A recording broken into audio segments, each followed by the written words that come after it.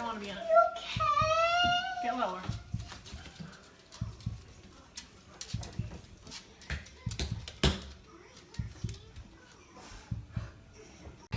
I just want them back. I just want them to come back. And if they're not safe right now, that's what's tearing me apart. Because if they are safe, they're coming back. But if they're not, this has got to stop. Like, somebody has to come forward.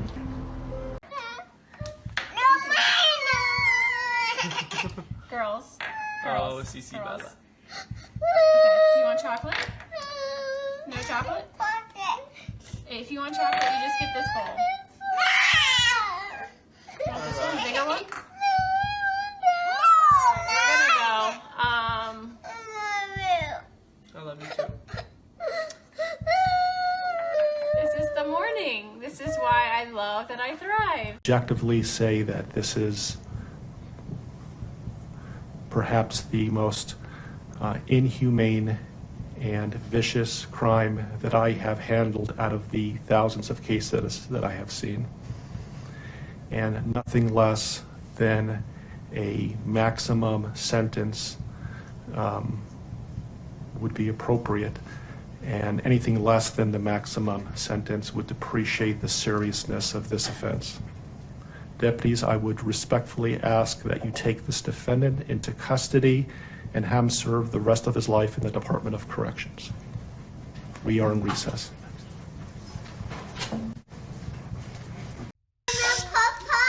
Tell me you love them. You're welcome. We love you. Say love Get your you. candy. Oh yeah, shoot, that's in here.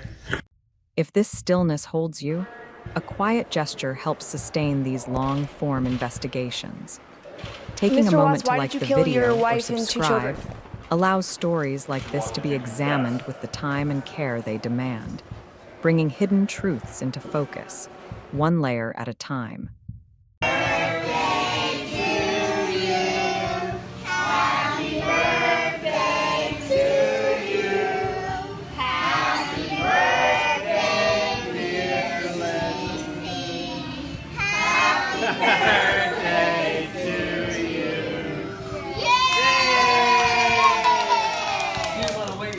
Past 3 months I barely slept because I've been going through a lot of different emotions because I did not see this coming. You went from being my brother, my sister's protector, one of the most loved people in my family, to someone I will spend the rest of my life trying to understand. What gave you the right to put your hands on a woman, let alone my best friend, my beloved sister, your daughters, and your son? Why weren't they enough for you? In the blink of an eye, you took away my whole world, the people that mattered to me the most. Everything in my life I loved, your children. They trusted you. They loved you. They looked up to you because you promised to keep them safe. Instead, you turned on your family. My blood is boiling as I write these last words because they are the last you will ever hear from me. I can't even think of the right words to describe the betrayal and the hate I feel. And to be honest, you aren't even worth the time and effort it takes to put my pen to this paper. There isn't a day that goes by that I don't cry for my family. They were my whole world. All I do is ask myself why. Why would you do this? You don't deserve to be called a man. What kind of person slaughters the people that love them the most? Did you really think you would get away with this? Did you really think that this was your best option, to throw away your family like they were garbage? They deserve better and you know it. I hope you spend the rest of your life staring at the ceiling every night, being haunted by what you've done. None of us deserved this. Hearing my mother and father cry themselves to sleep in this hotel room causes me anguish that is beyond words. I can't describe how this feels, how badly my heart is breaking for my poor parents. We trusted you. You have taken away my family from this earth, but you can never take them from my heart. You took away my privilege of being an uncle to the most precious little girls I've ever known. I will never hear the words Uncle Frankie again, but you will never be called Dad again either. You'll never be able to put your hands on another woman, let alone my best friend, my beloved sister, and your son. I just can't comprehend how they weren't enough for you. Shanann, Bella, and Cece loved you more than anyone. You were their hero. How could you destroy the people who loved them the most? I pray that you never have a moment's peace or a good night's rest in the cage you'll spend every day of your life in. A cage you are privileged to live in because my family isn't evil like you. We begged the district attorney to spare your life because despite everything, we believe that no one has the right to take the life of another, even someone like you. I feel sorry for your family. I know the pain that they must feel knowing that they can't hug you, because that's how my mother, father, and I feel every time we cry for our family. Nothing hurts more than watching or hearing my family weep for their loved ones. I just wish that I could tell that you would tell the truth, but I know that that is asking for more than you are capable of. I stayed up all night writing this statement. I don't sleep because of you. My life will never be the same because of you, but at least my conscience is clear. I get to live free, but I can't say the same for you. I haven't slept in 2 days because I've been anxiously waiting for this moment, the moment I get to tell you how I feel, how this has affected my family and I. My family and I can finally grieve after today. If anything, we will come out of this stronger today than we were before, and we will continue to pray for your family. Sincerely, Frankie Rusick. Thank you, Mr. Rusick.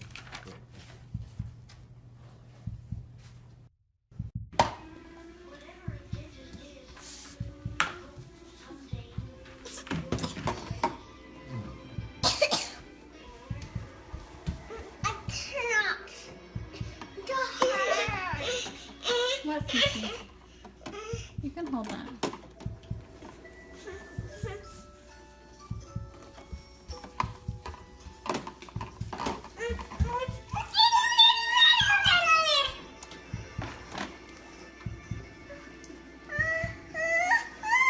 August 18. So Chris, it's your house. You can go inside with us if you'd like, or you could stay out here. It doesn't matter to us. Doesn't matter. I mean, free reign, just whatever you got to do. Okay. Like I can chill on the decks on the side of the sun, but Okay. cool. All right. Whatever you'd like. How long have you guys been married? So we've been together 8 years, married 6 this year. Okay. And this is very unusual behavior? Yeah, we can get that dog out of here. Okay. She's gonna flip. There?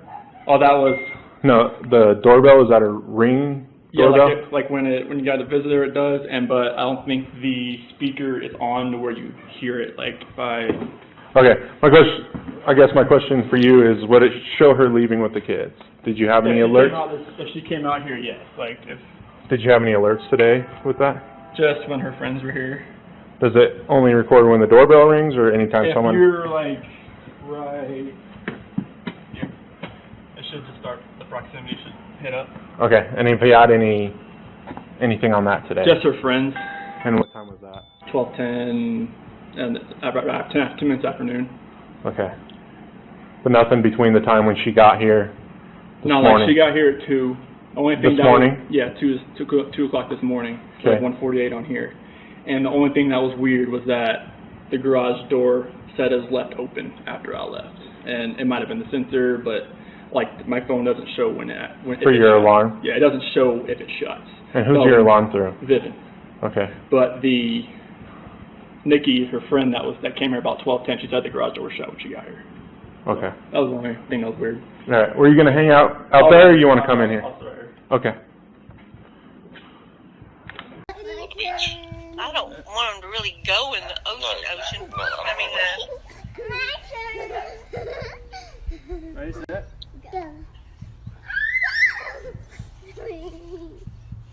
Ready, set? The pool opens in 2 weeks too. what's the degrees today? 85, the last I checked. 120. Wow. No, Cece. Yeah. CC, get girl. Oh God. Oh my gosh, are you kidding? She can climb that fence.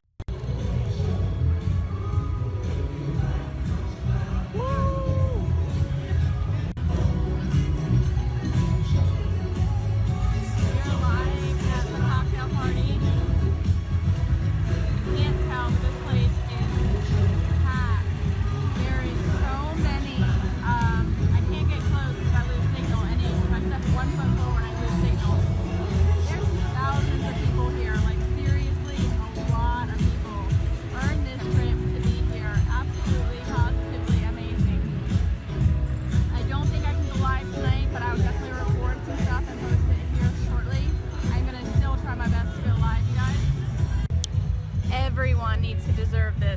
Everyone. Absolutely everyone. Tell them how much fun it is. It's amazing. This place is nuts. It is phenomenal. We're gonna go have some fun. Get to hear what's coming out. It's absolutely exciting. We're super excited. We'll be back here live shortly, guys. Love you. Thank you for the birds. Girls, thank you for the world so sweet. Thank you for the food we eat. Thank you for the birds that sing. Thank you, God, for everything. Amen. Knuckles?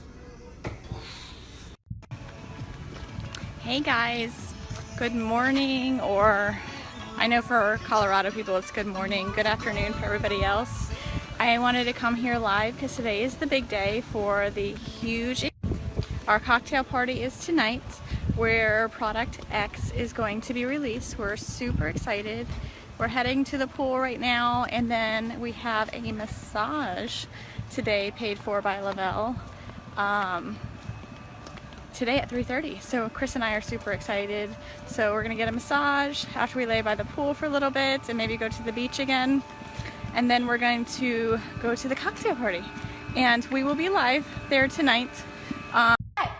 Guess what, girls? Mommy has a baby in her belly. Are you guys excited? Yes? Are you really excited? Oh my goodness. Come give me hugs. Oh! I love you, girl. I got the baby a hug. You want to give the baby a hug? I love you, Bella. You're so sweet. Give me a kiss. Mommy! Mommy! Yes, baby. No candy, Mama. I don't have candy. No, Bella. Bella, you can't play with Mommy's lotion. So this is addiction palette number 5. She keeps stealing my makeup. I'm telling you, this is why I lose makeup. She just grabbed my lipstick. I'm wearing my LuLaRoe today. Sorry guys, I'm dropping everything because of this child of mine. Hence why I lose makeup, you guys. Bella seriously destroys my girls steal my makeup, and I'm Bella particularly. Bella steals them and breaks them, as you saw her do in action today. But here's my Christmas leggings. Can you see them? I haven't been able to get a picture of them yet because Bella doesn't take good full shot pictures yet. Grinch over here. Bella. We have the Grinch over here. We have the Grinch. We have the Grinch here.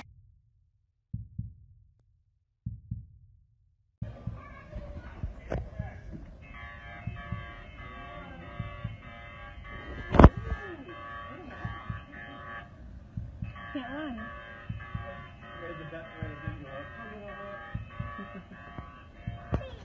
Now I can hug you. Now I can hug you. Come here. Come here, little girl. Hey. Hey. Airplane. I know. I did. Yes, I did. Position of trust with respect to the victim in violation of Colorado Revised Statutes 18-3-102, subsection 1, subsection F. Do you understand? Yes, sir. Count 5 alleges murder in the first degree, a class 1 felony. It alleges that between and including August 12th, 2018 and August 13th, 2018, Christopher Lee Watts unlawfully, feloniously, and knowingly caused the death of Celeste Watts, a child who had not yet attained 12 years of age, and the defendant was in a position of trust with respect to the victim in violation of Colorado Revised Statutes 18-3-102, subsection 1, subsection F. Do you understand? Yes, sir. With regard to these first 5 counts, the minimum sentence that the court could impose if convicted is life imprisonment in the Colorado Department of Corrections, and the maximum sentence is death. Do you understand? Yes, sir. Let me also point out that pursuant to Rule 32.1 of the Rules of Criminal Procedure. You're doing a good job, Bella.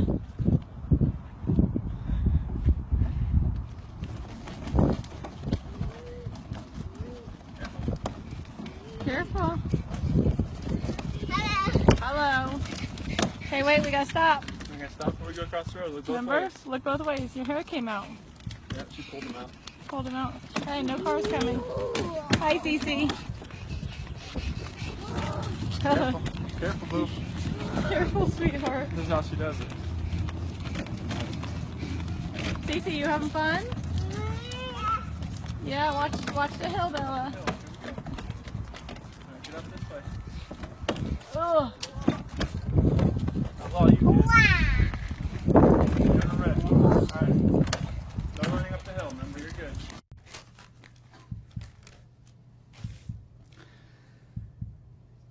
What I'd like to say to the court is that Shanann, Bella, and Nico are loving, caring people. They love life. They love being around people who love them. They always had good times. This is the first time they went to the beach this year, and they loved it. But God only knows what happened that night. Life will never be the same without Shanann, Bella, and Celeste and Nico. Had all their lives to live. They were taken by a heartless one. This is the heartless one, the evil monster, who dare you take the lives of my daughters Shanann, Bella, Celeste, and Nico. I trusted you to take care of them, not kill them. And they also trusted you. The heartless monster, and then you take them out like trash. You disgust me. They were loving and caring people. You may have taken their bodies from me, but you will never take the love they had from me.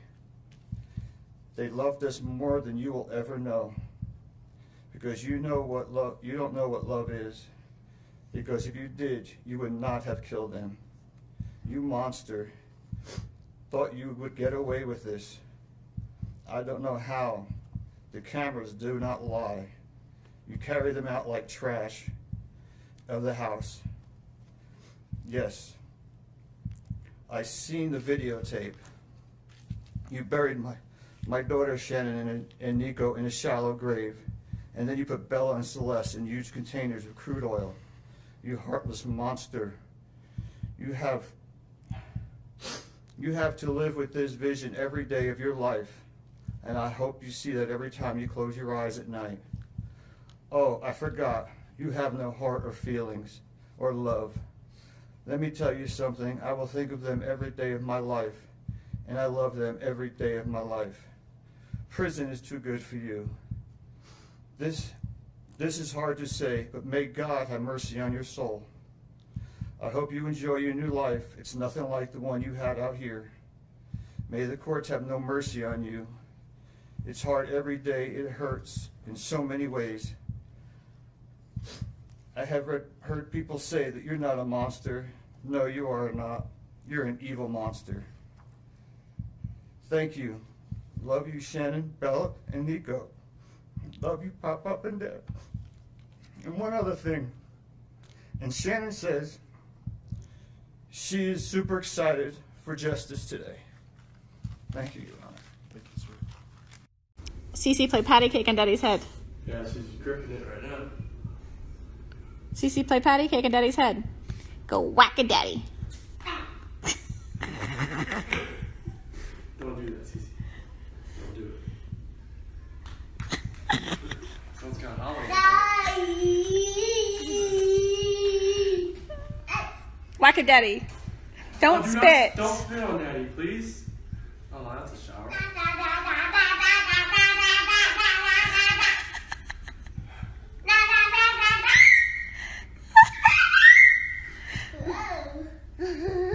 Careful, Bella, don't fall, okay? Whack a daddy. Whack a daddy. One more time, Daddy. Whack a daddy. Whack.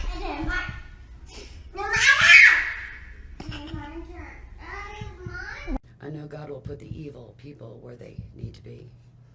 I also want to take the time to thank the town of Frederick, Greeley, FBI, the DA's office, the CBI, for exceptional work.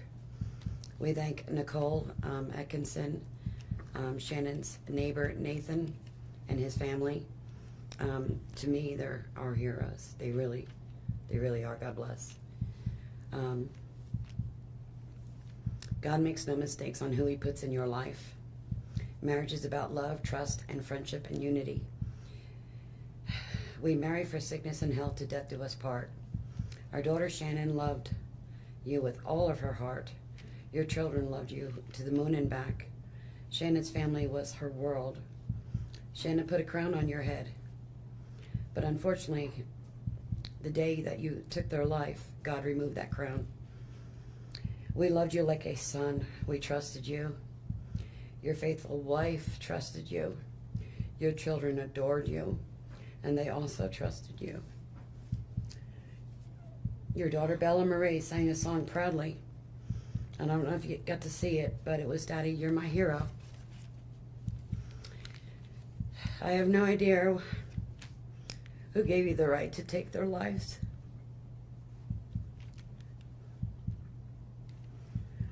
But I know God and His mighty angels were there at that moment to bring them home to paradise. God gives us free will. So not only did you take the family of four, your family of four, you took your own life. I want the world to know that our daughter and her children were so loved by us. There will always be protected by God and His mighty angels. I didn't want death for you because that's not my right. Your life is between you and God now, and I pray that He has mercy for you. From Shannon's mother, Bella Marie, Celeste Catherine, and Nico Lee's Nana. Thank you, Your Honor. Everybody, so Chris and I are sitting here Going home? waiting to board our flight to Miami, and then we're gonna fly all the way back home to see our girls in Denver. So we're super excited. It's been a wonderful, wonderful, amazing experience this week. Lavelle definitely outdid themselves. Literally, this place has been paradise. We've had amazing days, spent the days at the beach, at the pool, on Sanoa Island. We went to the spa. Where else did we do? All the different lounges at night, all the different food. Hi, Sharon. The amazing, amazing food. I mean, seriously, I think I gained 10 pounds while I was here. 15. Hey, Kevin. But it's been super amazing. We took it all in. We had a blast. We had a wonderful cocktail party on Friday night with Lavelle. Super inspiring. I can't say how great this trip has been. This trip is definitely by far one of my favorite trips ever. And I got to spend it with my husband. That's the best part. We earned this trip. All inclusive. I mean, you can't beat that, you guys. Everything's paid for. Your drinks, your food, everything by Lavelle. So it's been super amazing. We probably had, 15 hours of sleep the whole week. It's been fun. We got to mingle with our families and all our friends that we've created through Lavelle. It's been awesome to also see people that have been following me and were able to pull me out of a crowd and say, hey, are you Shanann? And that's been so awesome, so awesome that I've been able to inspire people like that. So we are grateful, extremely humbled, and blessed. All right, ready? Yeah. Hit it down there. Hit it, Bella. Hard. Hit it hard. Bend down and hit it. Come on. Oh! Nice. Oh, she wants to hit it, Chris. Hit it hard. Oh, she did that, Chris. Nice.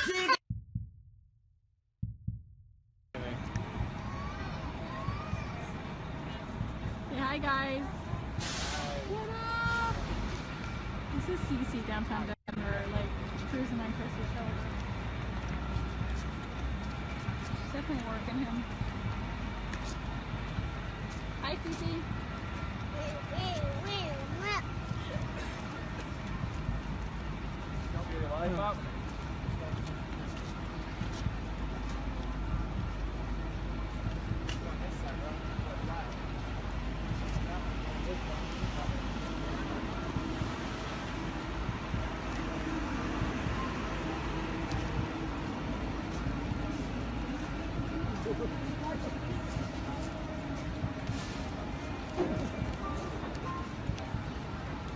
Cece's been taking a wear tear on Chris's shoulders.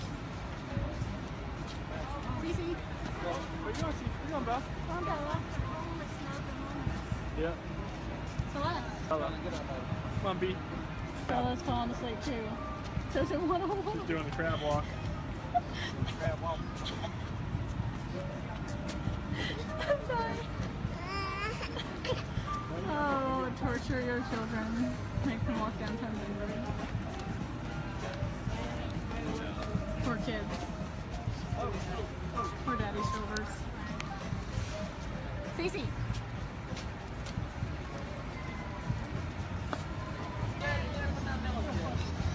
Oh, thank goodness.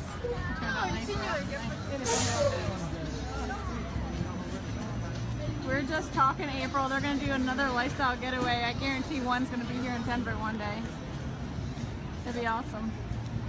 Right, Cece? Oh, yeah. You having fun, CC? Yep. Yeah.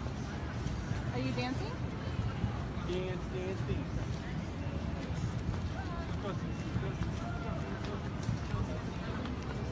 Hey, you're asking for it, dude.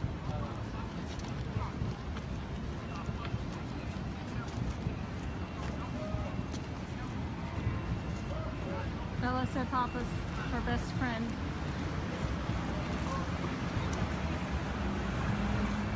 Bring on, come on. Cece's breaking daddy's shoulders. Cece.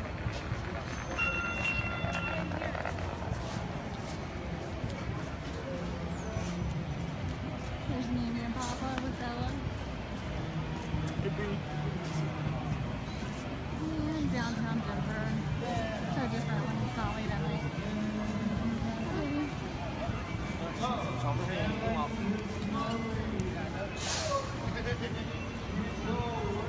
Alright guys, we're gonna head out. So I'm gonna get 8 ounces of water real quick. Hold on.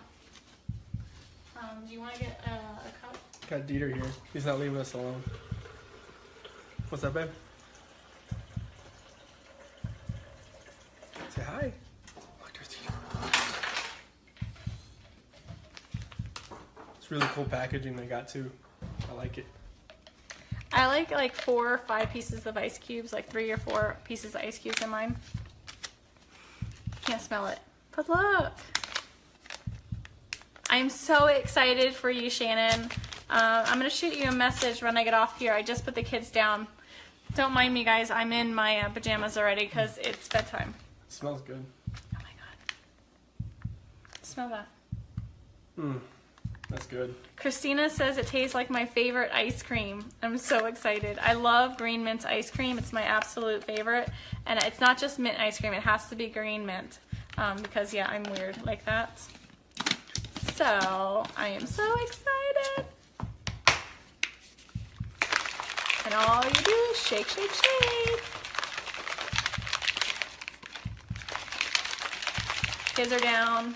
They're going to be jealous because, yeah. They love candy cane. I'm so excited. Oh my goodness. It does smell like my favorite ice cream. I'm only going to give Chris a little bit because I don't think I'm going to want to share this. Ready? Here it goes.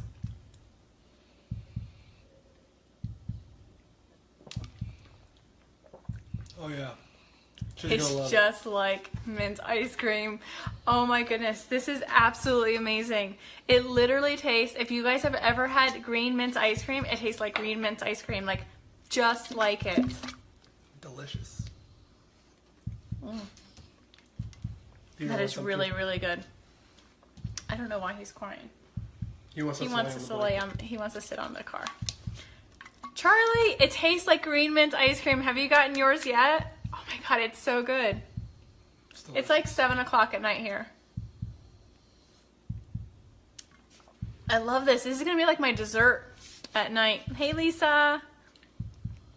I'm not ignoring you guys. If I didn't see your message, I'm sorry. It is amazing. Absolutely, positively amazing. This is probably my new favorite. Like, Oh, wow.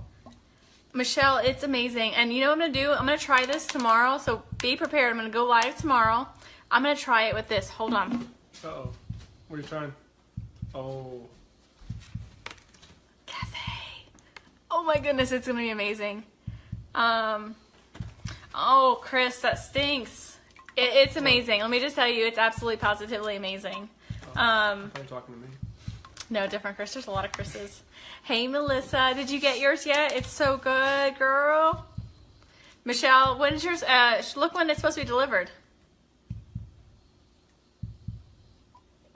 Okay, that's absolutely amazing. Candy cane lifestyle mix. Candy cane lifestyle mix, and it's healthy. Like, seriously healthy. Oh my goodness, it doesn't get better than this. They never, never, ever disappoint. Never, ever. I'm so excited. Okay, guys, so that is our candy cane lifestyle mix. It's absolutely amazing. I know they sold out, so I don't know if they got more coming in. I do have three extras if I'm willing to share. Yeah. So anyone wanting to start the Thrive experience, I have 3 extra candy cane for you. Herb, I got you covered. It's so good. Like, seriously, mint ice cream. Green mint ice cream is exactly what it tastes like. Like, amazing. I'm gonna actually blend this tomorrow with some ice. That's gonna be awesome. It's gonna be a little treat. Ice cream in a cup? Except for it's not green, but it's delicious. It's really, really, really good. Okay, guys. Tomorrow morning, be prepared. I'm going to go live with cafe and candy cane. Cafe, candy cane. Happy mama right here, because I'm baking tomorrow. You guys saw what I'm baking. Should I tell you guys what I'm baking? Listen, you're going to be at work, so you can't taste test. Who wants to know what I'm baking? A free candy cane lifestyle mix, individual, for whoever can guess what I'm baking. Specific. Chris doesn't even know. I know. Nick Thayer does, but he's not going to tell anybody because he can't win. Nobody? No guesses? Nothing? Zilch? Nope. Herb. You got to look at my picture. You can get the hint on the picture. You gotta be specific though.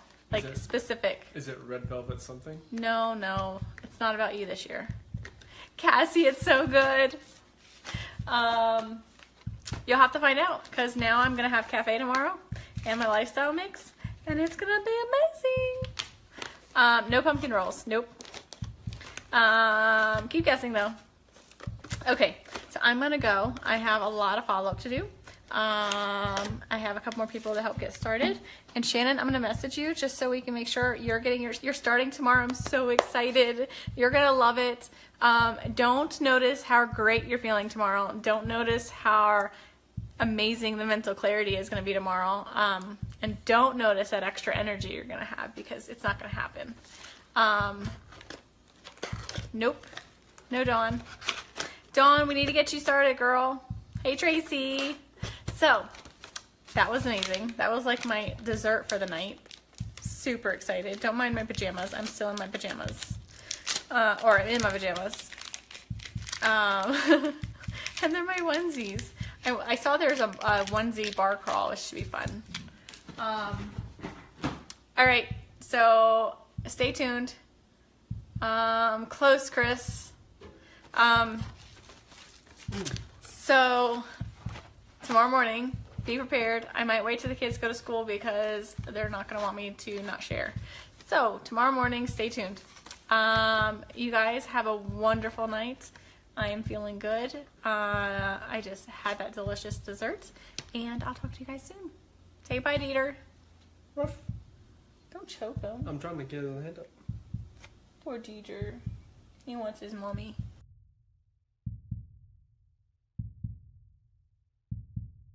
I think that's about it. Today's Sunday. Chris ran at 6 o'clock in the morning on a Sunday on his day off. What'd you do, 5 miles? Well, come over. So, you know, it's amazing what you can do with Thrive and how it gives you the energy and mental clarity. How are you watching and you're sitting right here? I'm right here. Weirdo. So Chris has lost a significant amount of weight since you started Thrive. How much? 50 pounds. And he's in a medium. He went from a 2X to a medium. And that was before, most of it was before Duo. Oh yeah, all of it was. And Duo is new. So, you know, filling in those nutritional gaps, helping your body, you know, feed itself with the premium nutrition, helps your body crave less. You definitely eat healthier. We haven't changed our diet. As you see, we've eaten banana bun bread this week. We've had brownies. And, you know, I'm sneaking in candy corn here and there. So, it's amazing. Thrive has a lot of benefits for everybody. Go Chiefs.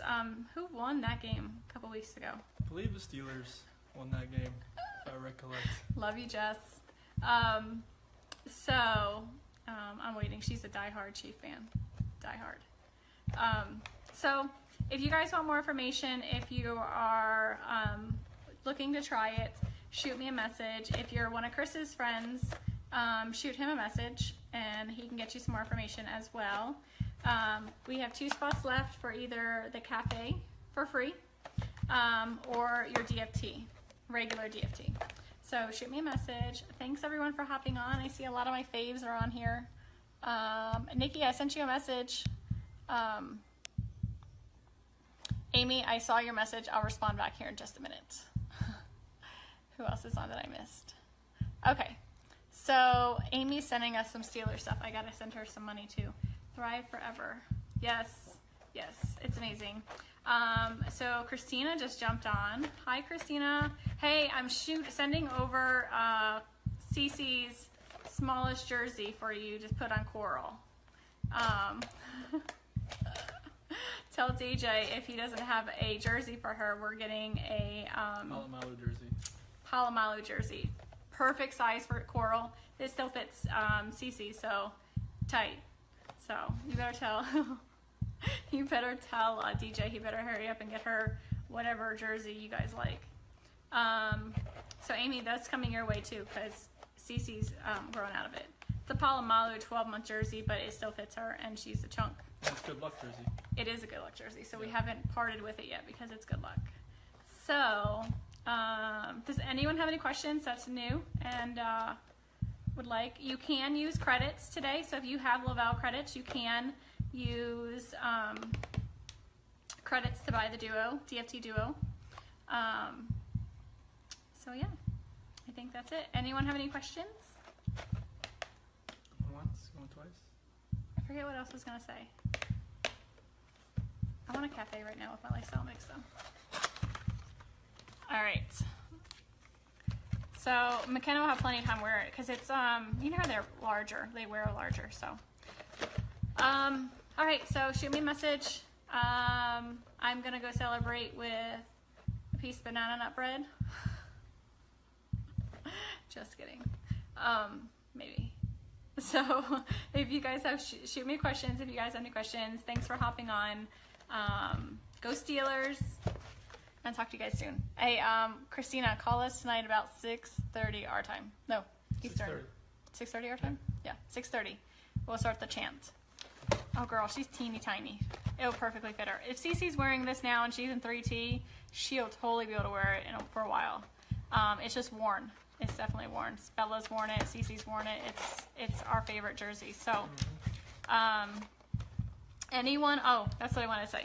Anyone is interested in earning over $1,300 in legit cash and bonuses, shoot me a message. Company offers a huge incentive. Perfect time for Christmas. So if you're ready to start, it's free. You can promote the company for free. You can be a customer for free. So shoot me a message. I'd love to help you. I'd love to give you at least the information so you can kind of decide what you want to do. You can thrive for free. We've been thriving for free for 20 months. So super, super awesome. So talk to you guys later. Hey, Jess. I saw you hop on. I think that's it. If I forget, I'll come back. We'll come back with Cece and Bella later, and we'll do the Here We Go Steelers chants because they love it. And Amy, we'll have to get you in, FaceTime in, and we can do it together. All right, guys. Have a wonderful day. Hey, beautiful. Hey, everybody. So I'm home with the family, and they're excited to try the new Pro Bars, and they came in, I think, yesterday. So we have cookies and cream, and we have lemon meringue. Who wants Pro Bars? I do. All right, so do you guys want lemon meringue first, or do you want cookies and cream? Cookies. Cookies? I want that. You want the lemon meringue?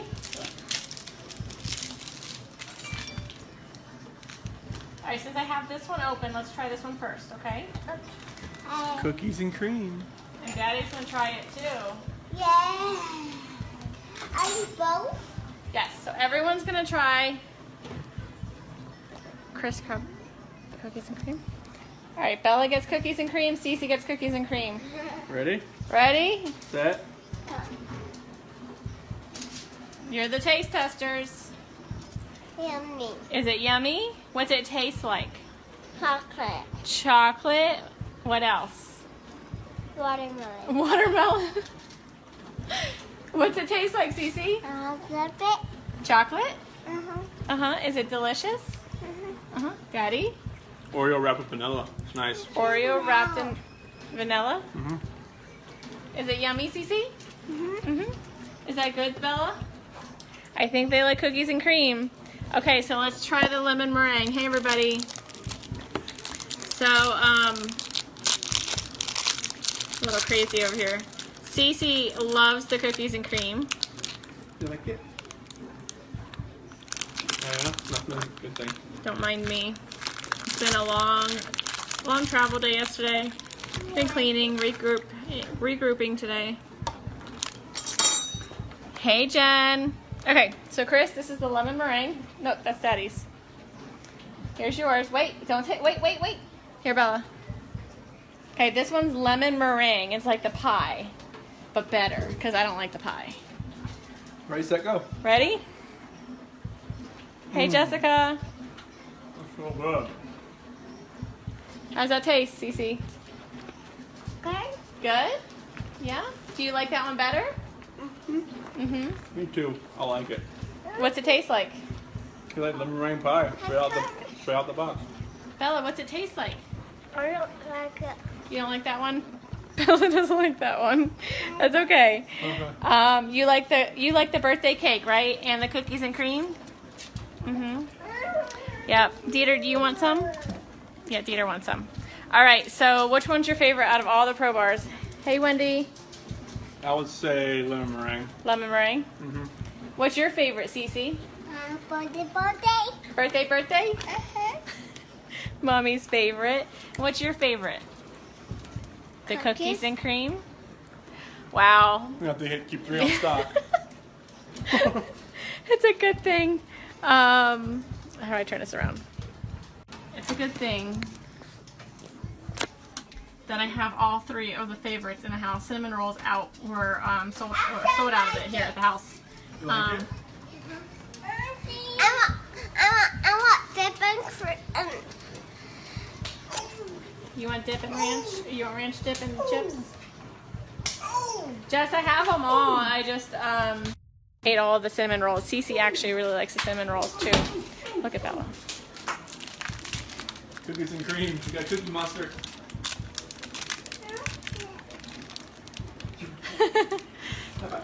I'm guessing you like it, kiddo. You like it? You want the lemon meringue, Cece? No, she didn't like that one. Daddy will finish it. Yep. All right, you guys. So that's our family. Making sure I didn't miss anything. Hey, everybody. So we're a mixed family. Apparently, birthday cake is a winner for me and Cece. Bella loves the cookies and cream, and Chris is lemon meringue. Surprisingly, because he's a cookies and cream guy. Yeah. So super excited. I love it that it's a healthy snack, and Cece can eat it because she has a tree nut allergy. And none of our products are made in a facility that handles nuts at all. So Cece can have them. There's 0 nuts in them, and it's the only like go-to bar. Like we can't do processed bars. We can't do anything like that because Cece can't have any of it because it's all processed in a plant where there's tree nuts or nuts. So it's really nice that she can have it. It's a quick snack for mommy. It's always in my bag, and I can just give it to her. And I heard you, baby. I heard you. She wants ranch and dip. She's my child. Thanks, Kat. So it's really nice. It's convenient for me as a mom that I can just carry them in my purse and always have something for her. So super excited. The Pro Bars are amazing. They're a great snack, low carbs, low sugar, 2 grams of sugar in all of them, I think. But yeah, 2 grams of sugar and 20 grams of protein. So they're really good for you. So you guys have a great night. Love you. And we're going to be, Cece and I are fighting over the birthday cake. So, all right. Say bye. Bye. See ya. All right. Bye, guys. I'm Cindy Watts. Ron Watson. Thank you. And I have authorized you to make a statement to the court as paternal grandparents of the children. And if you choose not to make a statement, but your designee, Ms. Powers, chooses to, she can do so as well. How would you like to proceed Can today? I read that? I want you to start, but I would like to read Who's that. going to be speaking today? Your Honor, initially, they've asked me, and they're hoping that they have the strength to speak, but if they do not, they've written out their statements and asked me to finish for them. So That would be fine. Who would like to go first? if I could start, Your Honor. On behalf of the Watts, Your Honor, and to the community, we thank you for the opportunity and the recognition under the Victim Bill of Rights. We come today as the grandparents and the parent of the daughter and children whose life was taken in this case. We are not here to ask for leniency. We are not in any way condoning or tolerating the crime that has occurred and the pain that has been caused. We join in our daughter-in-law and grandchildren's family in saying this should never have happened. This is not condonable. This is something that we will never get over. We appreciate the consideration that everyone has paid, most especially the families that have lost everyone. We appreciate that they begged for Christopher's life.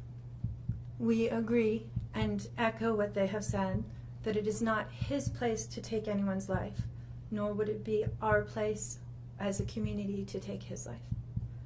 So we thank you for the opportunity and for every consideration and effort that's been put out. The prosecution in this case has in fact respected the Victim Bill of Rights. They took the time to explain that the information that my clients had at the time that they were interviewed was not correct. They were misinformed. They were searching for answers. They were not intending to cause any pain to anyone, and they appreciate that the prosecution answered their questions and gave them the time and the respect and the consideration so that they could tell this court and everyone in this community that the interview content was not their message, that they accept that their son has done this, that they accept that he chose to plead guilty, that he sought and requested their consent and agreement for a life sentence. They appreciate that he is given the opportunity to serve that life sentence. It is his responsibility, it is his sentence, and it is not enough to make up for what has done. We understand and we join the family in that we have questions. We don't know how such a thing could possibly happen. or that a man that was responsible for raising his children and protecting his wife would take the steps that he did, and that he would disregard their bodies and the love that he had for them and they had for him and everyone else, and take the gestures and put this community through the investigation and the discovery and the responsibility of bringing justice. We do not understand that. We do not think it was appropriate. We cannot begin to think that an explanation will ever justify it. My clients indicate that they understand that a full opportunity for a confession with all of the responsibility and accountability has not occurred. And they support the family and the request that that happen, if not today, at an appropriate time, in an appropriate manner, so that everyone can have peace, to understand to the best of their ability the details that they need and to have their questions answered. And by giving this opportunity of a life sentence, we hope that he embraces that moment. That had the death penalty been pursued, there would not have been an opportunity to be accountable and to give a full confession. And had the death penalty been sought, counsel would have fought for his life, the prosecutors would have been engaged in a multiple-year battle, the families would have been torn apart, this community would have had to subsidize it and endure it, and we have so much respect and gratefulness that that did not happen. We would strongly encourage Christopher Watts to give that full confession in the tone and in the timing that he thinks is appropriate with the guidance of his counsel. We feel that it would be appropriate and helpful to ease the pain and the suffering. But we also say we don't think that there's anything that he can say that will ever account for his behavior. There's nothing that can be done to cure the harm he has caused. And he has the responsibility to serve his sentence with dignity and with regard for everyone, and to spend every breath that he has left in an atonement for what he has done. Do you want to read it? So if I could just have you state your name for the record. Cindy Watts. Thank you. My name is Cindy Watts. I am the grandmother of two beautiful granddaughters, Bella Marie, Celeste Catherine Watts. I am also the mother of Christopher Watts, who I will be directing most of my statement to. First, I'd like to begin by recognizing the absolute horror of this crime and acknowledging the devastating loss that both the Rusek family as well as our family have faced. Our families have been irreparably broken by the needless deaths of Shanann, Bella, Cece, and Nico. This is something we will never get over. We will always mourn the loss of our family, and in that we are united in our grief. I am still struggling to understand how and why this tragedy occurred. I may never be able to understand and accept it, but I pray for peace and healing for all of us. Now to my son Christopher. I have known you since the day you were born into this world. I have watched you grow from a quiet and sweet, curious child who Bella reminded me so much of, to a young man who worked hard in sports and later mechanics to achieve your goals. You are a good friend, brother, father, and son. We have loved you from the beginning, and we still love you now. This might be hard for some to understand, how I can sit here under these circumstances and tell you, although we are heartbroken, although we can't imagine what could have led us to this day, but we love you. Maybe you can't believe it either. As the Lord said in Jeremiah 3:31, I have loved you with an everlasting love. Therefore, I have continued my faithfulness to you. And you, as your mother, Chris, I have always loved you, and I still do. I hate what has happened. Your father and sister and I are struggling to understand why. But we will remain faithful as your family, just as God remains faithful because of his unconditional love for us all. We love you. And we forgive you, son.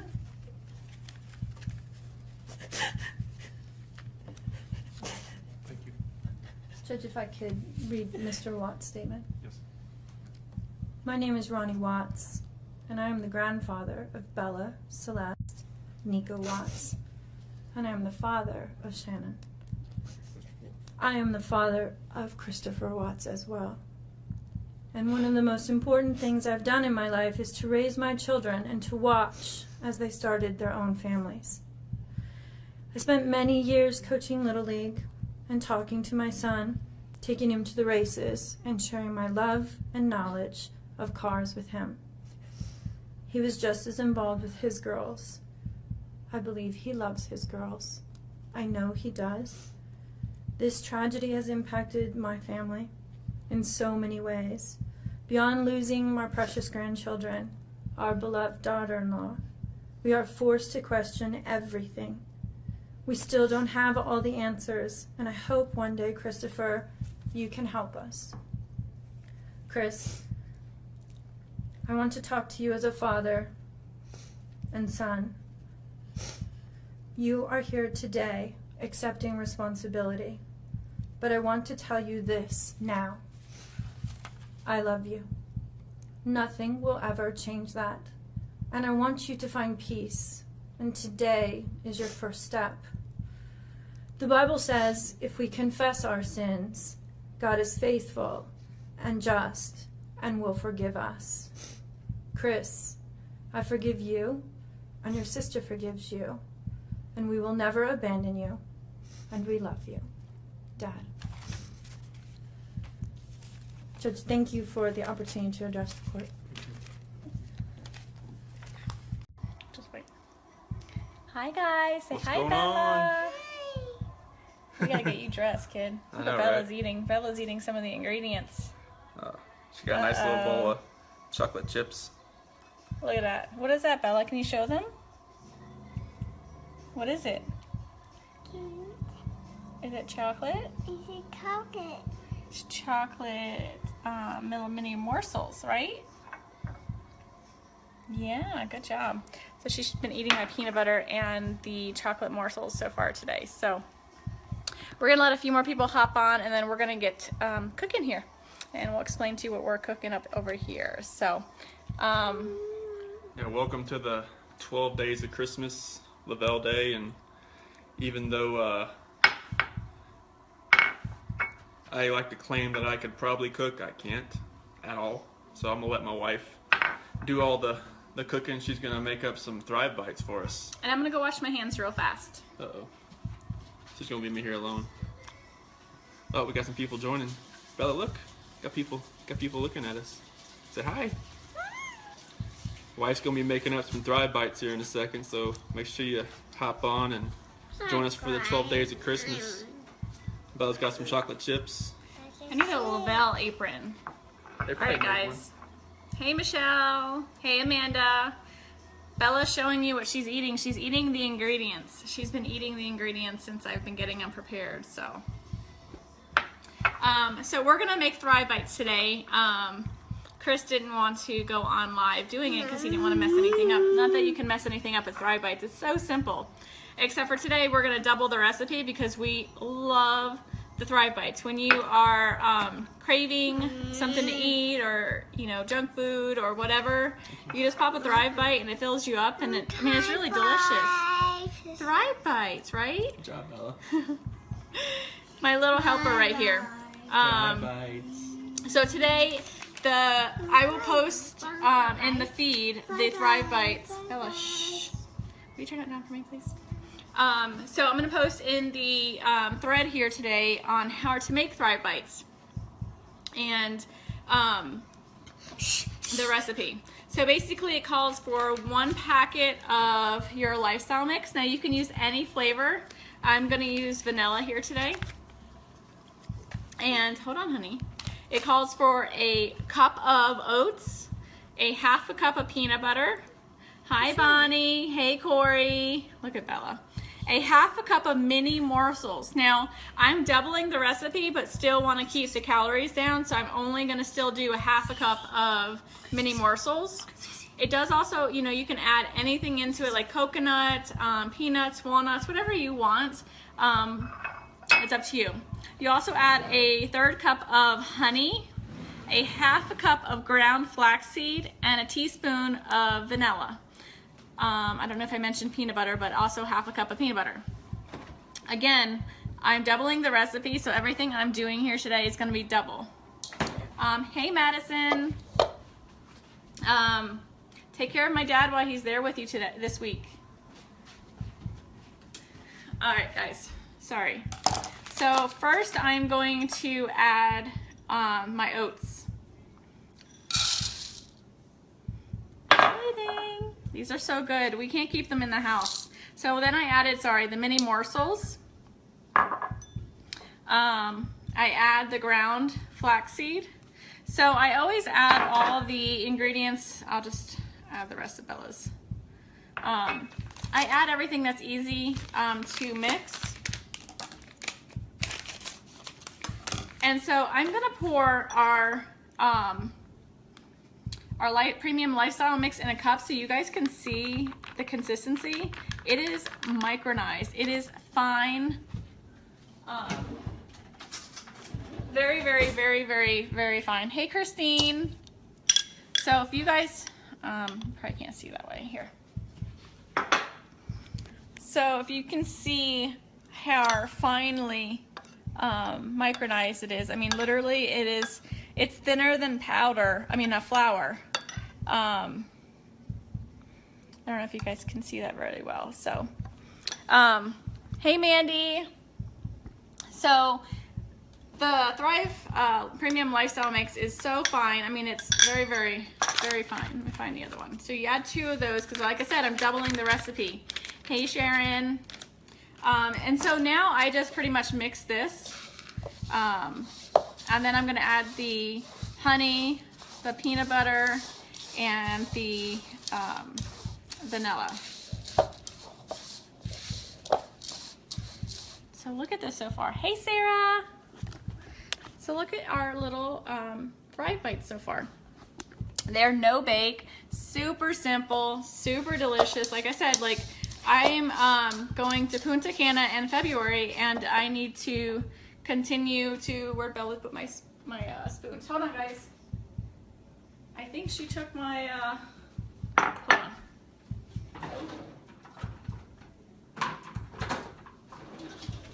All right, I got 2 more. So if you're like me,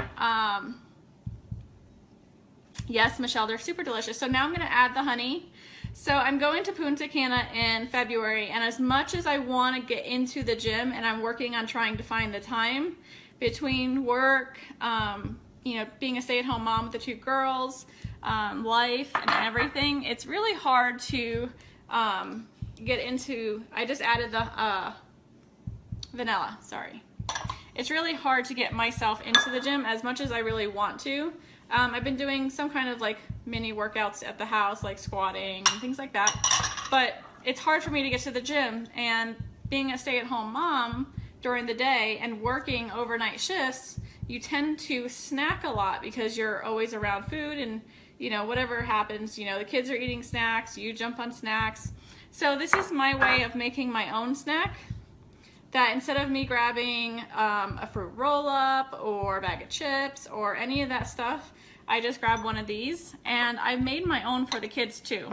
So they have their own little protein bites Bella loves.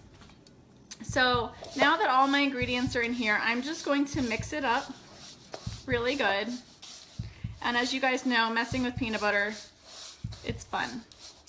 So, sorry, I don't like a mess when I'm cooking. Not that I'm cooking. I know, Bonnie. So Bella does squats with me at the house because, you know, we all gotta work up the backside, right? So I am doing squats at the house, and it's super funny because she tries to do them with me. And so here comes Cece, the sumo wrestler, doing squats in my living room because she literally looks like a sumo wrestler when she's doing them. Yeah, Mandy, so that is my favorite side effect. And you know, the thing is, it's not a weight loss company, and as you know, I use you as an example because you are super skinny when you started Thriving. And so like, it's not a weight loss company, but you know what, with anything you can do, you can manage your weight, you know, with just the small things that you do with cutting out junk food. Like that's what has happened with me when I started the Thrive experience, is I no longer crave a lot of the junk foods as I used to crave. And being lazy from, sorry, I'm getting another spoon. Some of the, you know, filling in your nutritional gaps and craving more water, which is all I used to drink before, but I really crave a lot more water now. And on top of that, like I'm literally eating better. So that's really huge. You know, you got to take care of your body. You got to eat better. I'm changing the spoon because of the peanut butter. Hi, Carrie. So we're making mini Thrive, or not mini, but Thrive Bites here. So my hands are washed. Sometimes, you know, when you're in the kitchen, you just stick your hands in there. With the heat of your hands, it helps to melt the peanut butter a little bit, and so it kind of makes it easier to manage, so to speak. And then we're just going to literally roll these into balls, whatever size you like. I like to do them in like little minier sizes. So, and I'll kind of demonstrate here. Let me get this.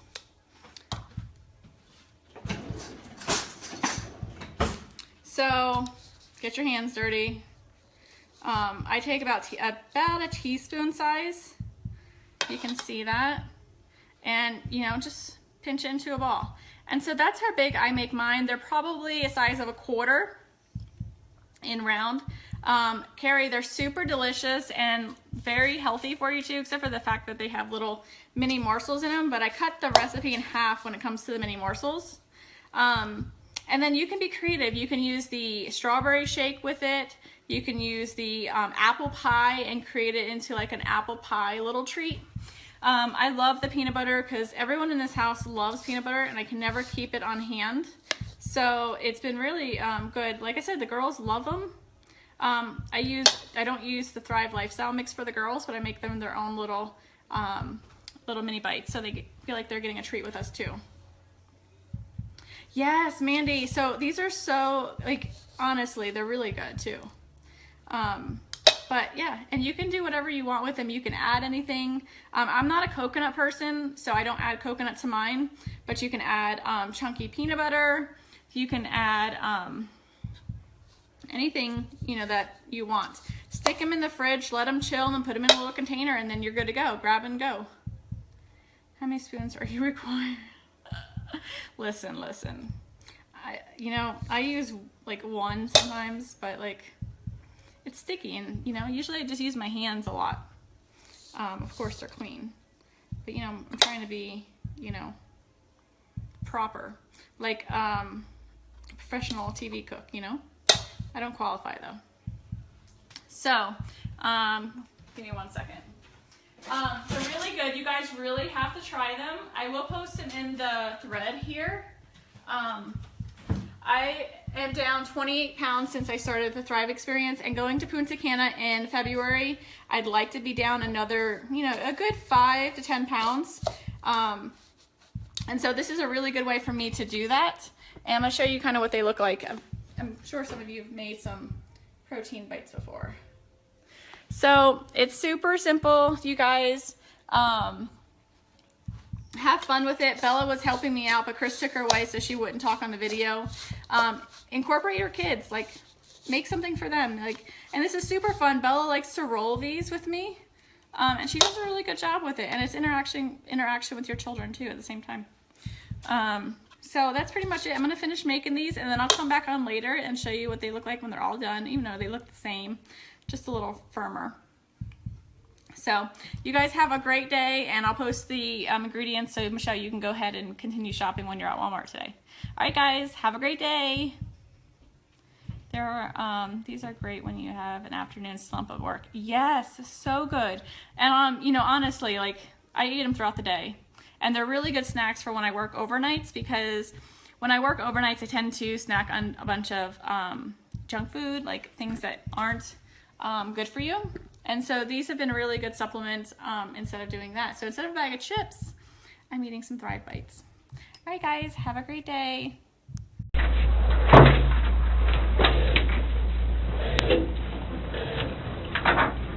I brought Graham in here because we want to talk to you about the results, okay? Sure.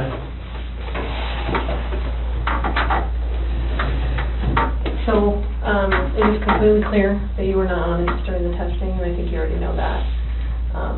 You did not pass the polygraph test. Okay. Okay. So now we need to talk about what actually happened. And I feel like you're probably ready to do that. I didn't lie to you on that polygraph, I promise. Chris, I know. Chris, stop. It's time. Just I'm- stop for a minute. Take a deep breath. I want you to take a deep breath right now.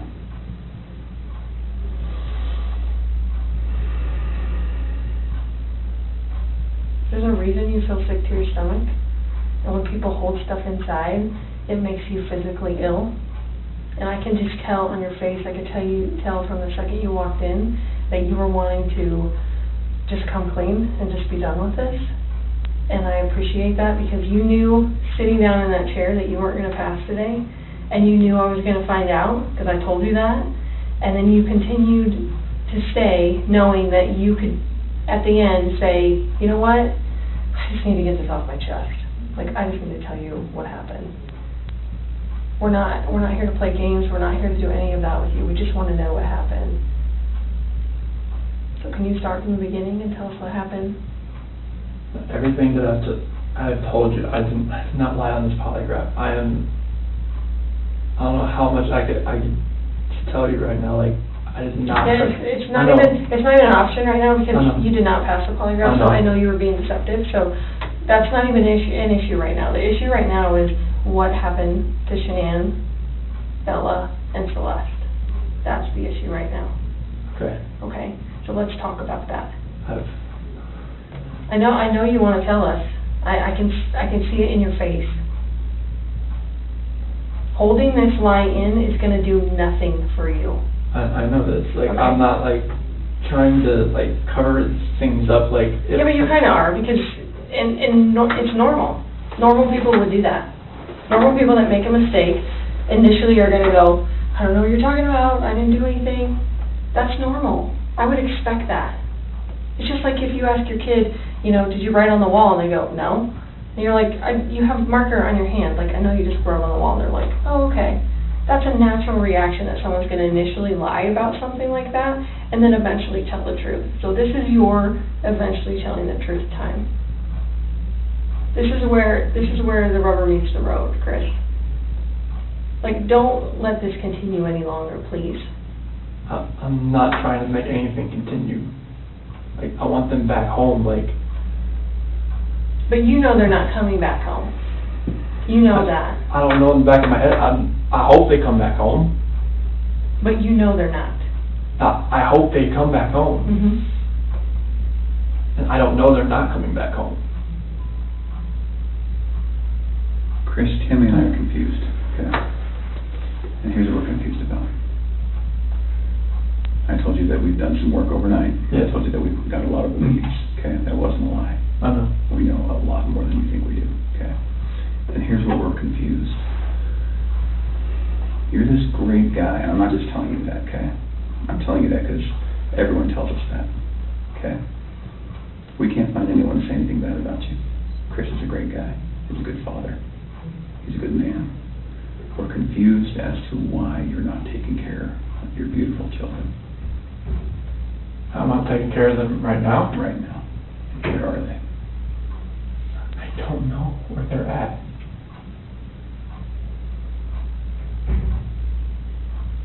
Honestly, I do not know where they are at. If I could have my babies back home right now, I would. I want them back. I want everybody back. That is the God's honest truth.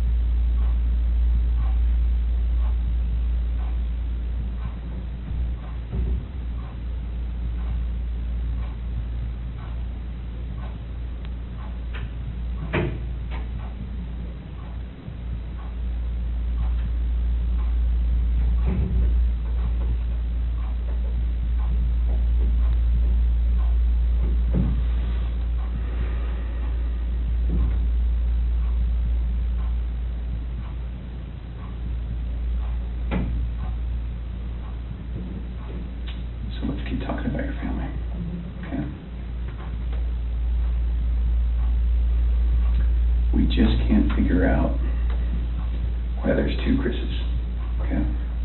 We talked about that last night. Yes. We just can't figure it out. There's a Chris, okay? If somebody asked me my kid's child routine, I would say, I don't know, go after mom. That's the truth, right?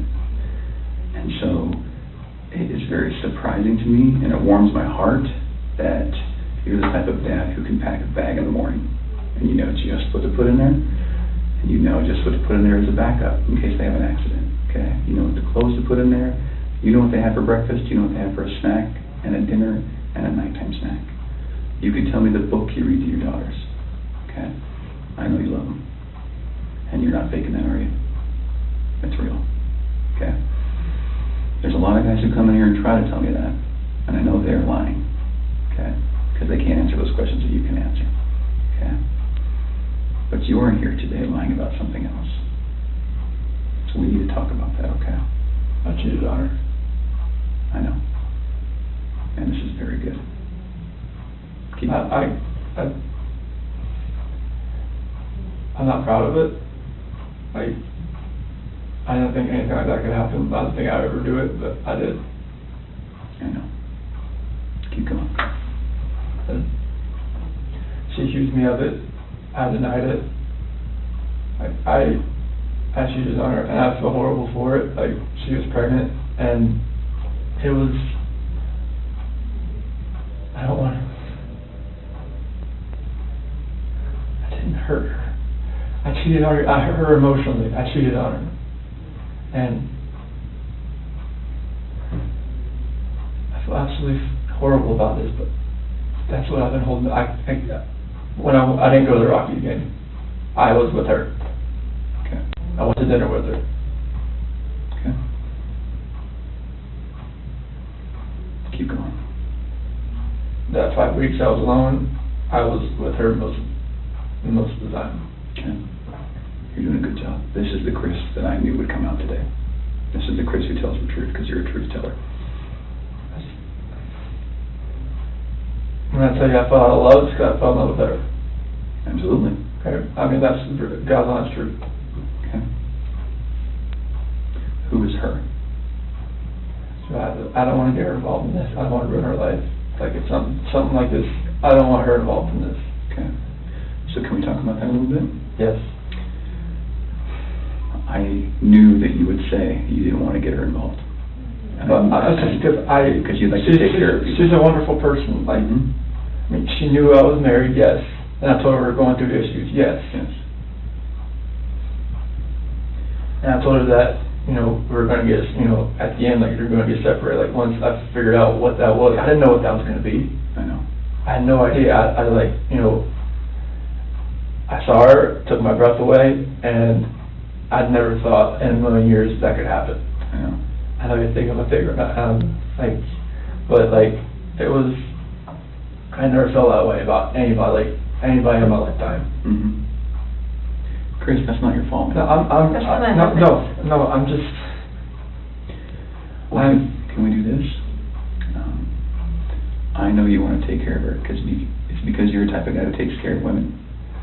It is. You took care of your wife, you took care of your daughters, you were very good at taking care, and you want to take care of her. So can we make a deal? I don't think this girl did anything to hurt anybody, but I can't walk out of here wondering. So can we leave her out of it? Okay. Get back to your wife and your daughters. Okay. Where are they? That I do not know. That was what I was holding back. Like, I didn't know, what I did. I know. Chris, in the interview today, you weren't asked about infidelity. You were asked about... I was holding back from last night. That's when what you feel today. That's not how that works. You would have reactions to every single question, not just the ones that we talked about being important. Like the ones you wanted me to lie about, is that what you're talking about?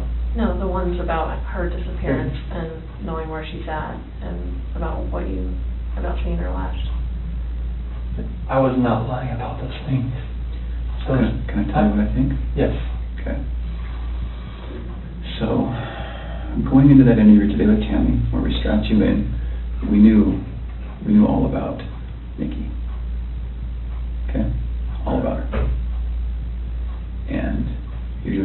very good job right now, because you didn't have to tell us about it, but you did. I couldn't hold that in anymore. I know. We could see it in your chest I and can't. in your eyes. Okay.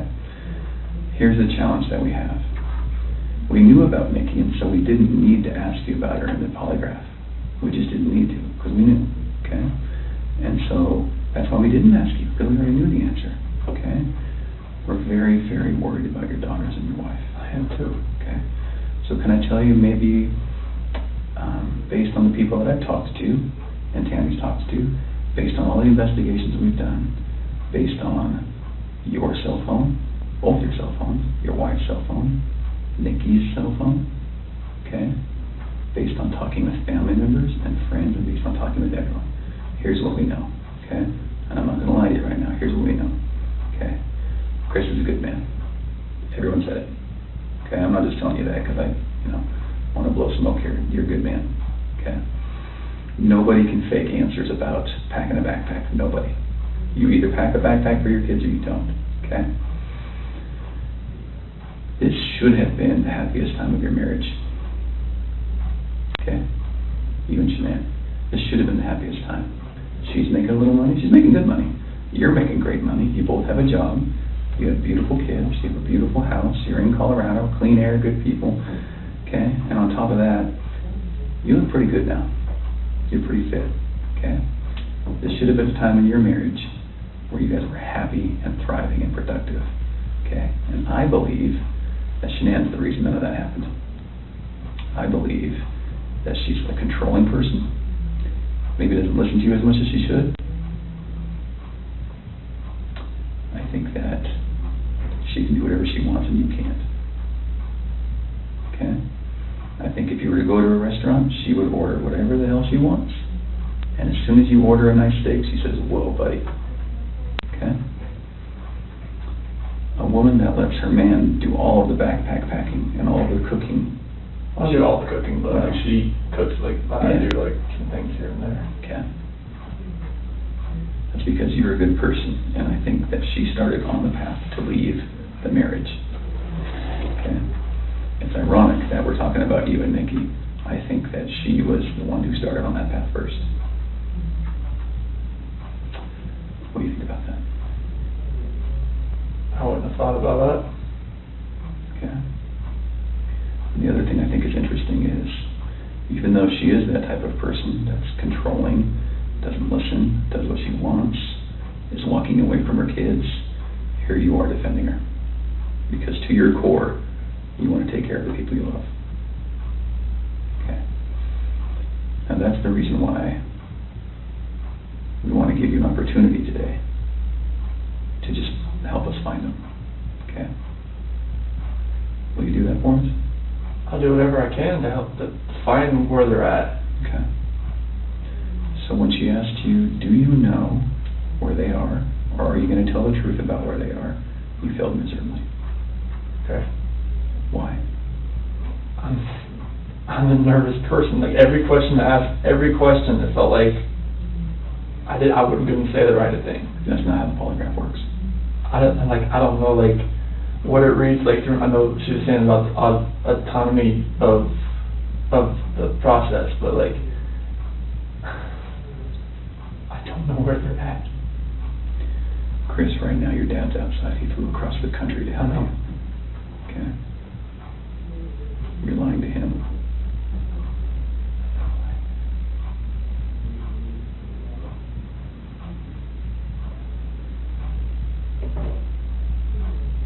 You're lied to everyone you talk to. And they all bought it. Will you please help us find your babies? I want to find them. I've told you over and over, I want to find everyone. Can we go back to that night? Yeah.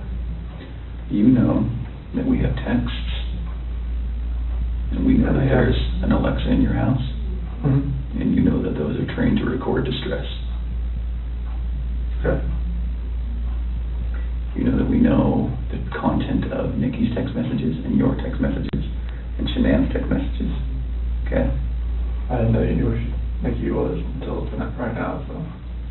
Okay. Tell us about that night again, and please tell the truth this time.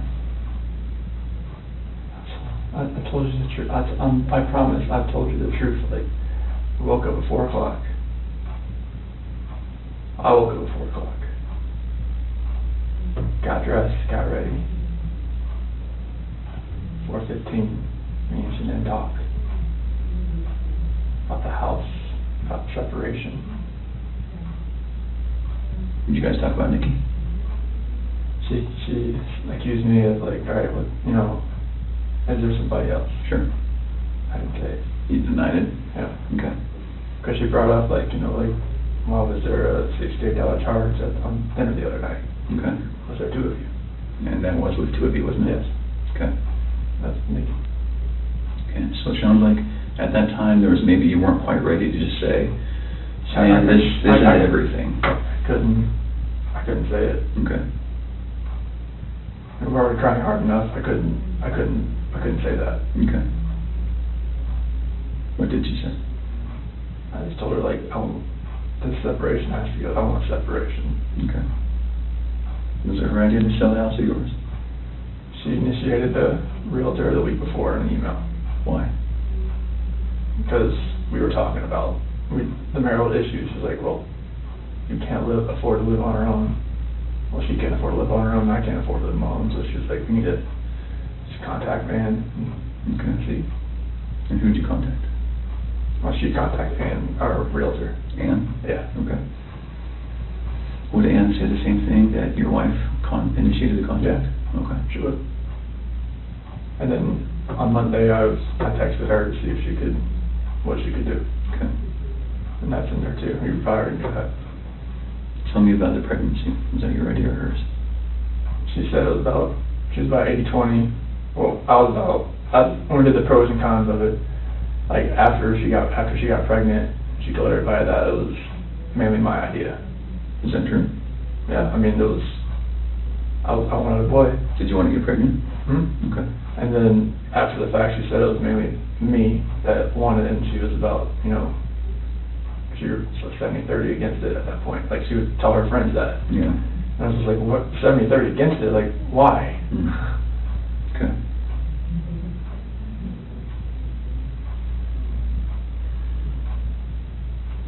Can you understand that some of this just doesn't make sense to us? Okay. How is it possible that a woman and 2 kids are just completely gone off the face of the earth? I promise you, I have nothing on my hands I did nothing to those kids or her to make them vanish. So tell me what happened then. I believe you that you did nothing on your hands. What happened? When I left, I mean, it's on video that I left and I was in my truck. I didn't like load anything into my truck besides my tools, my container, my book bag, my water jug, my lunchbox. Okay. But then what happened? I drove out of the driveway. No, before you drove out of the driveway. What happened with your wife and your kids? I didn't do anything like that. They were still in the house. Where are they? Where did they go? I don't know, sir. I really don't know. Your wife's not the type of person to vanish. I know she's not. She had 10 things on her schedule that meant she was going to be there the next day, that day, the day after that, with friends, with a doctor. Okay? She didn't leave because she wanted to. Okay. So what happened? I didn't do anything to her or the kids. Was it an accident? I didn't do anything. Was it an accident? There was no accident. I don't know if there was an accident in the house. I wasn't there for it. It's a big deal if it's an accident, because we can work with that, Chris. No. And I think that's maybe what happened. I did not cause an accident. I didn't do anything to my wife and kids. Was it a misunderstanding? There's no misunderstanding. Like, we had that talk. There was a misunderstanding where I didn't tell her about the affair. Okay. I didn't. That was the misunderstanding. Like, miscommunication, misunderstanding. Yeah. Good. But I probably should have told her right then, honestly. I mean, everything was out on the table anyways. Right. I should have just told her right then. But I didn't, because I just couldn't bring myself to do it. What was your plan? What were you going to do? I mean, how is the separation going to work? Like, once we got separated, and I would get my own place, and then 50-50 split with the kids. That's what I was hoping. Mm-hmm. What about Nikki? Take it slow and just see if anything develops, like when I'm at my own place. Okay.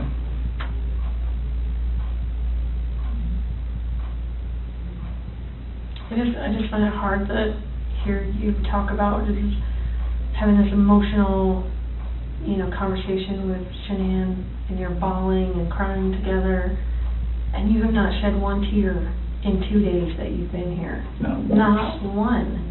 And help me understand that, because I don't get it. These are your baby girls, and you have not shed one tear over them not being around.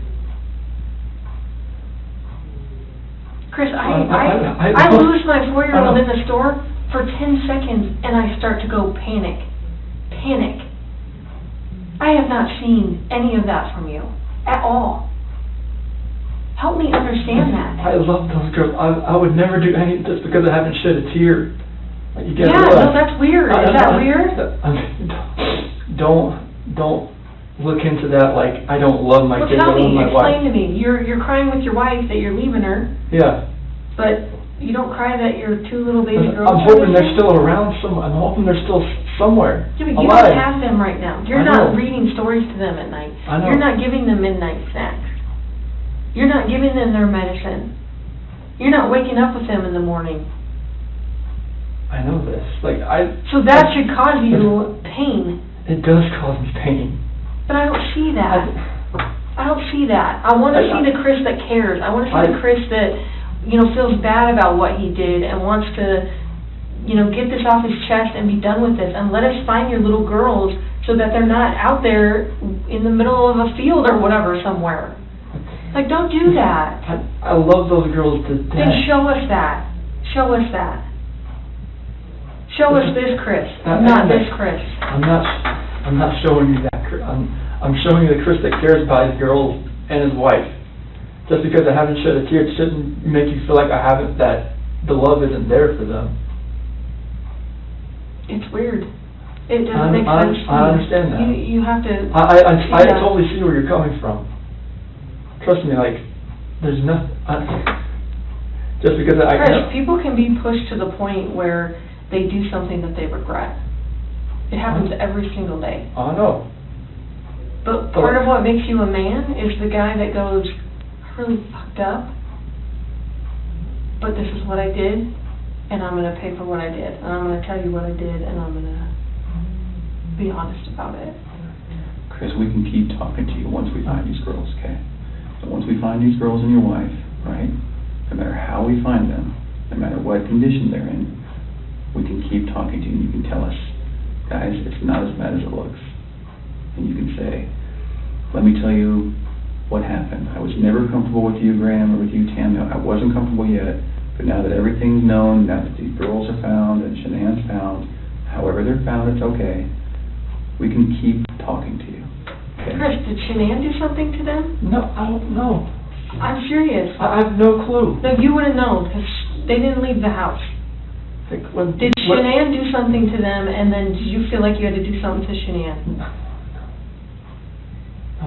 they were at the house when I left. They were there. They weren't there. They didn't leave. They vanished. They were there. The only way they could have left is in your truck. There's no way, because I didn't just throw them in my truck.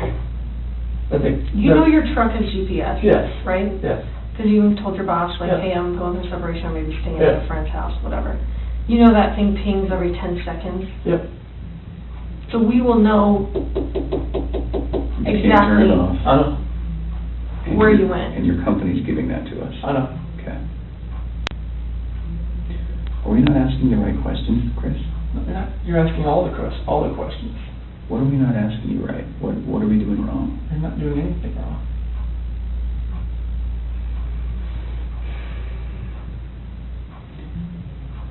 Did Shanann do something? think she did anything to these kids. We both love them with all our hearts. There's no way. It could have been an accident. Something happened in the house that you know about. You failed the polygraph test, Chris. This is not about, did you leave and your wife vanished and you didn't know anything about it. That was not what you were asked, okay? Okay. We know that something happened to all three of them. But I want to know, did something happen to these baby girls first that you had to take into your own hands and deal with? You had to clean it up for her, Shanann. Chris, you gotta tell us. There's something that happened to these baby girls.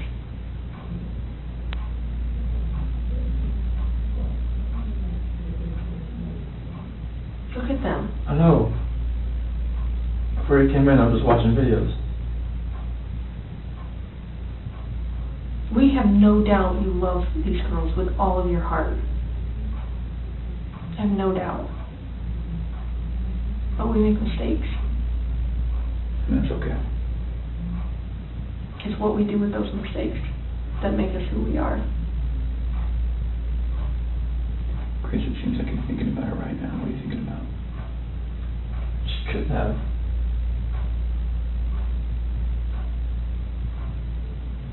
I feel like you cleaned up for her. I feel like that's the type of guy that you are.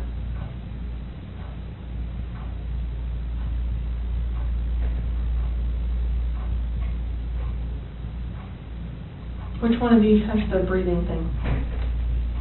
Well, they both have inhalers, but she has the EOE, encephalitis esophagitis. Did she have problems breathing?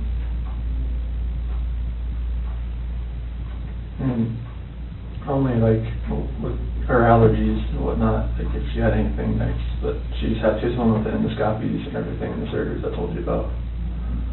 Do you think she had trouble breathing that night? And Shanann freaked out? And didn't want to live without her baby girl? I don't think so. Did you hear about the homicide that happened in Aurora, where the guy beat that family to death with a ball-peen hammer? The only person that survived was a 3-year-old sibling. And that sibling grew up to be a total mess. No family, no mom and dad, no brother or sister, just sort of by herself. She says, I wish I would have died with them.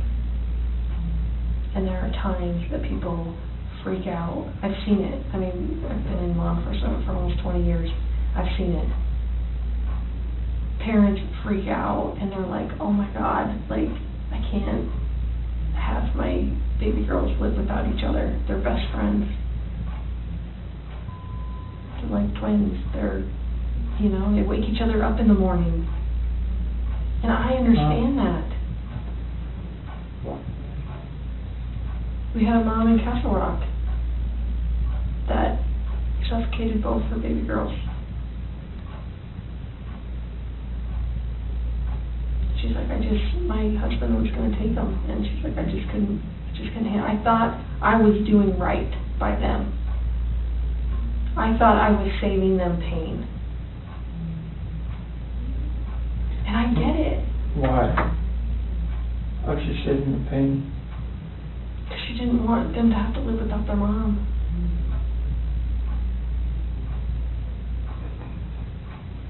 Chris, this is a weight that's going to be on you for the rest of your life until we resolve it tonight.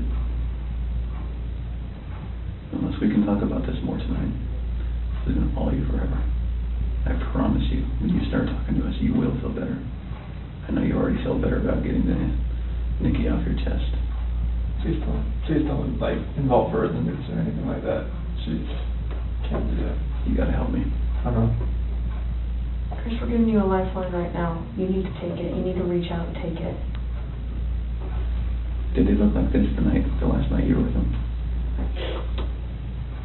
She had that dress on, like, on the 8th or 9th. It wasn't in this, but she had that dress on. I remember I had 2 buttons on the back. I'd take them off so I could get her pajamas on that night. Did you guys make sure they were warm when they left the house? make sure they were warm. They're always warm. They always have, when they're in their beds, they're always warm. Were you guys taking care of them at the very end? They're always taken care of. They never miss a meal.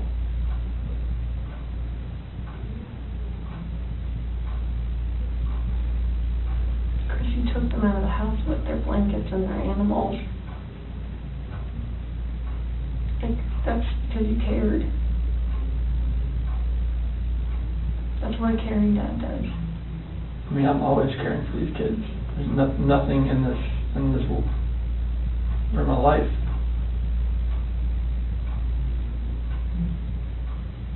I believe that. I believe that, and I believe someone made a mistake, whether it was you or Shanann. And you either cleaned up after Shanann or you made the mistake. And I mean, I want to believe that maybe Shanann did it and you felt compelled to fix this so Shanann didn't look bad. That's what I want to believe. But I don't know, you're not telling me that, so it makes me think the worst. Like, did you do that to all three of them? I did not do anything to these kids. Not do anything. What did Shanann do to them? Tell us, Chris.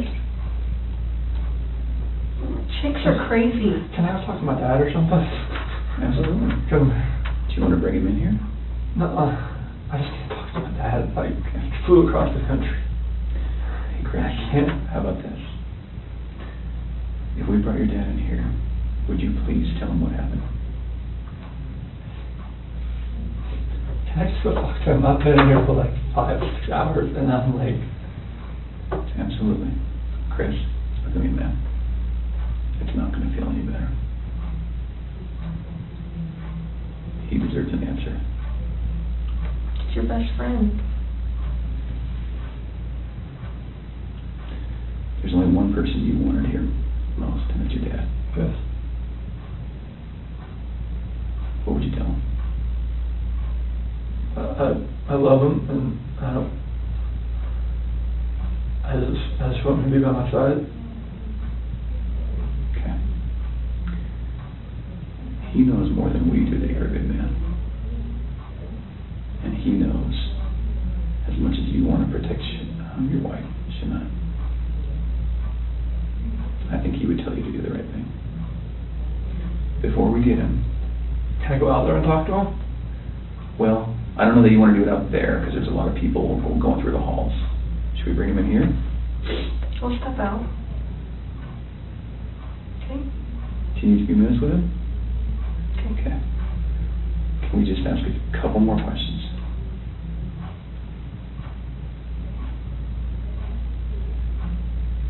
It seems like you're about to get it off your chest.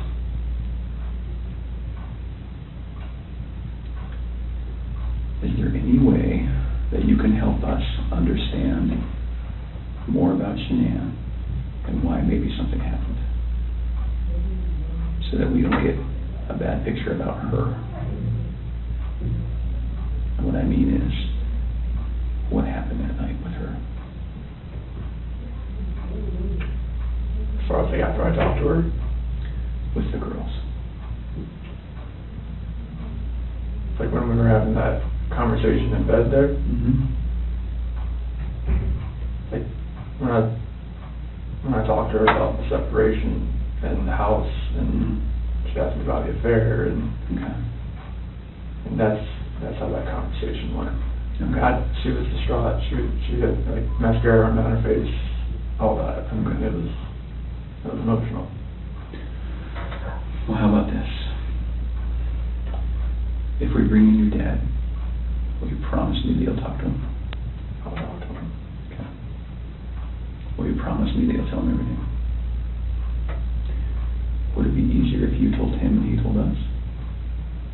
I don't know. Okay. I don't know if that's going to be easier or not. I tend to think it's not.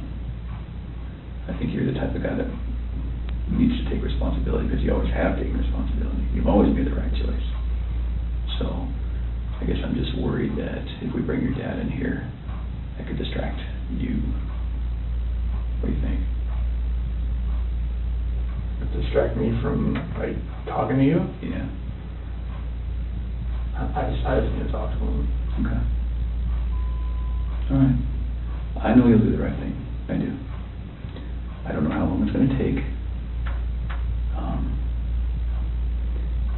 I think that you need to think a little bit more about that. Okay? And you need to realize that your dad is not going to stop loving you no matter what you tell him. You are his child, and he will not stop loving you. Never. Ever. And this is not the last chapter in anyone's story. At all. Okay?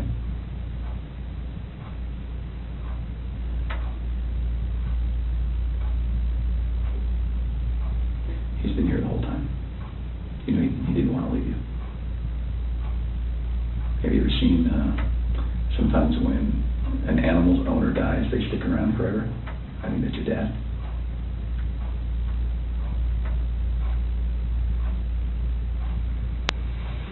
Poor guy didn't want to leave today, okay?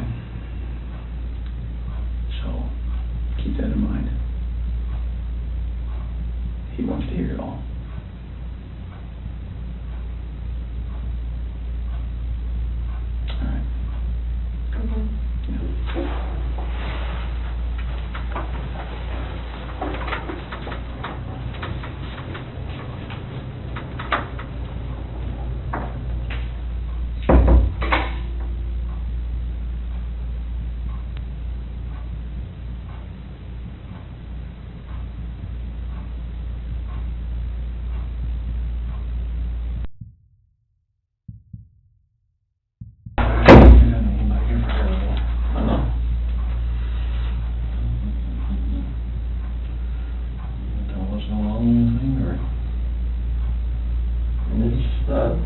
Polygraph failed it.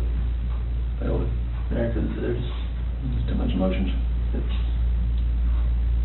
So I mean, they're not gonna let me go.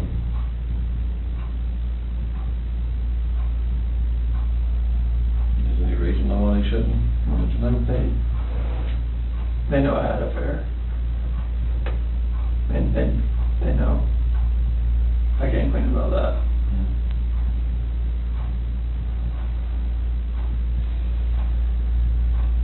They know you had an affair. Anything else you want to tell me? What's going on, or what happened, or anything? Or you know anything about? When we had that conversation that morning, it was emotional. It was told her about separation and everything like that.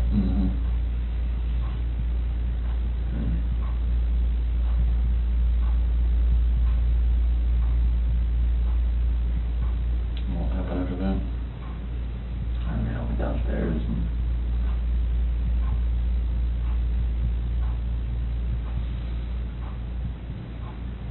I don't want to protect her. What? I don't want to protect her. You don't want to protect her? I don't know what else to say. What happened? Huh? She hurt him? Yeah.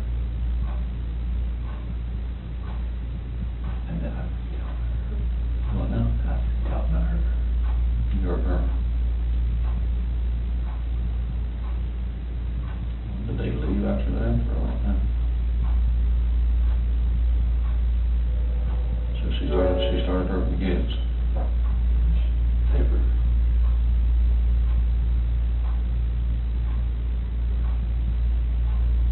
Oh, you guys what happened?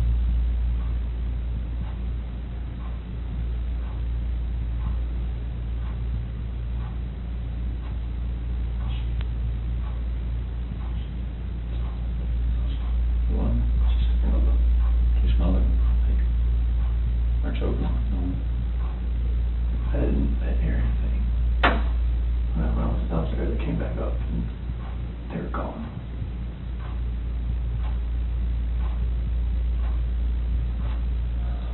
I don't know, like me talking to her about that. Talking to her about separation and everything, about She lost it.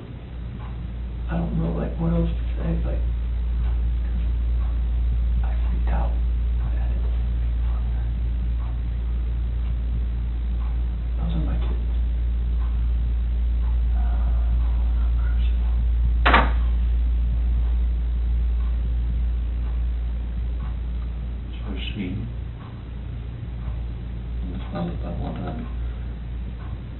legalization gonna work.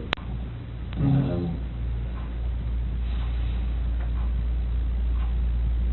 she freaked out over the separation and everything. I think she laid back down, but that's when I went downstairs, but I heard like a little commotion upstairs, but I didn't think anything of it. And then we went back upstairs and she was Never, I could see like, she just went up. choking her, or did she kill her? They're blue. Both of them? Yeah. She choked both of them to death. I forgot to say anything.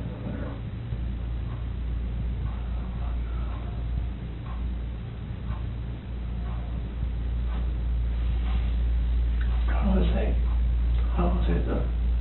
No,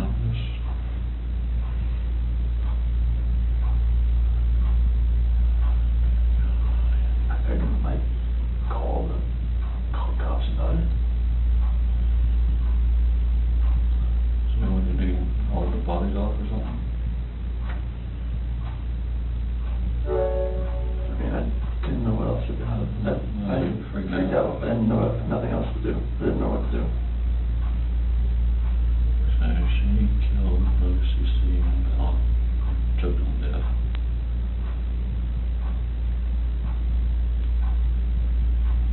You lost it and choke her or? That's just rage. I hadn't.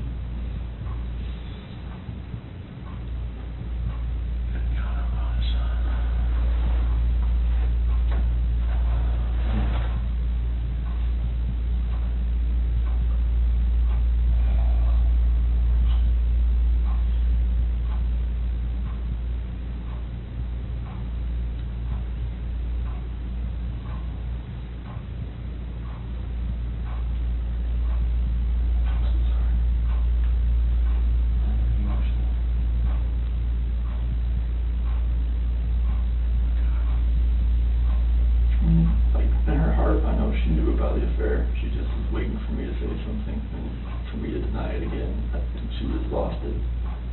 So when she went off and you told her about it? That's when the crying like happened and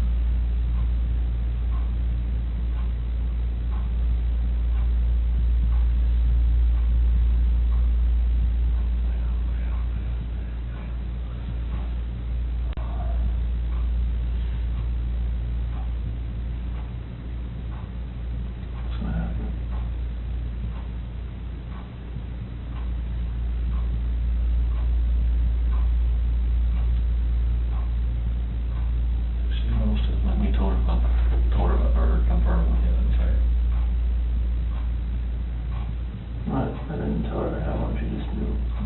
She just knew. I could deny it all I want, she just knew.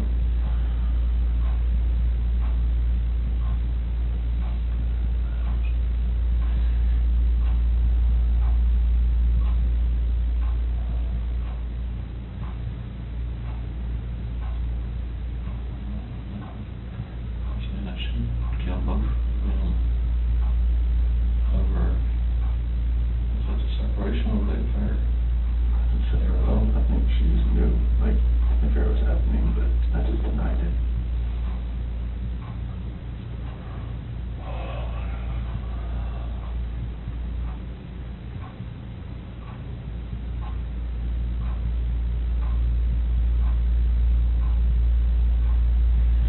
But you told her before on that about separation.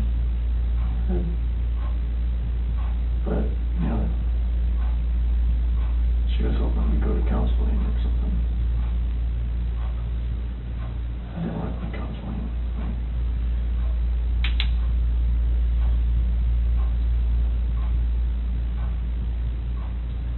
She lost it. And another separation. Did she break up the affair that morning too?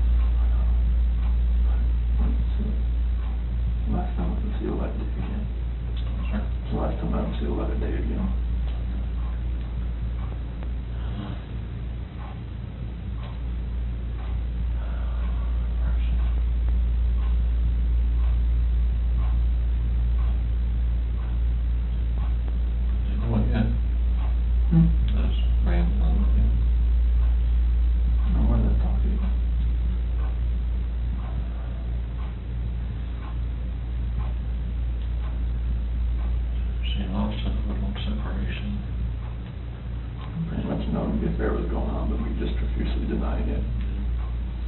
I never did. I made a totally punchy and all this, and you told what's going on. She actually killed both her children.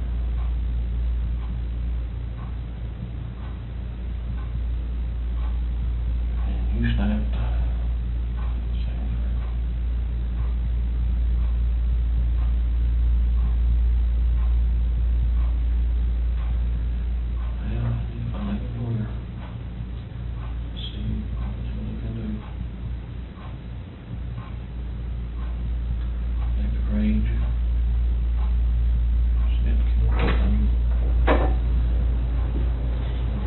What's that?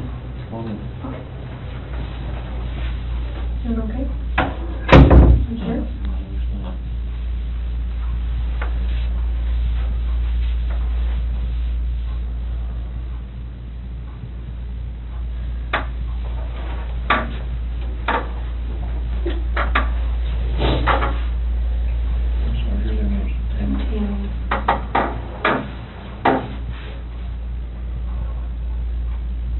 Just help us work through this with you, okay?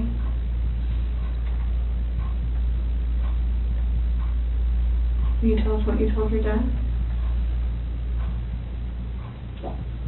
After that conversation, Take water up there, son. no, it's fine. Yeah. After that conversation we had, and she accused me of the affair, and she, in her heart, she knew what was going on. And she knew about the dinner the other night. It was too much for just me. Think about what now? When I told her I went to a Rockies game, I went out to bed.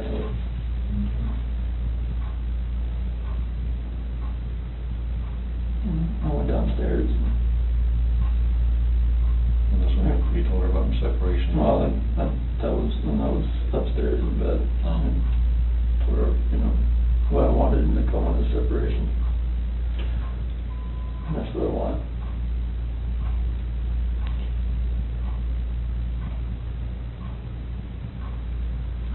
I went downstairs and started packing up a few things. I heard a couple things upstairs, but I didn't think anything of it.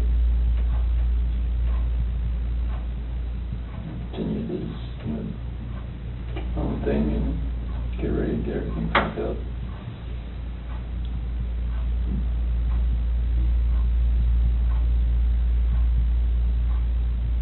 Next.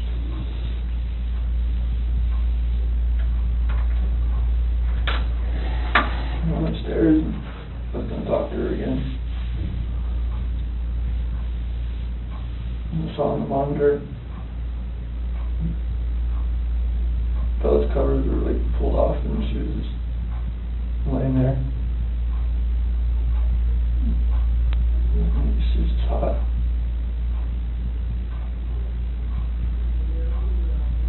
So I go over to Cece. She was in there with her.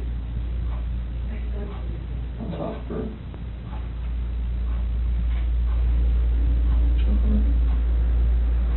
Freaked out.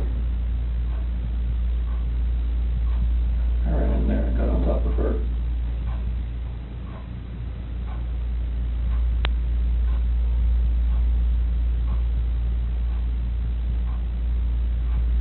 What'd you do?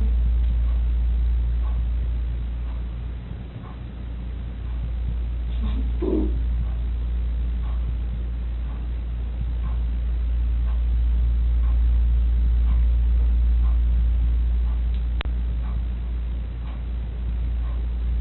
Those are my babies.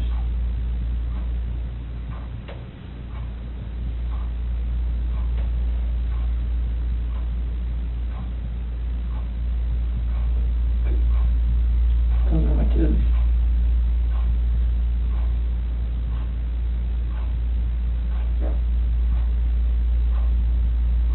What happened? Something that hurt. Who, Shanann?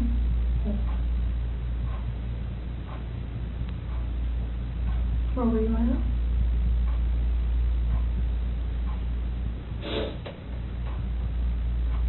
there.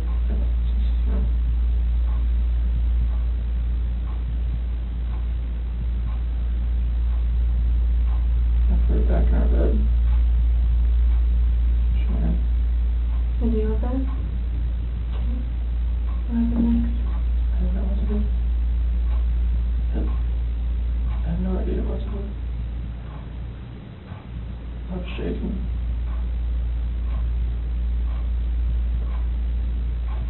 Like both my kids are blue and they're gone.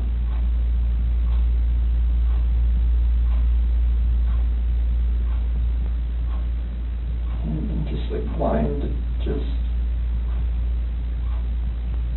I'm not that person, like, I'm just like, she hurt my kids.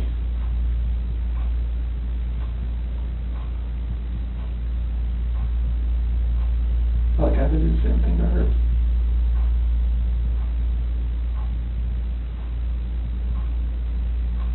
What happened after she was in your bed?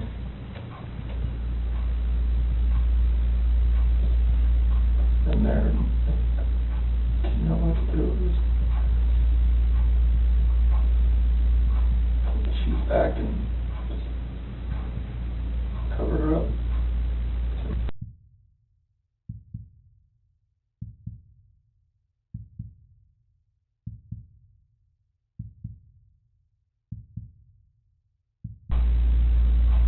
Didn't know what to do.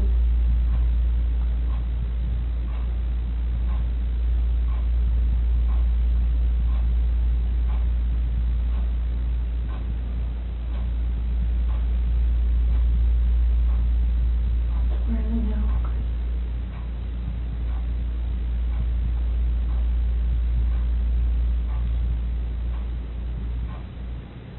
To find your babies.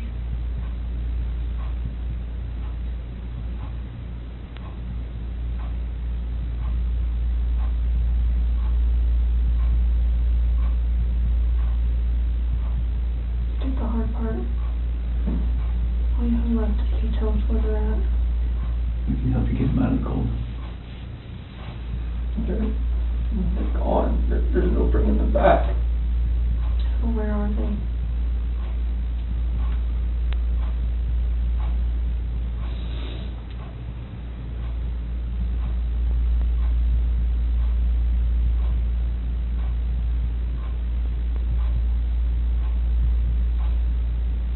At that first location I went to that day. Where at? That's 3319. Where at? That location. Right there off the site. Right there. How did you pick that site? First site I was supposed to take them there. So where would we find them there?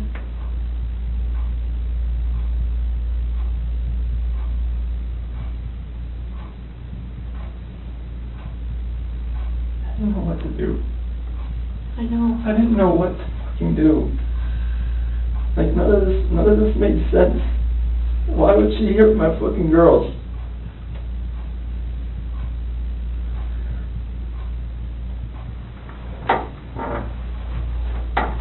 So Chris, are they in something? Are they under the ground? Like, where would you find them? You take us out there? There's no way I want to go out there. I mean, I will if you want me to. I don't want to go. What if you and me and your dad just drove by and you could just say, right there, we could help you just get him out of the cold, you know, take care of him for the last time.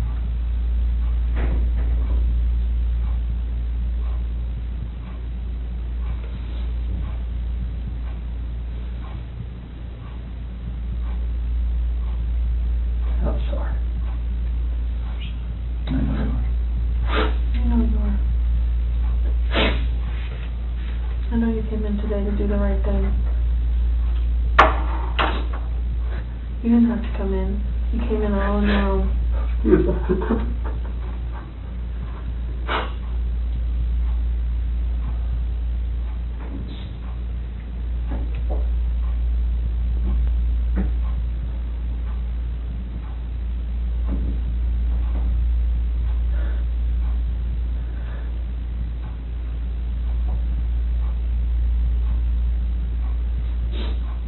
don't think anything less than me. What? Just please don't think anything less than me. Tell him about that.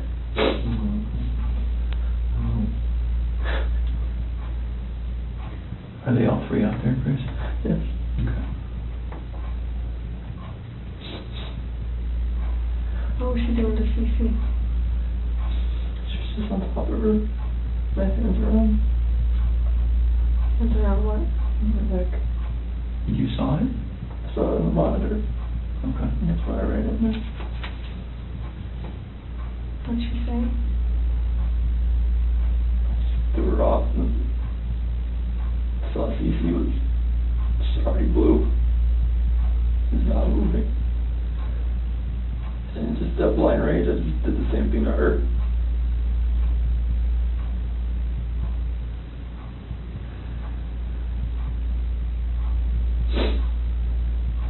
Did you ever go into Bella's room? Just put Shanann back in. When I saw her on the monitor, the way she was laying, the bed just sprawled out. Is that when you packed up their special stuff? So where'd you put them? Get them out there. In the truck. Which part? Driver's side rear. In the passenger compartment? Driver's side in the rear. Right behind my seat.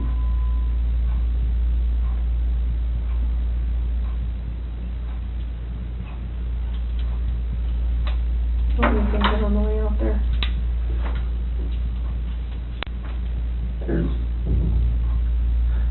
And the babies are gone. And I put my hands around my wife's neck and did that same thing.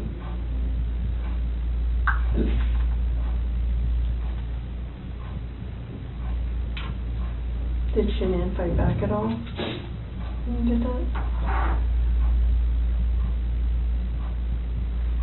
The rage that I had after seeing that, not much.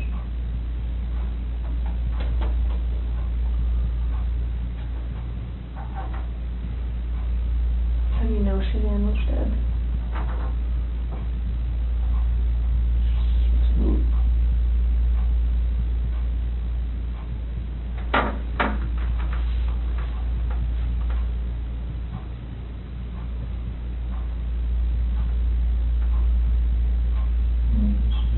We looked on her Facebook page like 2 days ago. They had this like 4 or 5 foot long baby doll. She had it laying on the couch with a sheet over it. Shanann did? Yeah. Before it ended up happening. Yeah. That's a good point. So I'm thinking it's not a plan. I don't know. That's a very good point. If I can't see it now, I'm blocked on hers. If you look on their Facebook page.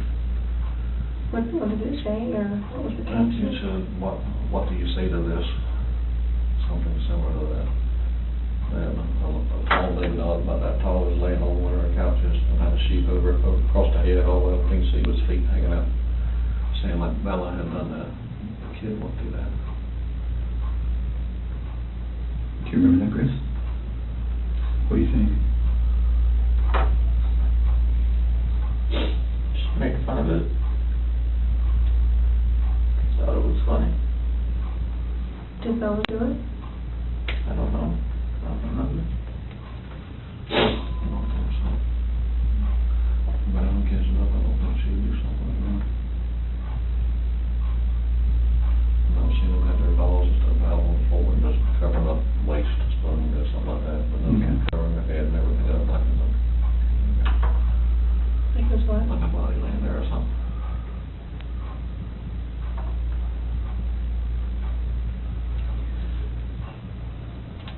It sounds like kind of. I'm sorry, I lied to you. Commend you. I mean, you knew what was going to happen. You stayed for a reason. Chris, you're a good man. I'm not a good man. Well, you stayed. You wanted to talk. You knew it was going to be hard, and you still stayed. That's what a good man does.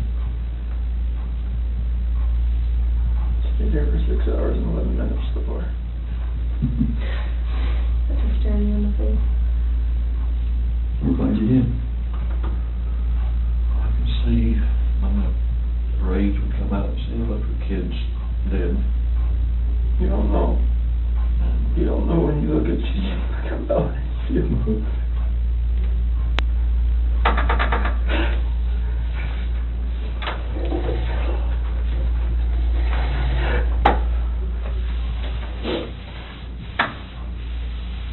I told you your dad still love you, no matter what. How could you let someone kill somebody?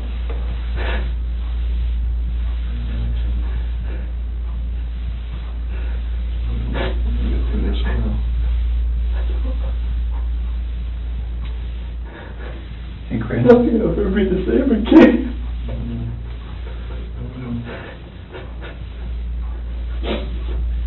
When you came in, was your wife on top of her right when you came in?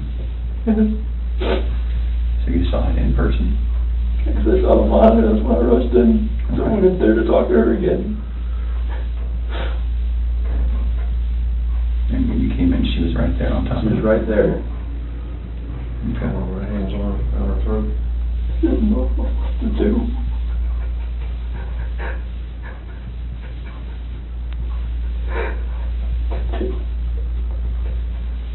Were you trying to save Cece? Already blew in the face. She wasn't moving. Her head just banging over left like that.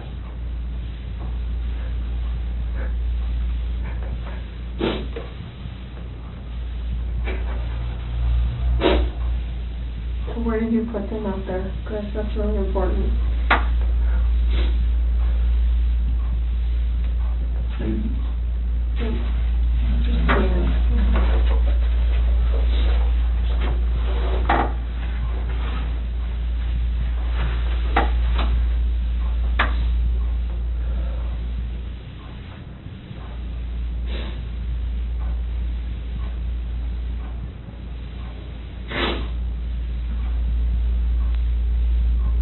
Just down in something, or they under something, in something. I didn't know what else to do. I know, so tell me what you did. I know. I didn't know what else to do. I was so scared. I know. It's like my wife just did this, and I just did that. What do I do? Right. Anything that I would do from them was just going to be just insensitive and just a horrible thing. You were in a tough spot. I mean, what can you do, right? Sometimes your body just kind of takes over and...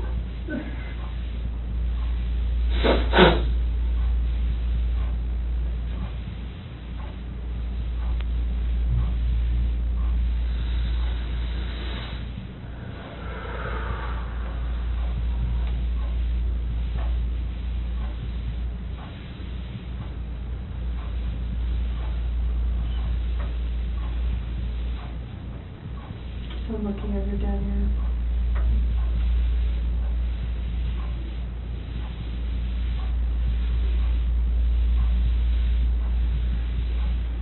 Can you show us?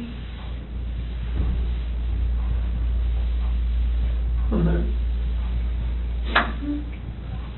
What's going to happen? We're going to help him get out of there. Do you Like, what? Would you prefer that one of your coworkers? Oh my God, no. Okay. I cannot have that.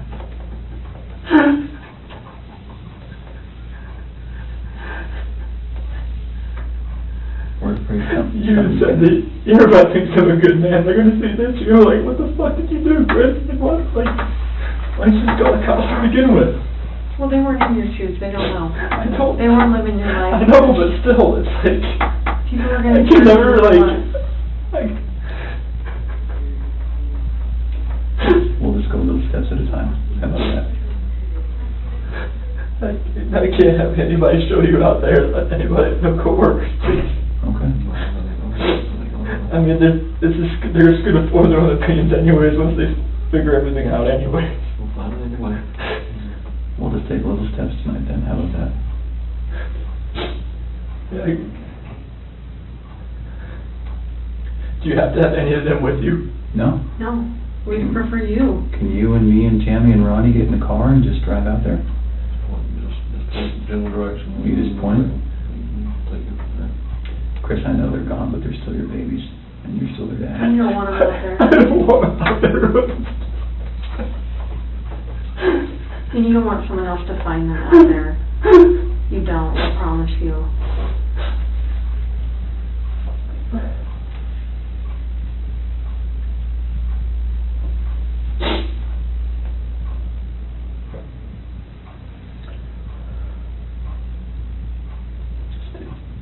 You take us.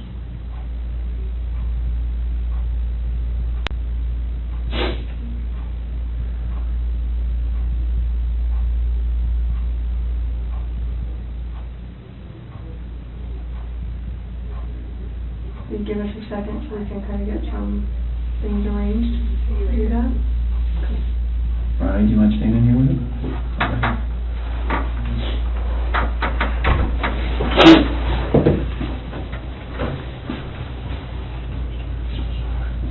What the fuck is this?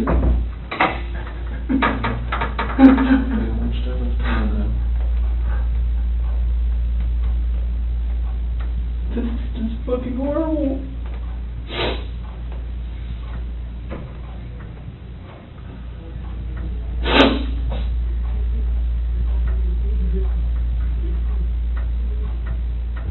The problem is I don't even know if they believe me or not.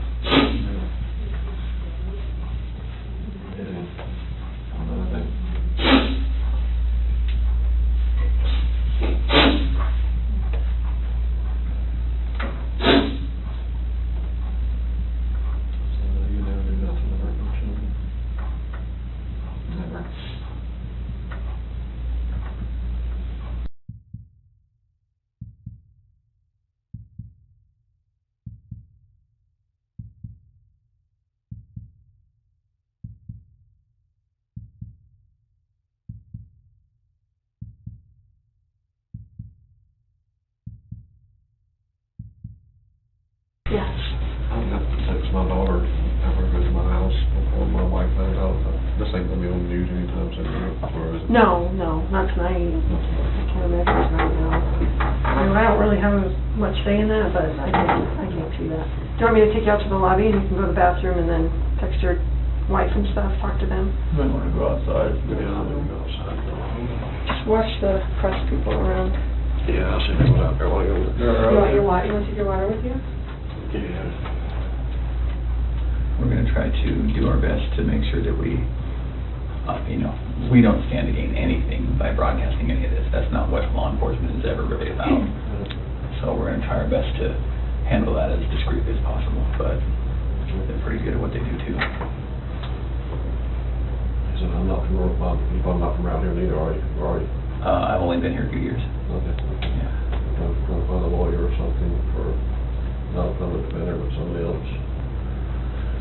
We can talk about that later. Yeah. Get your phone. You got it? Okay. Let's go this way. All right, we'll stop.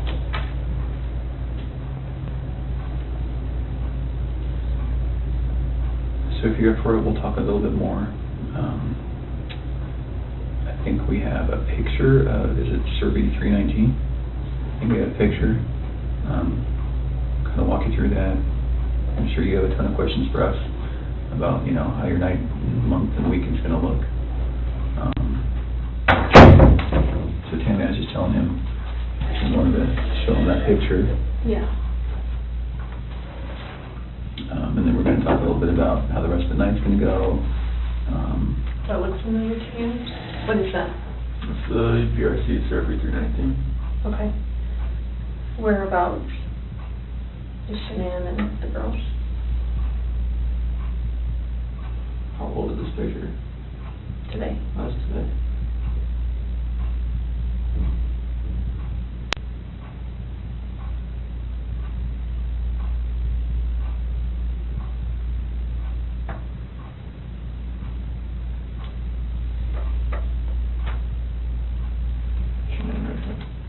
Okay, can you mark it for me?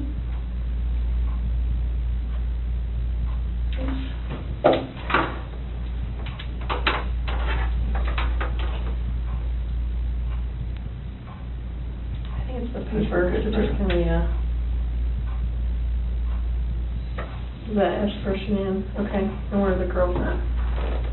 Mm-hmm. In these? Mm-hmm. So which one is, do you know which one?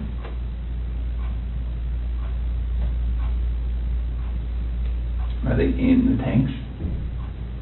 Can somebody who doesn't know what they're doing open those?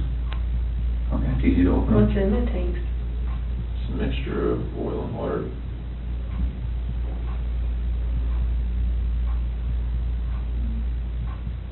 There was a sheet found down here? Mm-hmm. Where's that from? That was what Shanann was wrapped in. What about the girlies? What were they wrapped in? Just in their pajamas? Not their blankets or anything? Where did their blankets and toys and stuff go? Probably flew away in the wind or something right here. Where did you set them or put them? It was right here, but So how did you dig this out? I'm assuming that's under dirt. How did you dig that? it's a shovel in the back of my truck. That's what I always have. It's like a work shovel? Is it still there?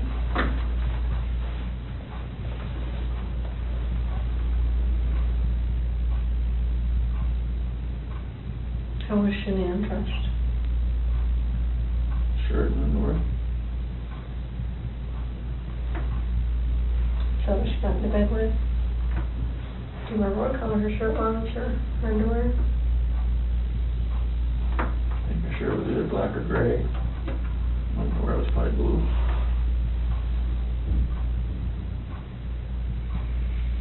How much time passed, do you think, from the time that she was back in the bed until you put them in the truck?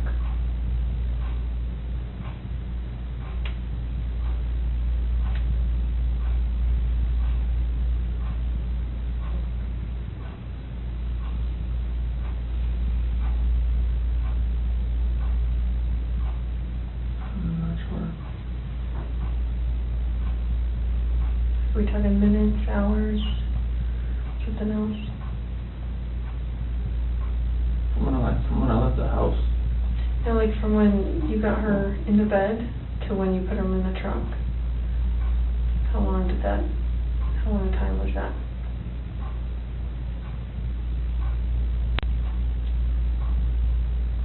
So like from when pushing it in my truck, from the bed to the truck. Yeah, from your master bed to the truck, yeah. Minutes. Okay. Because you talked about covering her up or something. Yeah. And the sheet.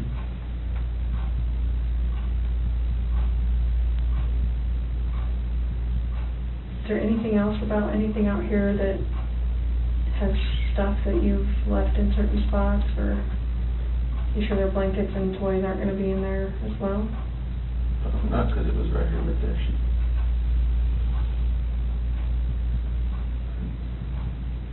Can you do me a huge favor and just write your name on the bottom?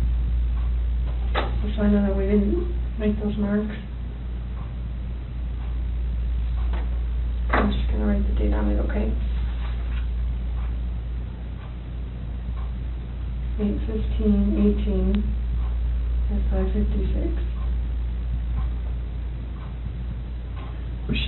Was your wife wearing any shorts or pants or anything just under? Okay. Do you remember what they look like? Blue. Okay. Okay. And the girls, do you remember what their pajamas were? They're both nightgowns. Okay. Celeste, I think was that pink one with the like curves on it. Okay. I think Bella's was there, unicorn or believe on it or something. Okay. So it sounds like, it feels like to me, now we know pretty well how to go get them. Is there anything else we need to know?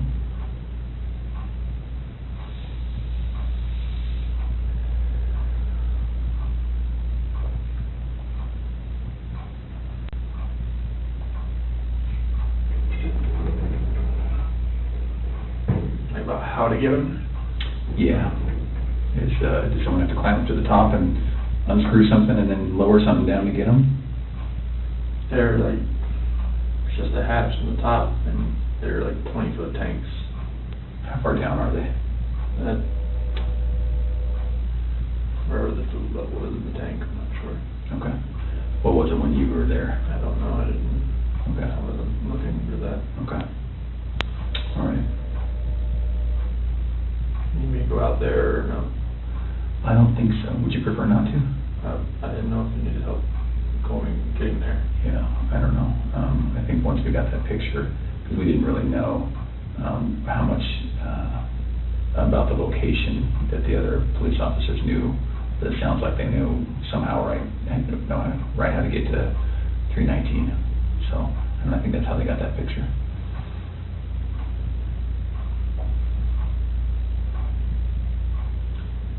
Does your nanny cam? Do you have a nanny cam, right? It's a monitor. Baby monitor. Is it a video one? It's like it cycles back and forth. Between what? Bella and Cece's room. Oh, okay. Okay. Is there any chance it records? No? Okay. I'm just wondering, what do you think ultimately made Shanann snap? Just knowing that I had an affair, and she knew. She just needed me to admit it, and I would admit it. Yeah. Okay. So we just started talking about, I asked him if there's any chance that the nanny cam could have recorded Shanann doing what she did. And then we were just getting into, what Chris thinks about why she snapped. He's just saying, distressed from knowing about the other girl. Knowing that she didn't really know, right? I mean, In her heart, she knew. She just wanted me to admit it.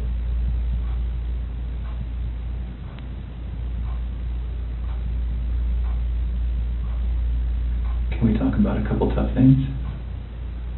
I think we need to get it out of the way and just really get it out, just to make sure you have every chance to explain exactly what happened and we have every chance to ask questions. So the conversation happened. You go downstairs. She's still upstairs. And then you see what? I hear this commotion upstairs, just like little noises like that. Okay. Didn't think anything of it.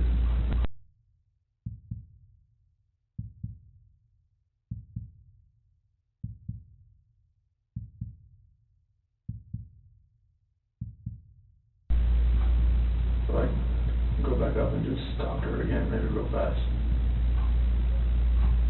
And go into their room, her master bedroom. She wasn't in there. Okay, you went there first? Yeah. And why did you go up again? Just to go up and talk to her again. Oh, okay. So it's not as though that noise made you run up, you just stopped? No, I didn't. It didn't. Okay. Anything register with me for that. I just looked in the monitor and it was on Bella. And where is the monitor? Where's the screen that you look at? Is it up or downstairs? It's upstairs. Oh, okay, so you go upstairs, look at the monitor. Yeah, everything's right beside the bed. Oh, you are master bed. Okay, Yeah, all right. beside the bed. So she's not in her bed. It's still right there. Okay. She wanted to look at it. And it was on Bella. Her covers were pulled back. She was just sprawled out laying there. And then it cycled over. So they got 3, 4, 5 second interval between when it cycles from room to room. And it cycled over to Cece's room. And that's when I saw her on top of her. That's when I ran in. Okay. So can we talk about, again, it's very, very hard to talk about, but it's good to make sure that we understand. We don't want anything to be incorrect or inaccurate or anything like that. Was your wife on top of Cece? What did that look like? I mean, was she straddling her? Okay. And where were they? In the bed. On the bed. And so your wife was on top. Was she? That's when I was walking up from the back. Okay. So you saw it from the back? Yeah. Okay. But she was doing this? It looked like it was like this. Yeah, okay. And then was she face up, face down, what? Off to the side. Oh, she was laying on her side, okay. And that's when I pulled her off. And okay. She was limp and she was blue. Okay. There was no movement at all. Oh, she was limp and blue, or limping and blue? Limp and limp and blue, okay. It's like her body was like, right. You pick her arm up and sure. it just falls. Okay. And then what happened? I looked at her and I just got on top of her and you got on top of Shanann? Did the same thing. Okay. Did you have to knock her down? No. She was already on the ground? I just pulled her off on the bed. And oh, kind of one movement? Yeah. Okay. So it's not as though you I didn't pulled her off? No. Like I pulled her down and did that. I didn't know. I lost it. Sure. Okay. So Shanann was laying on the ground? On the bed. On the bed? Yeah, like when she was on top of the seat, I saw what was happening. I pulled her, went down on the bed. How big was the bed? What kind of size is it? Full, clean, you know? I think it's probably a queen of some sort. Okay. I have a picture of it somewhere, I think.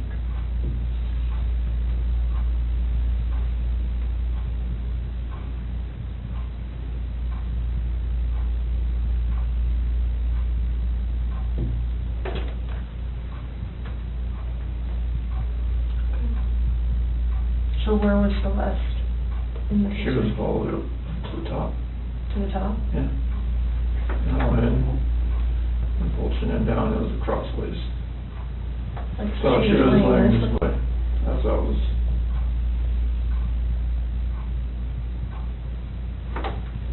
Okay. Well, it's key room. Mm-hmm.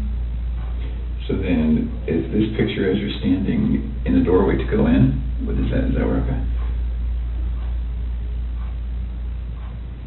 And then, so were they closer to this side or this side? She usually sits in the middle. Okay. And then, so your wife was right on top of her. You could just see that. And then, did you pull her this way or that way, or? So to her head was on this side. Right over here. Yeah. On the left as you're looking at it. Okay. Did she put up a fight? I lost it so much that it didn't feel like she did. Okay. You're a pretty strong dude. Was she yelling? Was she screaming? Was she talking? Was she scratching you? Nothing? I didn't feel, I just felt such anger that nothing, I didn't feel anything. Okay. All right. Like if she did, nothing's on me. Was it quick? Was it slow? Was it? I was so numb, it felt like it was over. Fast? Over fast? Okay. Felt like I would. Is it possible her neck's broken? No. So, okay. I've never broken a bone, so I don't know. Okay. All right. Was it a choke like this, or was it like a headlock? A choke. Okay. All right. Can you put your hands out like you had your hands? Like that. Like that? Right. And your wife, you saw her with one hand or two hands? I just coming from the back, I couldn't really tell.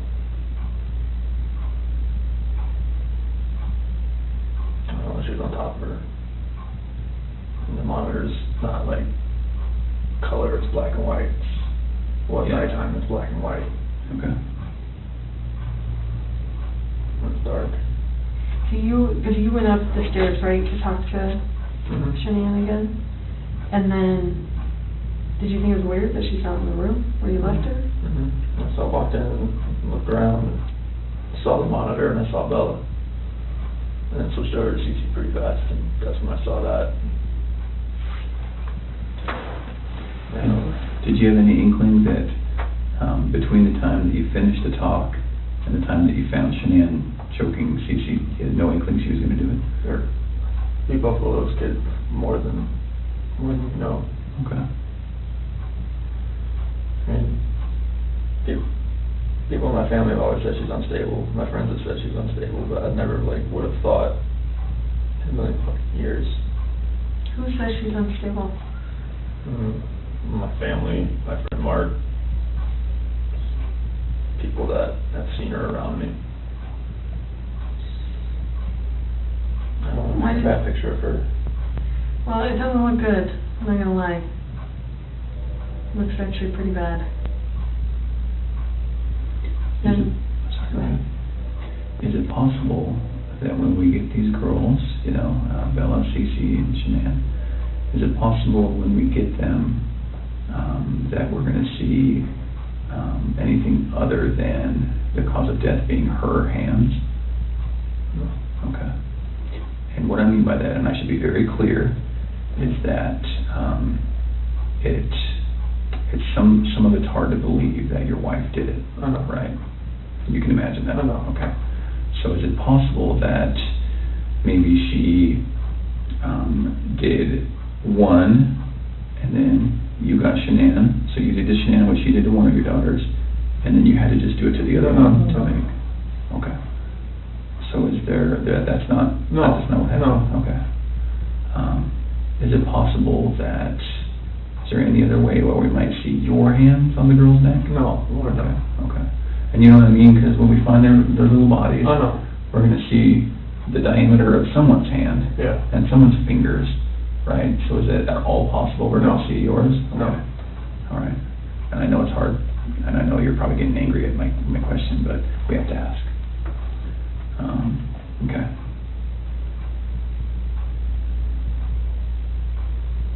What do you think of that, Chris? Let my family down. Let my dad down, let my mom, sister, nephew, nieces, friends, co-workers. Everybody.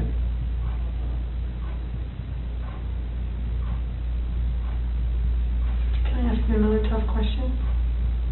And just get it all on the table. When you see Shanann choking, strangling Celeste, and you get her off of Celeste, did you think about calling an ambulance? How come? I see you laying there blue and limp. I mean, I've never seen something like that in my life. I mean, she just way over, nothing was moving at all, no gasp of breath. So, she was totally just blue. So Chris, doing this job for a long time, I know. I know a lot about psychology and as far as what people are thinking, and most parents will never even want to fathom that their kid is dead. Even if their kid's stiff, blue in bed, stiff, been dead all night, they still call an ambulance to see if someone can revive their child.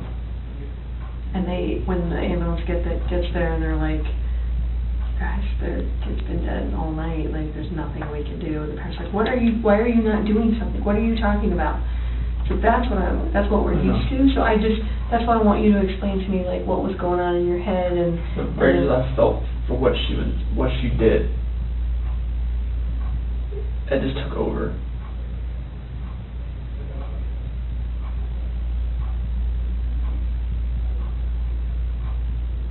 But do you see that? I understand.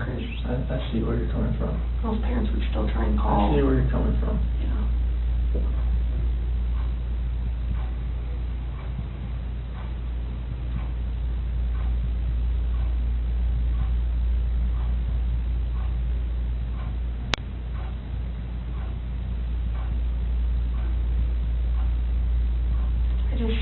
I would hate for Shanann to get a bad rap if she didn't have anything to do with it. It's not fair. I know. It's not fair. Enough bad stuff has happened. I know. We need to stop the bad stuff from happening. So, do you want to tell us the truth?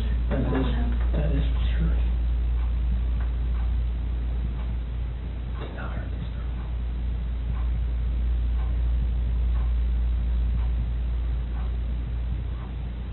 I want to make sure. So you're good with the public knowing that Shanann killed her daughters? I did not hurt these girls. Are you okay with the public knowing that Shanann? Yeah, because I did not hurt these girls.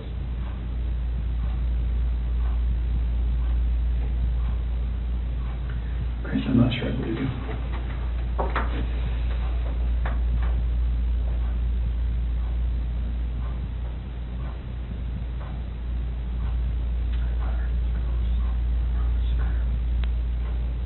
I don't think you meant to.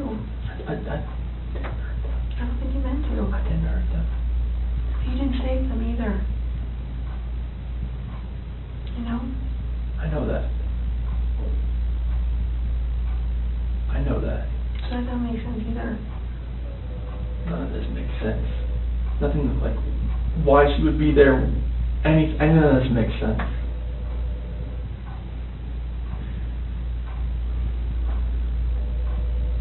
Are you sure Shanann didn't catch you in Celeste? No, my God, no.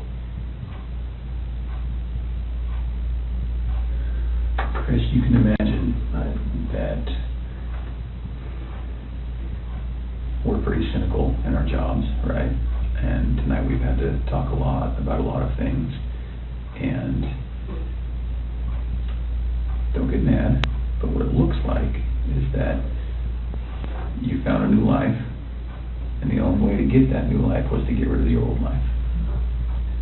And I think that you killed these girls before their mom came home, and then killed Shanann. And that's what we're kind of left, that's what we have to believe, because it just doesn't make sense. I mean, to her point, if I walked in and my kid was decapitated, I'd call an ambulance, right? So knowing there's no hope. It just doesn't make sense. It just doesn't add up. So either you're this monster who says, I just want this young, hot girlfriend, so I'm going to kill everyone and hope it works out, or something. So I think we're very, very close to the truth, but not quite there yet. So if you're not that monster... I'm not a monster. I didn't kill my babies. Okay.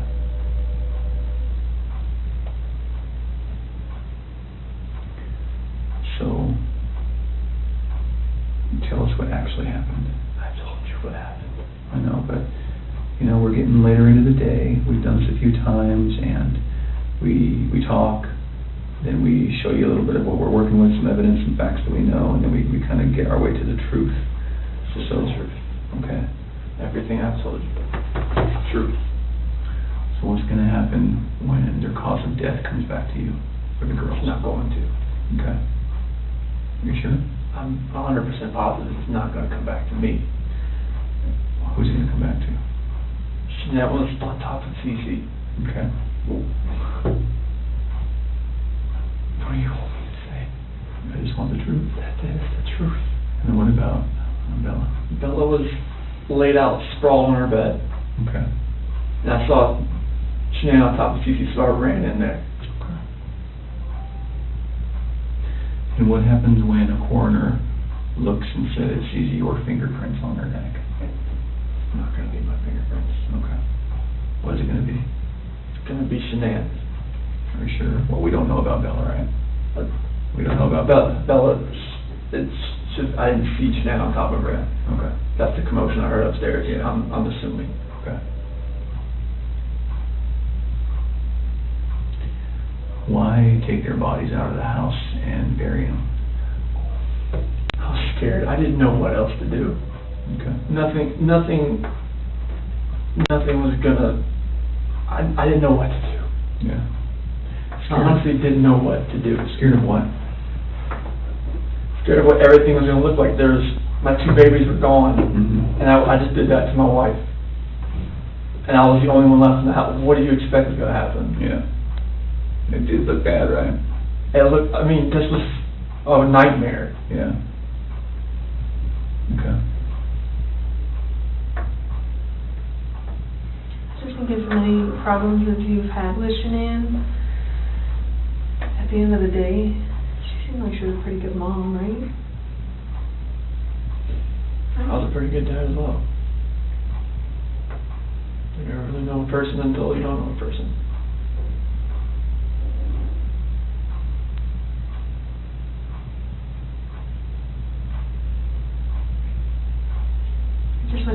for someone who can't defend themselves, like Shanann and Bella and Celeste. Like, I mean, if you're not being truthful about who took their lives, like, that's on them too. And you don't want to do that to them. I'm not doing that to them. I'm just saying, I mean... No, I'm not doing that to them.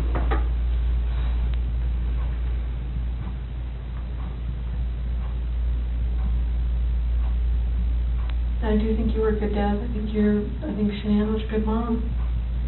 I think you guys were doing everything you could possibly do for those girls. I mean, look at them. Why didn't you put Shanann in the tanks?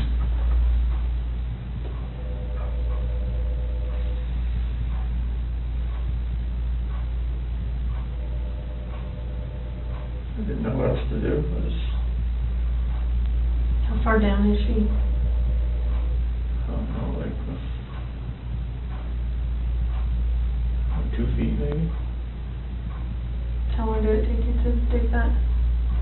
No. Give me an idea. 20, 30 minutes. Does anyone ever, like, go up this ladder and, like, look in tanks? So, how are you going to avoid that? Or is it you that does that? Anybody that goes to the location. How often is that done, that those tanks are checked? Depends if they're making enough oil or whatnot. I mean, once a week, maybe. So do you want someone to find them? I didn't know what else to do.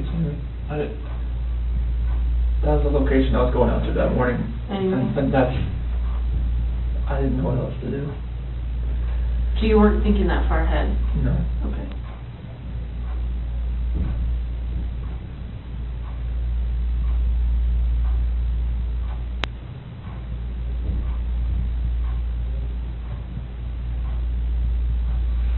Yesterday when you were talking,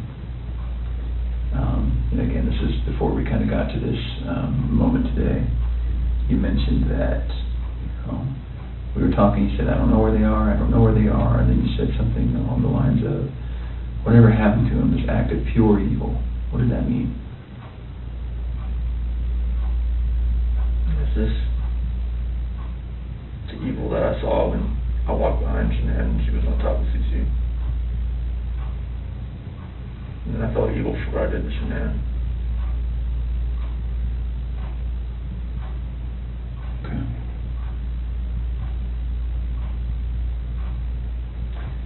So, one other thing that doesn't make sense to me is, well, I don't know.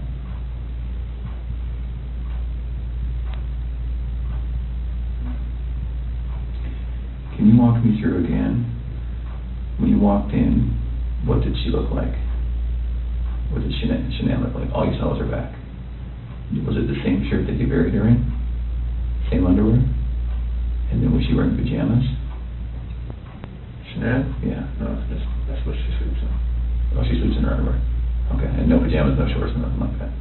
So then, when you grab her, just as is, that's how she gets to the truck, that's how she gets to the site.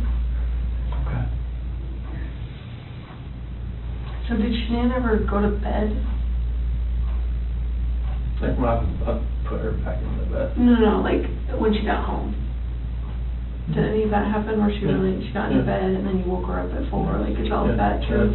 Because it looks like there's some purchase of some hair care products at like 2:30 in the morning. Do you know about that? Hair care products? And her credit card was denied? No. You said you don't really use the credit card, so they're probably My credit card, no. Would you have bought hair care products at 2:30 in the morning that morning? No.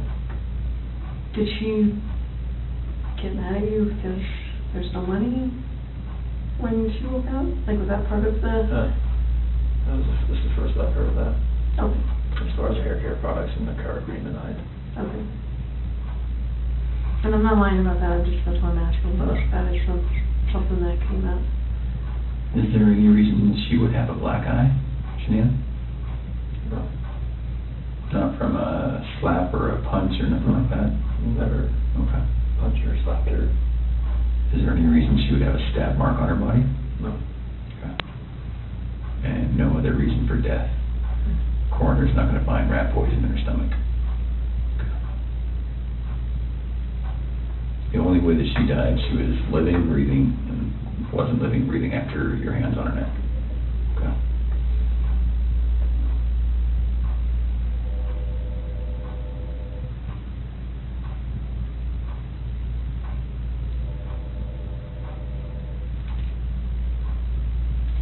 What were you talking to Nikki about before your wife got home? Before she got home, You talked for like several hours. I think our day, I mean, we talked a lot, just right, conversations, and just random conversations. We talk a lot. Does Nikki know about any of this? Seriously. Well, she doesn't know, like, I mean, she knows, like, from the news and everything like that. Anything else? Did you share with her anything? Does she know your wife was pregnant? She does now, and I told her that. She didn't know at the time? So you didn't tell her? So I was scared too. Felt like, you know, like she wouldn't even like gone on a date with me, and she knew that, so it was... Did she know you were married with kids? Yes. Okay. But just not pregnant? Yes. I told her that, you know, like, we had actively tried before we met. Oh, try to get pregnant. Okay. So she knew that. You can imagine that when we go talk to people going forward, everyone's going to try to distance themselves from any of this. Yes. And so if, what's going to happen when Nikki says, no, it was our plan to kill everyone and run off together? She's not going to say that. Okay. We were going to talk to her. Absolutely. We have to. So can we get ahead of that for you? Can we get all of that out right now? I mean, so are you sure she's not going to say, oh, I kind of knew he was going to kill him? No. She's not going to say that? No. Okay. And she's not going to say, boy, we were making plans about buying a house or an apartment. She going to say that? No, like, She she would was be- just, like, once I had my own place, like, we could, you know, like, hang out more. Okay. So after the separation, after that dust settled, then you would have availability to go see Nikki. You guys had talks like that? Yeah, I mean, like, she generally liked me. Okay. Please don't put her name out there, because though she's been through enough in her life now. Stuff like that we never try to put out. But I just know, like, the press, if they got wind of an affair, they would drag her through the mud. I don't want that. Yeah. We're certainly not going to try to make that happen. It's vulnerable in any of this. I know, just press finds ways. That's everything.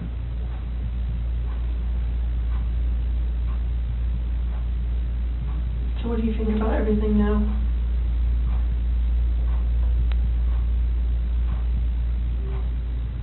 Do you feel sorry for what you did?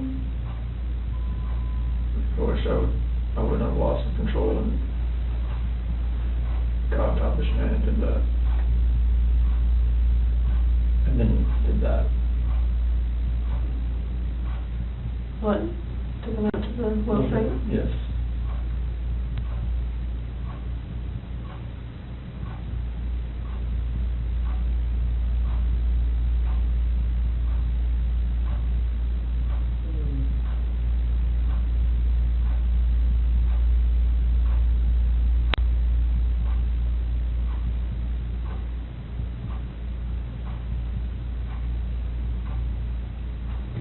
So after we look at their bodies, we're going to have a lot more questions.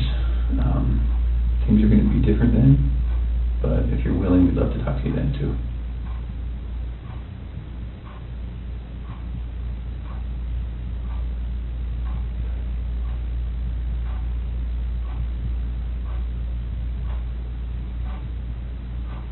You did really good today, Chris. Really good. I think you had about 24 hours of just a hellish nightmare thrust upon you, and you certainly did what you did, but I think you took a lot of steps to make it better today. Sorry I left you last night, and sorry I lied to you today.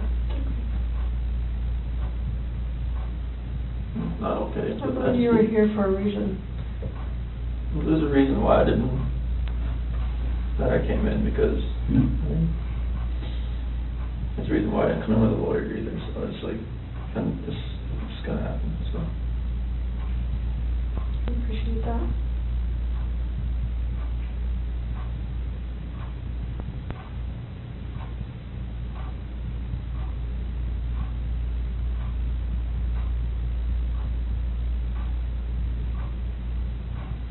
Eventually they were going to find them out there. So, I mean, it was kind of inevitable, and then you would have just been sitting at home waiting for that moment to happen.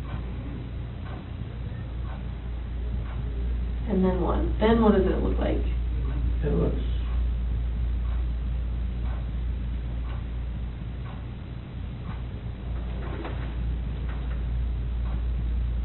probably just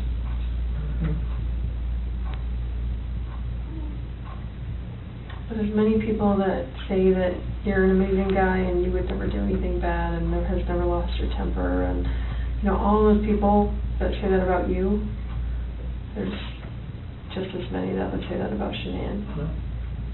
So we're going to struggle with that for a while.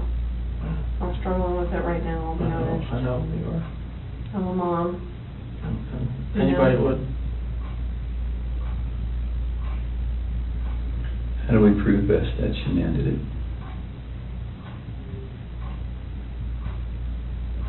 Examine. Oh yeah, I get that. That's the only thing. We're gonna see her hand marks. The hand marks are not there. Okay.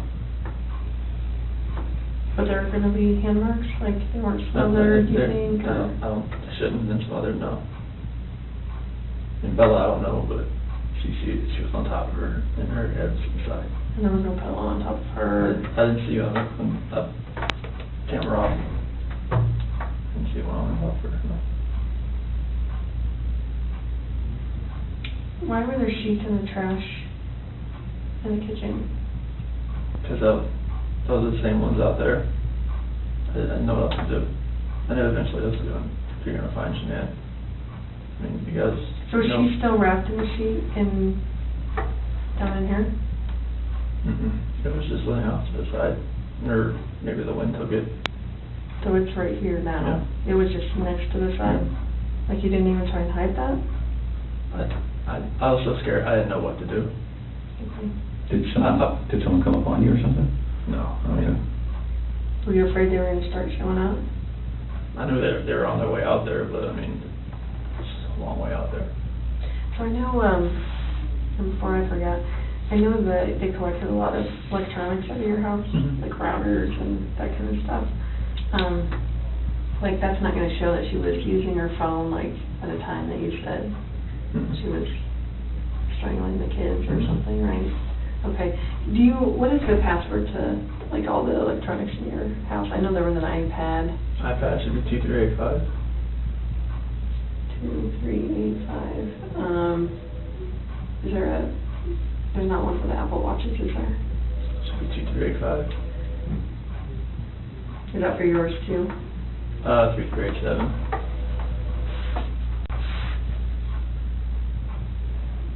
I'm sorry, what was yours? 3387. 2387. And what other stuff do you have? Is there a router? Like, is there a password for that stuff? Shiny Chair 6. Came with the router. And spell it for me. SHINYCHAIR 6. Number 6. Like that. Shiny Chair 6? Yes. Okay. And then what else was in there? Is there a desktop computer? Yeah, that one, if it has a password, it'd be 428-4915, capital S, lowercase w. Okay. And what about, is there anything else in the house as far as electronics go, tablets? Well, the iPad's the only real set. The other ones are the kids' stuff, but there's like, they're just like Amazon Fires or whatnot. Okay. And you have an iPhone what? Which one? Is that your personal one? Yes, iPhone like this is 7 Plus or something. What's the password to that one? 3387. And what about your work phone? Same. Is that this one here? Then obviously Shanann had a iPhone, right? And what was her password? So it changed to 013119. What was that password? The due date the next day. Okay. Nikki told me that one. Nicole told me that one. Okay. So there's too many Nickies, Nicole's. Yeah, we noticed that. It was getting us very confused. So no other electronics. What about the Echo? Does it have a password? If it does, I don't never knew if it did or not. Okay. You just say Alexa and it starts listening. Oh, it's an Alexa. Is that an Echo still? So, yeah. Okay. Yeah. Okay. The product's called an Echo. Okay. Any other ones that you can think of?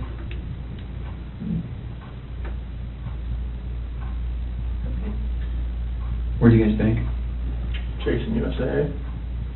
Which one was the, when you went out to dinner with Nikki? Chase. That was Chase. And USAA, is that mortgage? Is that bank? Is that both? Chase is our mortgage lender. Okay. Do you have checking through them too, right? Yes. What do you guys use USAA for? We use that to pay mortgage too, but it's just another, she had that before she met me. Okay. And any accounts that you had personally beyond all of this? Okay.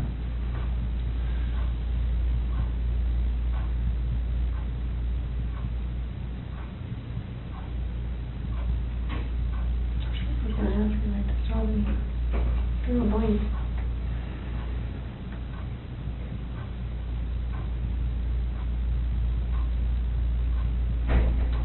Oh, the security system.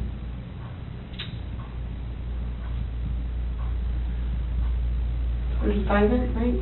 Vivint, yeah. Vivint? It's either going to be 3387 or 2385. One of the two. And the passcode, like is Mustang for if you ever have to talk to them. Verbal passcode.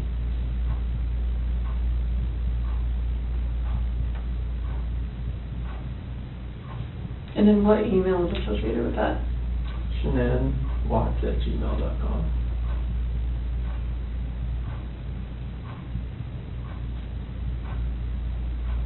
Do you know her Gmail password? Repeat that 428-1915.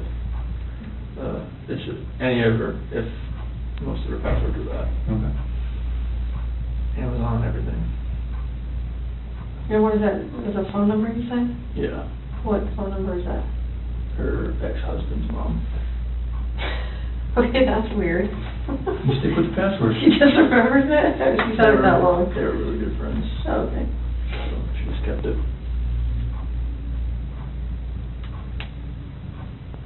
Do you have any other questions for us? Can you use the bathroom? Yes. Of course. We do need to do one quick thing. Now that we know what we know, we're going to, I need to check that you don't have any weapons on you or anything like that. Do you have any weapons on you? No. Okay. We'll do that. We'll go to the bathroom. I'm not going to go in the stall with you, but I'm going to go with you. And then we'll come right back here and we'll make a decision about how the rest of the night goes. All right, Cheryl. You might stand it up so I can check it. I know. All right.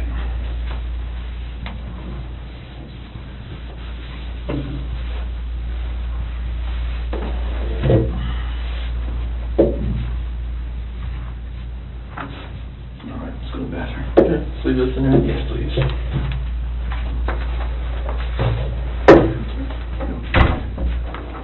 Yeah, that way. There you go. Take a red.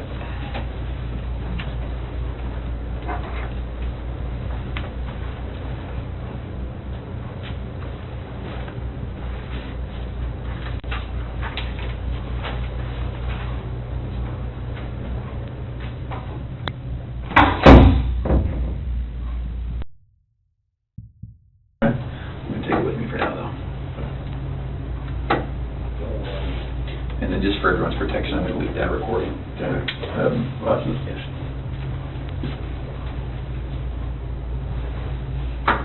With that.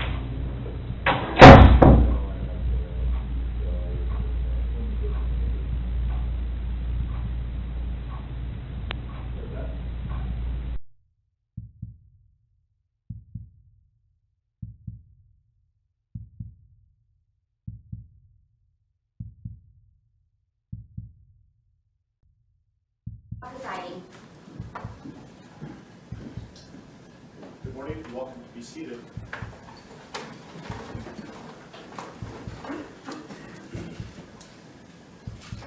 Okay, we are on the record.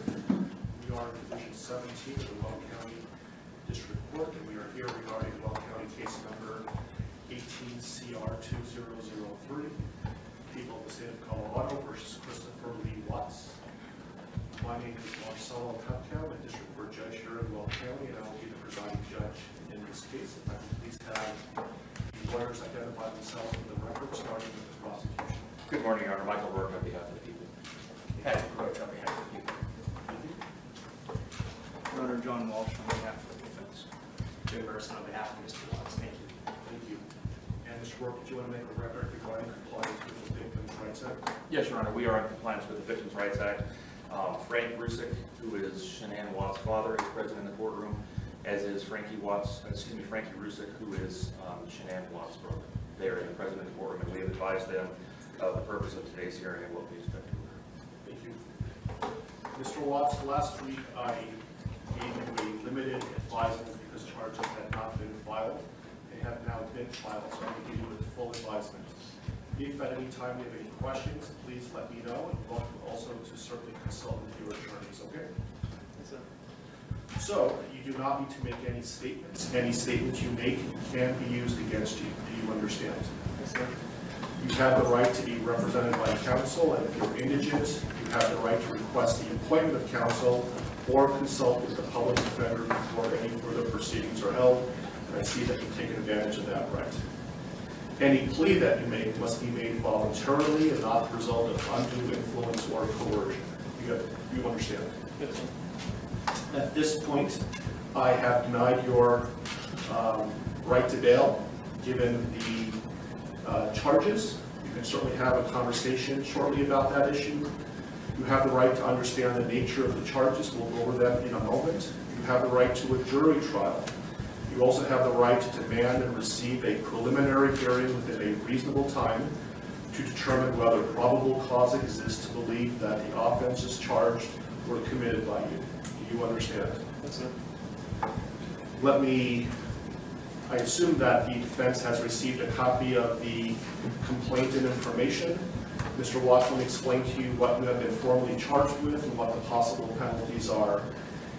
Count 1 alleges that on or about August 13th, 2018, Christopher Lee Watts unlawfully, feloniously, after deliberation, and with the intent to cause the death of a person other than himself, caused the death of Shanann Watts in violation of Colorado Revised Statutes 18-3-102, subsection 1, subsection 8. And that crime is classified as murder in the first degree of class 1 felony. Do you understand? Count 2 alleges murder in the first degree, also a class 1 felony, and it reads that between and including August 12th, 2018 and August 13th, 2018, Christopher Lee Watts unlawfully, feloniously, after deliberation, and with the intent to cause the death of a person other than himself, caused the death of Bella Watts in violation of Colorado Revised Statutes 18-3-102, subsection 1, subsection 8. Do you understand? Yes, sir. Count 3 alleges murder in the first degree, a class 1 felony, and specifically it alleges that between and including August 12, 2018 and August 13, 2018, Christopher Lee Watts unlawfully, feloniously, after deliberation, and with the intent to cause the death of a person other than himself, caused the death of Celeste Watts in violation of Colorado Revised Statutes 18-3-102, subsection 1, subsection 8. Do you understand? Count 4 alleges murder in the first degree, a Class 1 felony. It alleges that between and including August 12, 2018 and August 13, 2018, Christopher Lee Watts unlawfully, feloniously, and knowingly caused the death of Bella Watts, a child who had not yet attained 12 years of age, and the defendant was in a position of trust with respect to the victim in violation of Colorado Revised Statutes 18-3-102, subsection 1, subsection F. Do you understand? Yes, sir. Count 5 alleges murder in the first degree, a Class 1 felony. It alleges that between and including August 12, 2018 and August 13, 2018, Christopher Lee Watts unlawfully, feloniously, and knowingly caused the death of Celeste Watts, a child who had not yet attained 12 years of age, and the defendant was in a position of trust with respect to the victim in violation of Colorado Revised Statutes 18-3-102, subsection 1, subsection F. Do you understand? Yes, sir. With regard to these first 5 counts, the minimum sentence that the court could impose if convicted is life imprisonment in the Colorado Department of Corrections, and the maximum death, the sentence is death. Do you understand? Yes, sir. Let me also point out that pursuant to Rule 32.1 of the Rules of Criminal Procedure, the prosecutor would have to file a written statement of intent to seek the death penalty no later than 63 days after arraignment. Do you understand? If a life imprisonment sentence was imposed, it would be without the possibility of parole. Do you understand that? Yes, sir. Count 6 alleges a Class 2 felony of unlawful termination of pregnancy in the first degree. Specifically, it alleges that on or about August 13, 2018, Christopher Lee Watts, with the intent to terminate unlawfully the pregnancy of a woman, namely Shanann Watts, feloniously and unlawfully terminated the pregnancy of the woman. Further, the woman died as a result of the unlawful termination of the pregnancy in violation of Colorado Revised Statutes 18-3.5-103. Do you understand? Yes, sir. The possible penalties, if convicted for this crime, is a mandatory minimum 16 years in prison up to 48 years in prison, followed by an additional mandatory parole period of 5 years. Do you understand? Yes, sir. Count 7 alleges tampering with a deceased human body, a Class 3 felony. It alleges that on or about August 13, 2018, Christopher Lee Watts, believing that an official proceeding was pending, in progress, or about to be instituted, and acting without legal right or authority, unlawfully and feloniously, willfully destroyed, mutilated, concealed, removed, or altered a human body, part of a human body, or human remains with the intent to impair it or their appearance or availability in the official proceedings in violation of Colorado Revised Statutes 18-8-610.5. Do you understand? Yes, sir. Count 8 alleges also tampering with a deceased human body, a Class 3 felony. It alleges that on or about August 13, 2018, Christopher Lee Watts, believing that an official proceeding was pending, in progress, or about to be instituted, and acting without legal right or authority, unlawfully and feloniously, willfully destroyed, mutilated, concealed, removed, or altered a human body, part of a human body, or human remains with the intent to impair its or their appearance or availability in the official proceeding in violation of Colorado Revised Statutes 18-8-610.5. Do you understand? Yes, sir. And finally, count 9 alleges tampering with a deceased human body, a Class 3 felony. It alleges that on or about August 13, 2018, Christopher Lee Watts, believing that an official proceeding was pending, in progress, or about to be instituted, and acting without legal right or authority, unlawfully and feloniously, willfully destroyed, mutilated, concealed, removed, or altered a human body, part of a human body, or human remains with the intent to impair its or their appearance or availability in the official proceeding in violation of Colorado Revised Statutes 18-8-610.5. 5-610.5. With regard to counts 7, 8, and 9, those Class 3 felonies carry a presumptive range of 4 to 12 years in the Colorado Department of Corrections.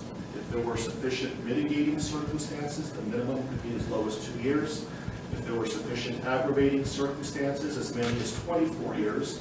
And any prison sentence would be followed by an additional mandatory parole period of 3 years. Do you understand? Yes, sir. Do you have any questions about what I've said so far? Yes, sir. And Mr. Merston, has your office filed a written intent to seek a proof evident presumptive rate hearing? Not yet, Judge, but we will be following that. This case will be Mr. Walsh's and Ms. Harold's. They will be attorneys listed on the, I believe, the most recent pleading from the defense. Okay, thank you. And I would point out, Mr. Watts, that the prosecution also indicated in the complaint and information that these were acts of domestic violence. Do you understand that? Yes, sir. Okay, thank you. And so, Mr.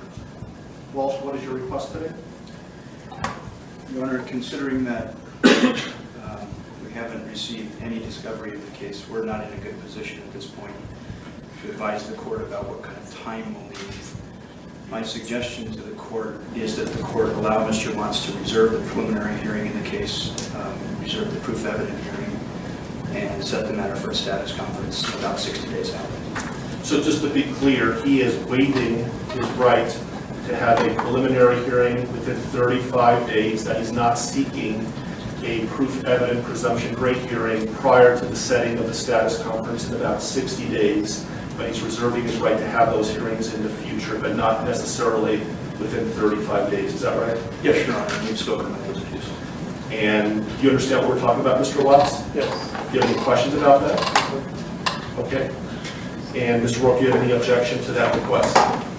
No, Your Honor, that seems like the proof way to proceed at this point. Okay.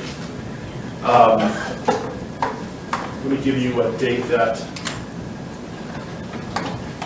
how does, so 60 days is about October 20th or so.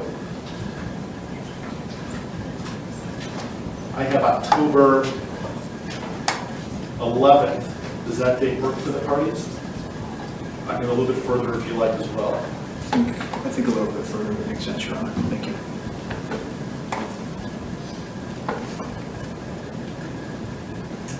How about November 19th? While we're waiting for lawyers to look, let me make a record that the court's going to find that Mr. Watts is knowingly, intelligently, and voluntarily waiving his right to have a preliminary hearing within 35 days. And while he has not asked for a proof evident presumption rate hearing yet, I'm told that he will, but he's not requesting that hearing prior to the status conference that we're setting today. Agreed? Yes. That date works fine with the defense, Your Honor. Thank you. Your Honor, I spoke to the Rusiks, and that is fine with the people as well as the Vickers family. How is late morning on November 19th? Anytime, Your Honor. Late morning is fine. Very good. How about 10:30? That'll work for the people. And that will be in Division 16. I apologize for the bouncing around of division, but my courtroom obviously is not big enough, and I will keep you updated on where the divisions are going to be, but the next court date will be in Division 16. Are there any other questions, comments, concerns, anything that we can address today before us recessing? I think there are a couple of things outstanding, Your Honor, and first I wanted to address one very ministerial point of clarification with respect to the standing decorum order that the court entered yesterday.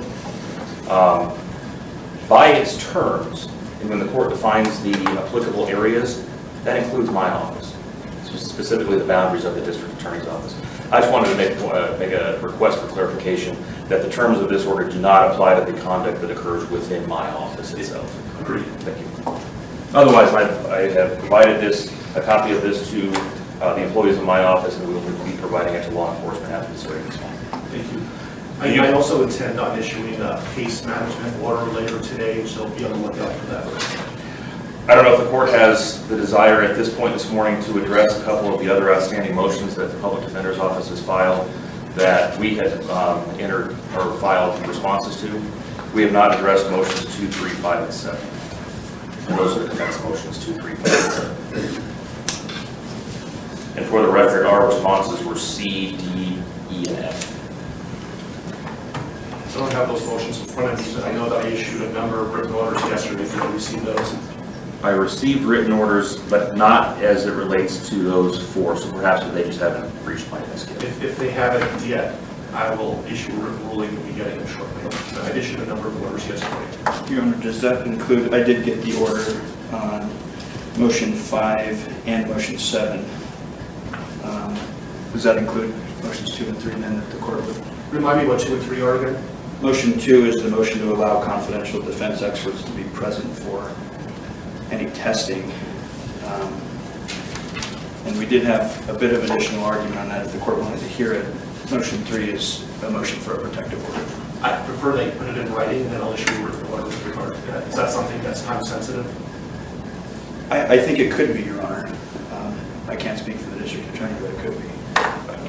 I can tell the court, understanding what Mr. Walsh is referring to in motion number 2, it is not something that is going to occur in the next day or 2, so it's not time sensitive in that respect.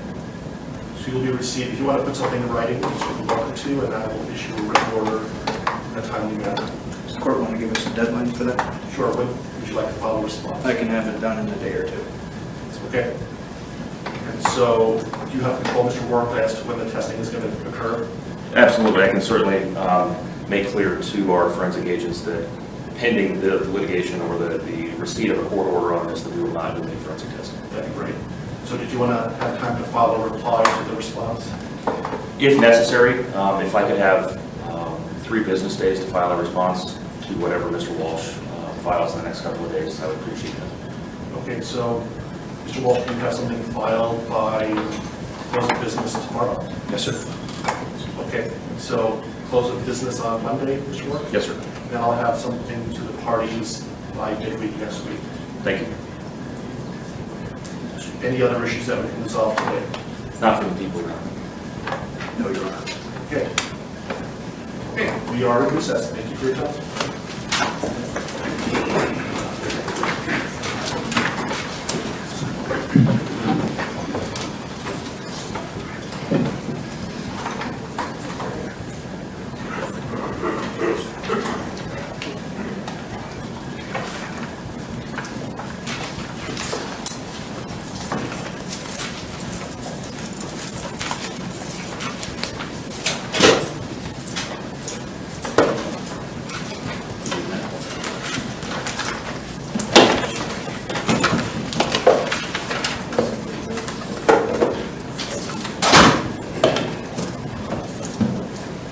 This matter comes on for a first appearance. Mr. Warren, correct me if I'm wrong, but formal charges have not been filed yet? That's correct, Your Honor. The defendant was arrested. Formal charges have not been filed. By my calculation, I believe they will be due to the court at 3:30 on Monday. Thank you. Mr. Mercer, anything you would like to say about that? Not regarding that issue, thank you. So the court has reviewed a affidavit in support of a warrantless arrest. The court has found probable cause for the arrest. Specifically, I see that Mr. Watts was arrested for 3 counts of first-degree murder, each a Class 1 felony, and 3 counts of tampering with a deceased human body, each a Class 3 felony. Again, these are only charges that are named in the affidavit in support of a warrantless arrest. It's the district attorney's office who will ultimately decide what charges, if any, are going to be filed. And Mr. Mercer, would you like me to advise your client of his rights pursuant to Rule 5? Yes, please. Thank you. So, Mr. Watts, I would like you to listen carefully to the rights that you have, okay? Thank you. And so first, you don't need to make any statements. Any statements you make can and may be used against you. Do you understand? Yes. You have the right to counsel. Do you understand? Yes, sir. If you are indigent, you have the right to request the appointment of counsel or consult with a public defender before any further proceedings are held. Do you understand that? Yes, sir. And Mr. Merson is the head of the public defender's office, and he is going to represent you today and potentially in the future. Do you understand that? Yes, sir. Okay. Any plea that you make must be made voluntarily and not the result of undue influence or coercion. Do you understand that? Yes, sir. Right now, charges have not been filed, so this is a limited advisement. I intend to bring you back next week once formal charges are filed on Monday, so I can give you a full advisement. But I will tell you that at this point, the court is not authorizing any bail. Once I know what the official charges are that are filed by the district attorney's office, I'll inform you the nature of the charges.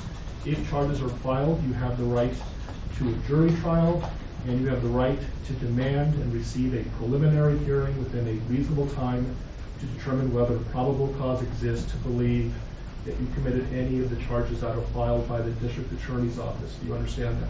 Yes, sir. I believe that your lawyer has filed about 16 or so motions on your behalf, including a request for a preliminary hearing. Do you agree, Mr. Merson, that that time period, that 35 days to have a preliminary hearing, doesn't begin until your client appears in court next week once formal charges are filed? I agree. And I have not seen, correct me if I'm wrong, a proof positive, presumptive great written motion by your office. Not at this point, Judge. Okay. Okay. And so would you like me to further advise your client of any additional rights? No, thank you. Mr. Rourke, what kind of conditions, if any, are you requesting for the protection order given the circumstances? Judge, I'm going to defer to Mr. Wren.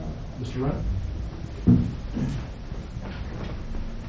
People are simply asking for the standard protection order under Title 18 at this point, given the deceased nature of the victims.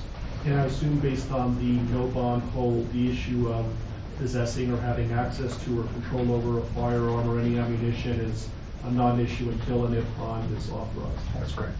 Thank you. So, Mr. Watts, I am going to issue a protection order pursuant to Colorado Revised Statutes 18-1-1001. It's going to state that you not harass, molest, intimidate, retaliate against any witness involved in this case. Do you understand that? Yes, sir. If you were to violate this mandatory protection order, it's a Class 1 misdemeanor. Do you understand that? Yes, sir. And could we talk about some of them? I realize that things are happening very quickly. Motions were filed today. There hasn't been a lot of time to object or to file responses. Mr. Merson has filed a number of motions, some of which potentially may be time sensitive. My intention is for the parties to come back to court next Tuesday so I could advise Mr. Watts of his formal charges that are filed no later than 3:30 on Monday. So I'm not sure if I'm going to be requiring the prosecutor to file a response between now and Tuesday, or whether we can resolve some of these issues now. For example, the preservation of certain evidence, like police notes, handwritten notes, like touch DNA evidence, things of that nature. Your Honor, I think we can address some of these pretty quickly, but certainly not all of them. We would be asking for time to file a written response to some of them. Yeah, I'm just concerned about the time that elapses between now and Tuesday, and I want to make sure that the evidence that's being requested to be preserved is preserved. Understood. So, for example, can you, any objection for me to order that all law enforcement, both state and federal, that were involved in this case, preserve their handwritten notes? Any objection to that? No. So I will grant that request. Did you read Mr. Merson's motion with regard to touch DNA? I believe that was filed under seal, and I have not seen it. It was suppressed, so they should have had access to it. Gail, Christy, could you print out a copy for Mr. Red? Again, I appreciate the fact that this happened very quickly, and so let me get you a copy of that, a hard copy of that, and then you can review it and let me know what your thoughts are. Is there an autopsy that's scheduled to be conducted in the near future? Not yet. It was a 16. 16? Yes. While we're waiting, Mr. Merson, I noticed that... Actually, I'm sorry to interrupt, Judge. It was D17. D17? Yeah, sorry. So I see that your motions are numbered, but I'm missing 9 through 15. Yeah, I basically counted them and then started off. There were some other people in my office that had filed those other pleadings and not numbered them. I just want to make sure I'm not missing something. I don't think you are. I think many of them concern the media issue. On the way over here, the deputies advised the court had already ruled on that.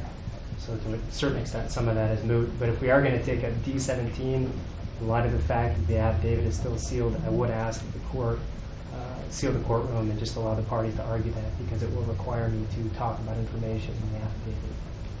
Well, why don't we give Mr. Wren an opportunity and let me know whether, without talking about the substance, whether he has an objection or not. It's really more of putting the prosecution on notice than anything else. Why don't you read it first and let me know what you think.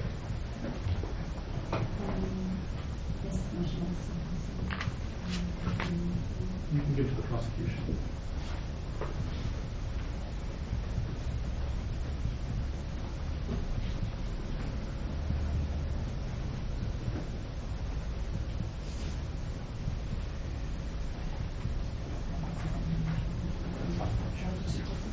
Steve.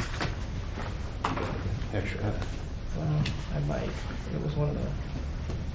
So, I did add the house to this, so the D-17 will have the house on it as well. But that's the gist of it. At this point, I'm concerned about whether or not it's sealed off. Shanann has been released by law enforcement. Okay, when was that? Late last night? Okay, alright. And I guess that part of the motion would be moot at this point. Mostly concerns what's in this motion. So, okay. If I could take a moment to read this. Mr. Mercer, anything on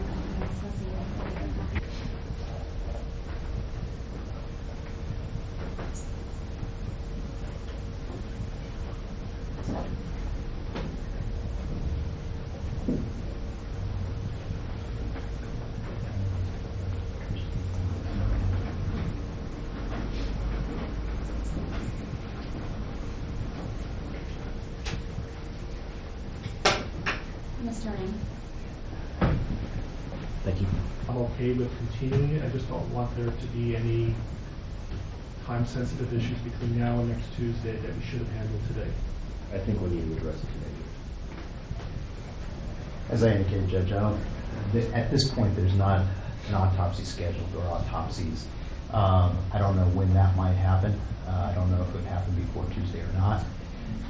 With respect to this motion, and does the court want to address Mr. Mercer's concerns about clearing the courtroom, given the sealed nature of this, or may I speak for you? Well, it was I think it's based on the sealing of the affidavit in support of the warrantless arrest, and so it was your motion to seal. So if you think the reasons why you requested the affidavit to be sealed are going to be compromised, we could do this in camera. If you believe it's not, then we can talk about it publicly. I'm not worried about the compromising nature of the affidavit. I will tell the court and make a record that the prosecution has provided Mr. Mercer with a copy of the affidavit, despite the fact that it was sealed to the public. I am concerned about this being discussed in a non-in-camera setting. My concerns revolve around the issues I brought up and the objections to expanded media coverage. It's an ongoing investigation at this point. I have concerns about, what would be discussed and how that would implicate Mr. Watts' right to a fair trial and his due process right. So my request is that the court seal the court so we can discuss this. Mr. Wren? Leave that to the discretion of the court. It seems to me, based on everything I've heard, that the affidavit is going to be released at some point. It was the prosecution who requested the sealing of the affidavit. They're not concerned about this being compromised, the investigation being compromised. And so I think we can talk about this publicly. Mr. Wren? And when you say talk about this, are we still talking about yes. D-17, yes. Which was also filed under seal? Yes. So with respect to paragraph number 3, Judge, our concerns relate to the way this is worded. As the court knows, the pathologist goes through a very extensive process when conducting an autopsy, much of which is governed by statute. I think most of what he's asking for is standard procedure for an autopsy conducted in this jurisdiction and would be done. However, I have concerns about the way this is phrased in that it orders collection of trace DNA and touch DNA from certain areas of bodies that at this point we don't even have, frankly. Second, we don't know if that trace DNA is going to even exist if we have the bodies. So there's no way to order us to find something that may or may not exist. I think when I read the motion, it essentially is putting the prosecution on notice that at some point they may be in possession of exculpatory evidence, and it's their duty to make reasonable efforts to preserve that and ultimately provide that to the defense. And so I think they're on notice by the mere fact that we're talking about this, that Mr. Wren got a copy of the motion, and if this becomes an issue later on, we can litigate this, and there's some pretty significant sanctions for the destruction of exculpatory evidence. Okay, so that will be the ruling of the court. Your Honor, may I ask one clarifying question? Because the way that the motion is titled talks about the collection of touch or trace DNA at 2825 Saratoga Trail as well as during the autopsy, but the body of the motion does not.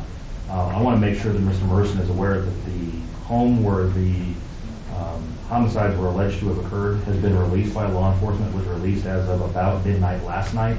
So even as we stand today, we are not in a position to be able to go back in and collect trace DNA from that home. So I just want to make clear that the ruling of the court does not require us to do anything affirmative with respect to the home.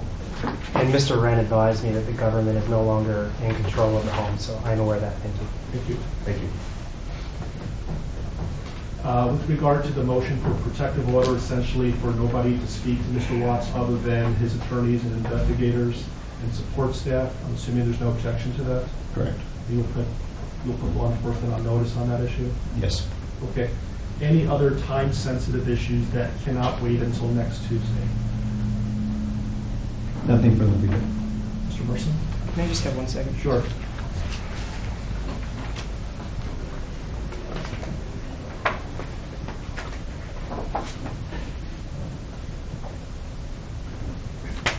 Nothing further. Thanks, Judge.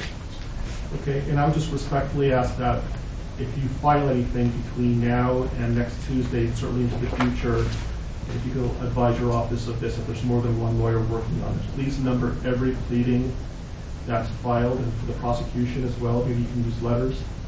And that way I know that I'm not missing something. That would be wonderful. Yes. Yes. Okay, so we'll see. Let's pick a time next Tuesday. I know everybody's really busy. I just had some time open up.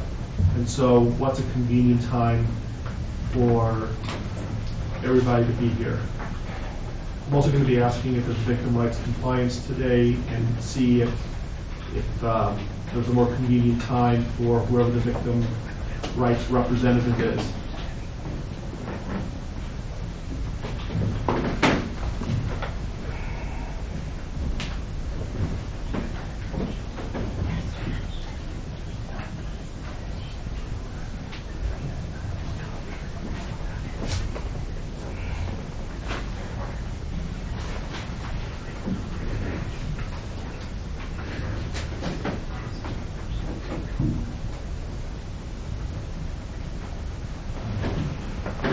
We have been in communication with the family of the victims. We are in VRA compliance for that, based on that effort. At this point, we don't have any specific times that are good or bad for the family, but we will certainly contact them as soon as we leave and clarify their availability for next Tuesday. How about the attorneys? What's a good time for you to be here on Tuesday? Anytime, Judge. I'll make it work.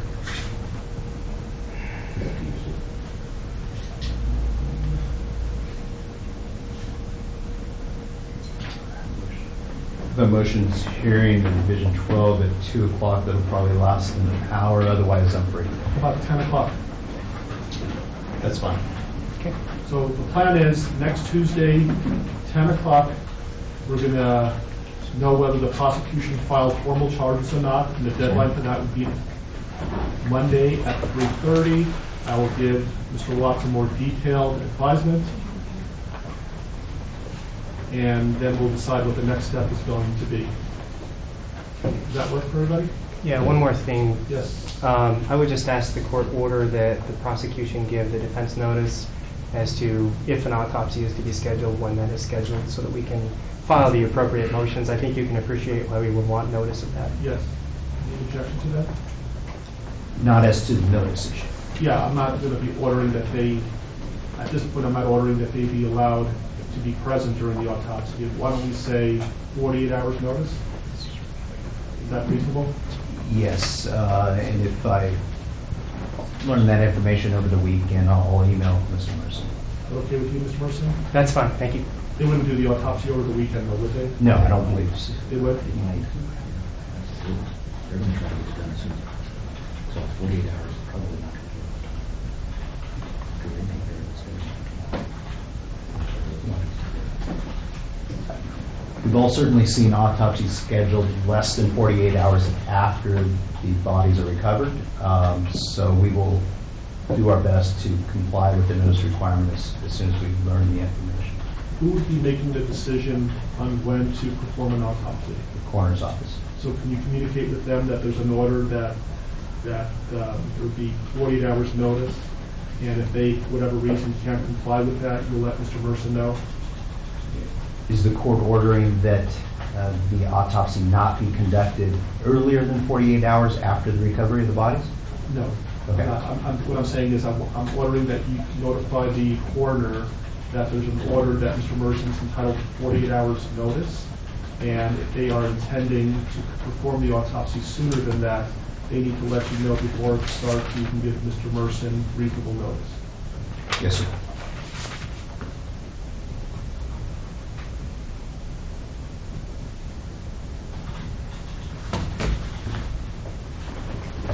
Anything else you can think of between now and next Tuesday that we can resolve today? Yeah. Nothing from the prosecution. Nothing from the defense, thanks. Okay.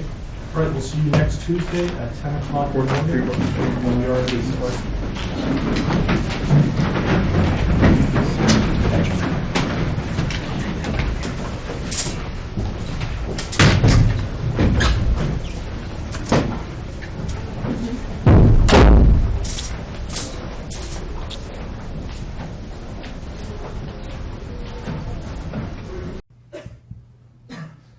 Your Honor, there are no words to adequately describe the unimaginable tragedy that brings us before this court today.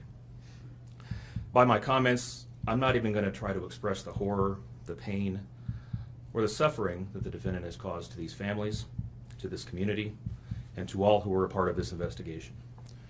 However, I do want to spend a few minutes sharing with the court the details of the crime, as so far you've only had an opportunity to review the affidavit and a few facts here and there that have been offered to the court in the motions and pleadings that have been filed.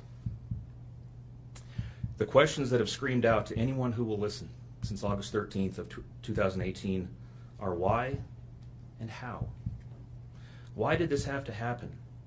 How could a seemingly normal husband and father annihilate his entire family? For what? These are the questions that only one individual in this courtroom or on this planet knows the answers to. I fully expect we will not receive the answers to these questions today, nor will we at any point in the future. I don't expect that he will ever tell the truth about what truly happened or why. Even if he did, there is no rational way that any human being could find those answers acceptable responses to such horrific questions. The best we can do is try to piece together some kind of understanding from the evidence that is available to us. And the evidence tells us this. The defendant coldly and deliberately ended 4 lives. Not in a fit of rage, not by way of accident, but in a calculated and sickening manner. Shanann was 34 years old. She had married the defendant in November of 2012. Over the weekend leading up to August 13th, she had been at a work conference in Phoenix, Arizona, and returned home in the early morning hours of August 13th. We know that she got home about 1:45 in the morning. The doorbell camera on their home shows her arriving back home from the airport. Shortly thereafter, at least according to the defendant, they had what he referred to as an emotional conversation about the state of their marriage and about what their lives would look like going forward. What was said during that emotional conversation, only he knows. What we do know is that shortly after that, the defendant strangled her to death with his own hands. We know that he slowly took her life the morning of August 13th. We know that this was not done in an uncontrolled, vengeful manner that he tried to describe to agents from CBI and the FBI. If that were the case, you would expect to see vicious, horrible bruising about her neck, shoulders, and face. You would expect to see the hyoid bone in her neck broken. You would expect to see some kind of defensive wounds on his body as she struggled and fought for her own life. None of those are present. The only injuries that were on Shanann's body were one set of finger or bruising, what appeared to be fingernail or finger mark bruising to the right side of her neck. We know that our experts will tell us that it takes 2 to 4 minutes to strangle someone to death manually with their own hands. The horror that she felt as the man that she loved wrapped his hands around her throat and choked the life out of her must have been unimaginable. Even worse, what must Bella, age 4, and Celeste, age 3, must have experienced or thought as their father, the one man on this planet who was supposed to nurture and protect them, was snuffing out their lives.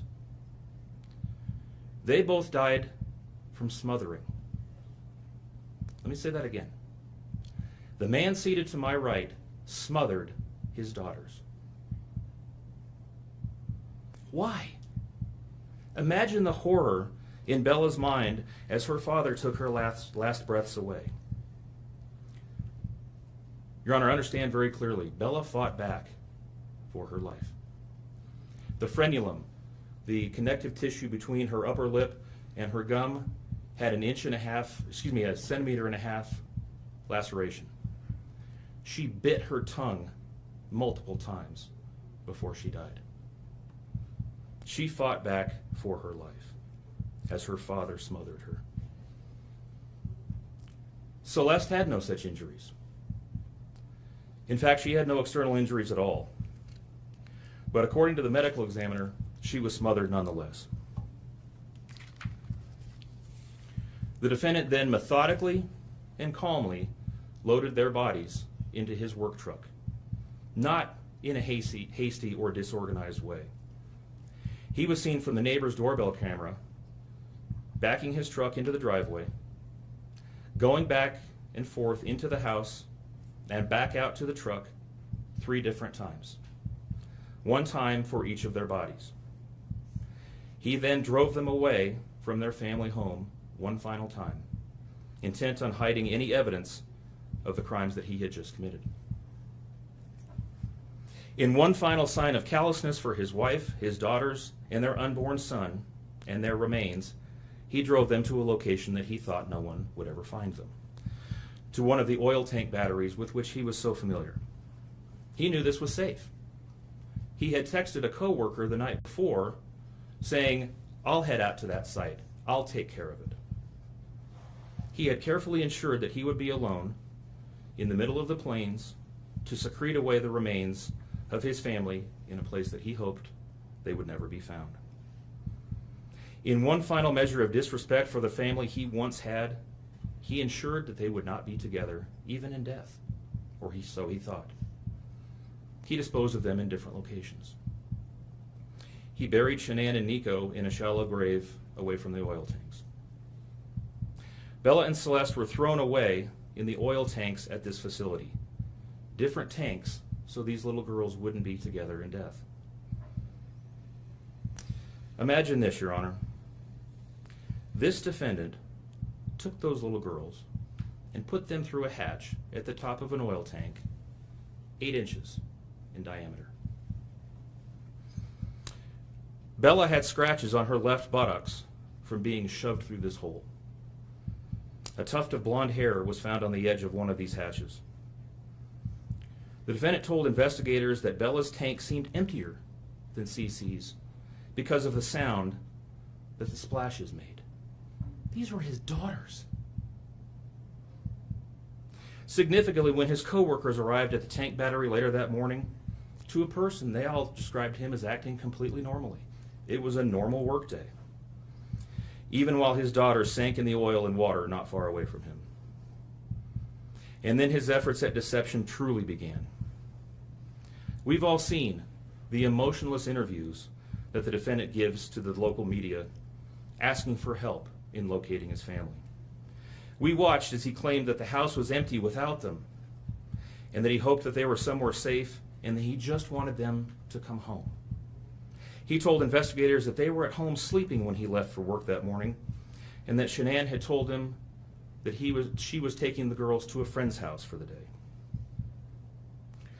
What is striking about this case, Your Honor, beyond the horrors that I've already described to you, is the number of collateral victims that he created by his actions.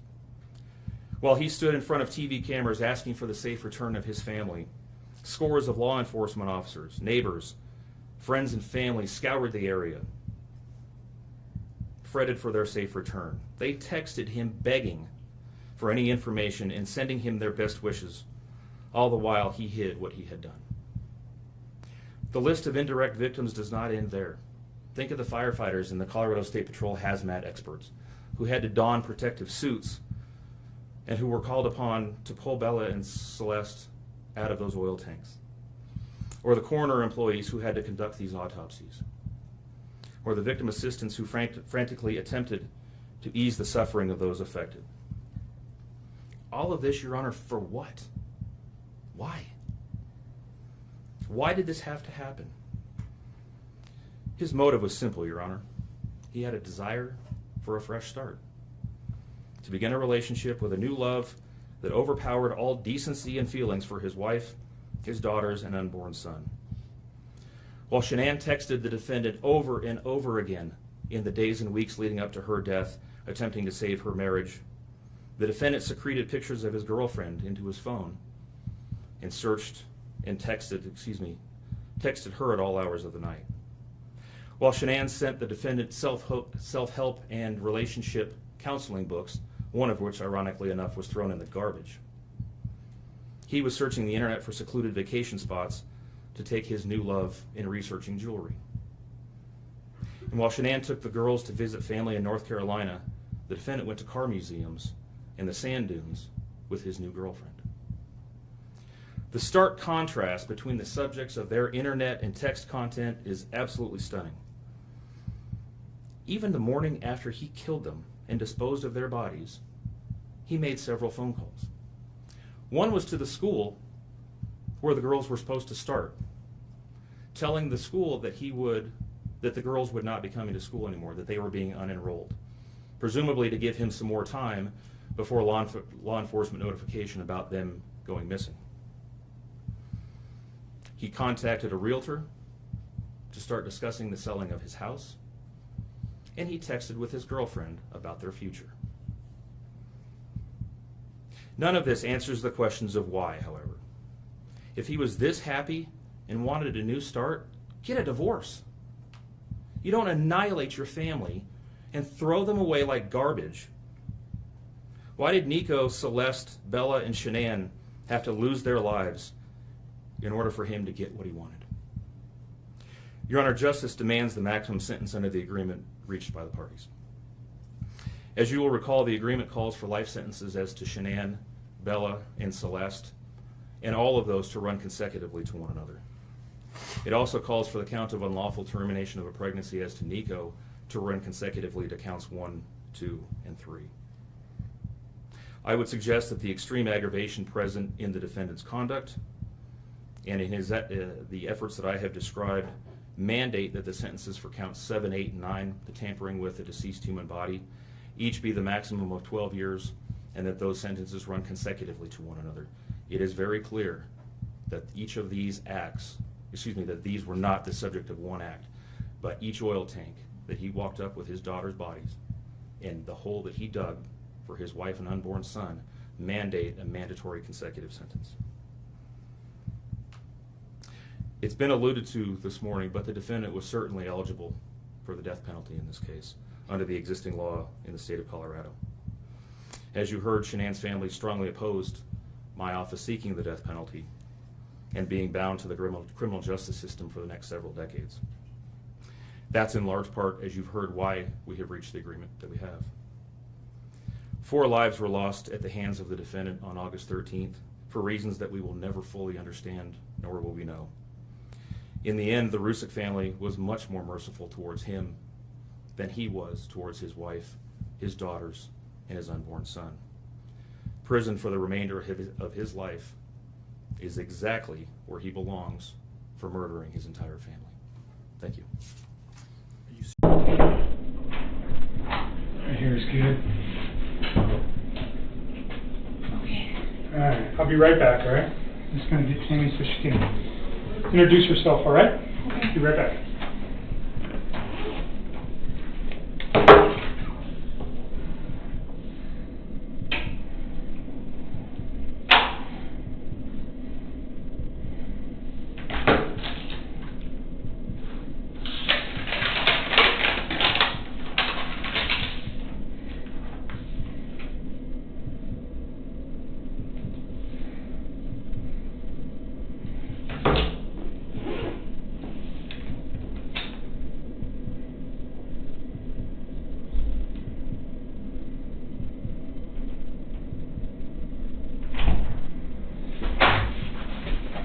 Alright? Yeah.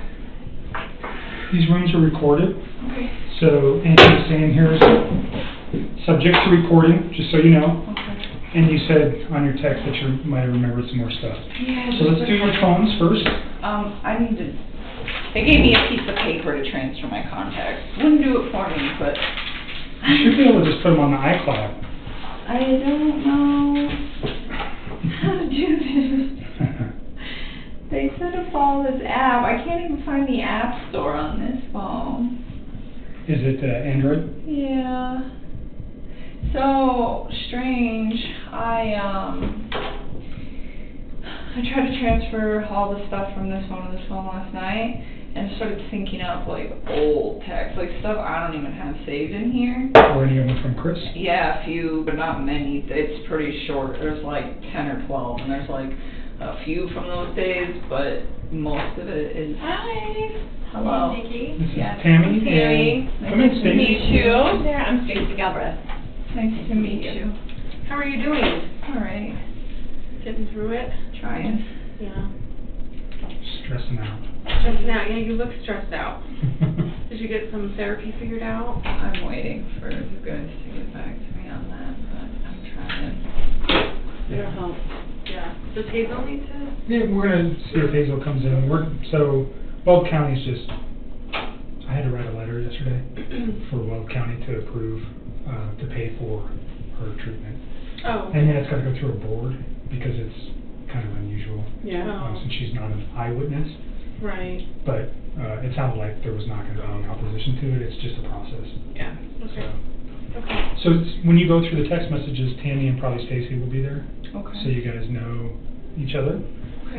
Or if they reach out to you, you know that they're not the media. Yeah. Can you just give me your cards Yeah. before you leave? I got. grab you one. Okay. I just Thank and now you. with this new phone, it's like I got so many numbers that I'm sure I can So- figure out who they are. But I need to just deal with that. Like if you guys can help me get all of my contacts from this phone to. So I can get a tech guy maybe to help me because I'm bad at it He gave too. me instructions So on this is your old phone? This is the one that I use for communication. This is the one that's going to you guys. Okay. This one's mine This now. is nicer. I know.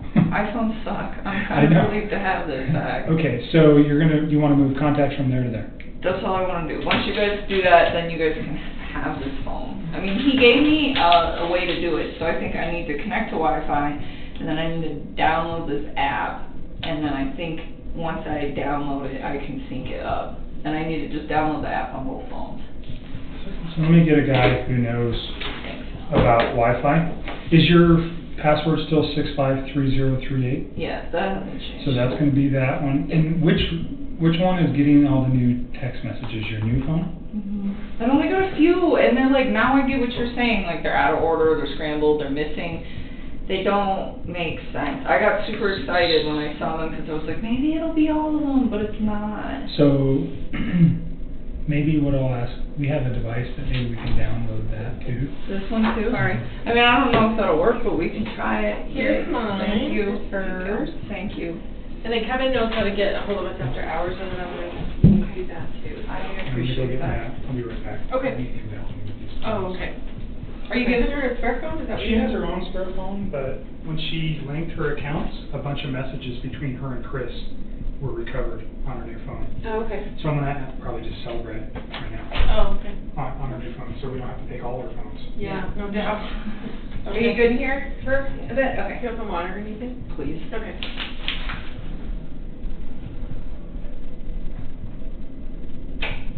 Okay, so App Store.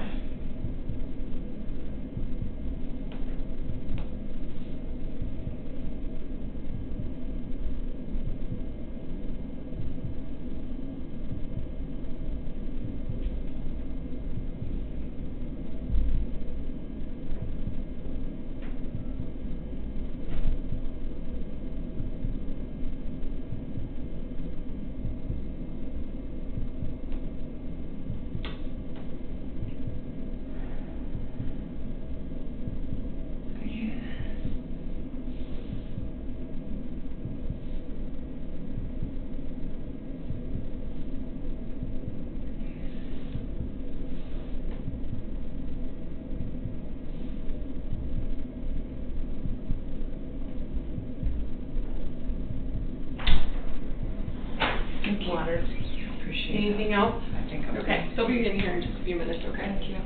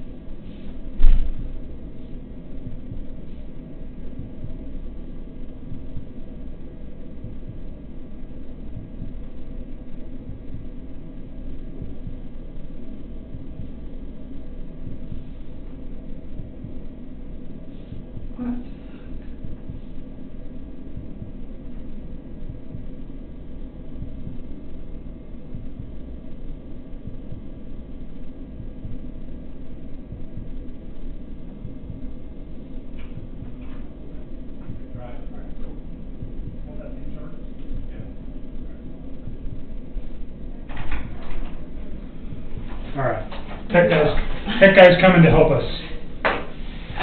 I would do it myself, but it's like there's so many different, I haven't used this phone in years. Okay. And like right now, So it's not very new? This is old. Okay. I haven't used this since like 2016. And so all these numbers on here are numbers of people I've gotten since then. What I don't want is with like the media and all this other stuff going on, is have a phone just full of unknown contacts. Sure, I get it. Like, So he's going to come over and turn your Wi-Fi on and figure out how to move. all of that. He knows Okay, I'll just about let him this. do that. I give up. Okay. So your phone this time, do you have any objections to us looking at everything in your phone? Why do you even need that? I'm just curious. Like, why do you need everything as opposed to just stuff So being there? well, because it's easier to get it. And if we're looking at all the material, let's say I take everything off your phone, I can put a date in, like let's say August 10th through the 15th, because those are critical days. But other conversations between you and Chris, or other text messages between you and Chris from June or July, then it makes it harder for me to find all those. Do you understand what I mean? It's easier for them to just take everything. I don't know. Are they? Yeah, I mean, except for when I first met him and it was his APC thing. Okay, and then what about your phone log? It's always his 910 It's the same number? number all the time. Right. Like, it's And then always that one, or originally was his. We talked about your GPS locating, like knowing where your phone is at certain times. I mean, you guys can have all that. I just was like, oh my god, I have so many texts on here between me and all my friends. I'm like, do they really want all this stuff? Well, is there anything in those texts that you'd be concerned with? Not really. So, well, not really, or yes or no? No, I mean, like, the other day, my dad and I decided to do some damage control because a lot of people were like, hey, please call me, I don't know what to say. And I just told them all, like, I didn't say anything. I pretty much just said, if mediators contact you, tell them no comment. It's like, please be nice to them. It's like, you do not need to talk to them. It was like, I'm safe, I'm not in trouble, I've been breaking laws. And it was just like, just send your love and support. And that was all I said to people. So did that prompt all the phone calls of people going, No, are you okay? they were prompting me. All right. And That that's is when why I did that, because I didn't even want to like say that, but I was getting all sorts of texts from people that were like, media's trying to contact me, I don't know what to do. I didn't tell them that I was a witness, I didn't tell them anything about that. It was just like, just say no comment, I need you to do this. Okay. And then a couple of my like super close friends, I asked them if they would be courteous enough to take all the pictures that we had of each other off Facebook and social media, and they said yes, and that was like a couple of really close friends. Is there any text messages between you and friends that reference anything that would be concerning regarding this case? No. Like talking about Chris? I think you've told me that you've never even really talked with My friends about him. No, and like my friend's dad died last night, like yesterday. I'm not worried about that. No, I know, but she started like, oh my god, she was really drunk last night.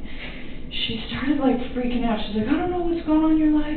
She's like, I don't know if it pertains to this case. And she like just sent me like a screenshot of a news article of that case, and she was just like, she's like, what about conversations? I didn't mention that it had anything to do with that. She's like, I don't know if that's what it is.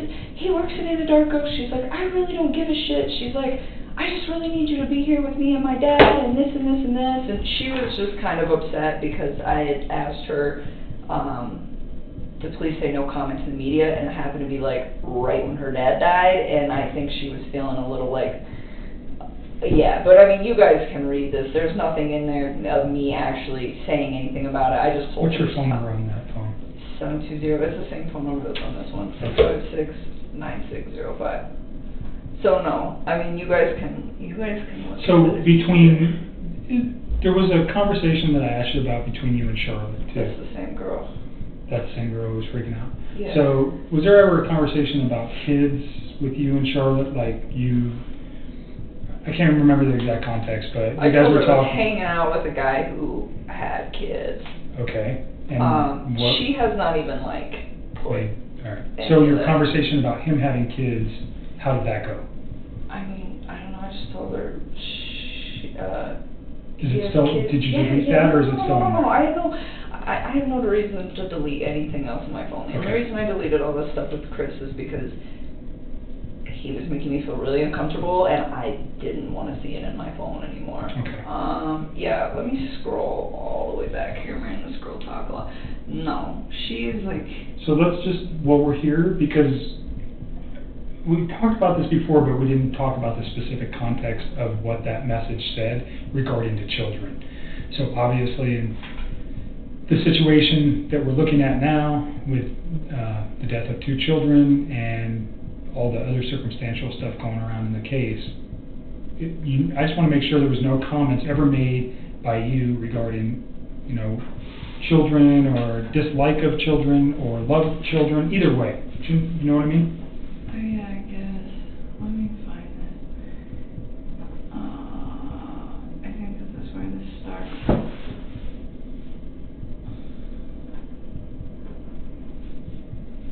I mean, you guys can just take whatever you want out of there. So it's easier for me to just take everything than it is to single it out. Plus, for the purposes of this case, the less exposure, you know, we already have, initially you drew concern from me when you told me you deleted everything from Chris. I've already told you that. You understand why. There's no question as to why that might cause concern. So if there's anything else that ever comes up, I have it, and then we can just discuss it. Do you understand what I mean? All right.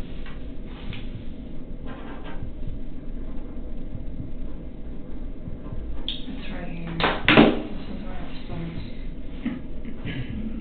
She starts right there. She starts talking about her and her fiance. So that was like weeks ago.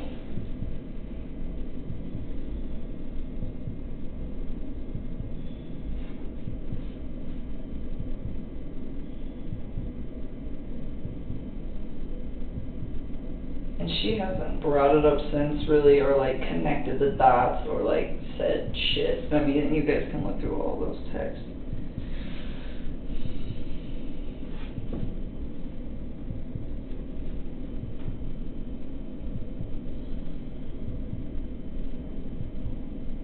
And I don't know when that was.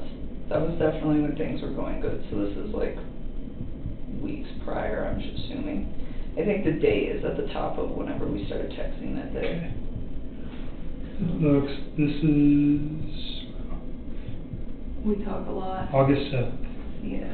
So I reference everything to Sunday the 12th.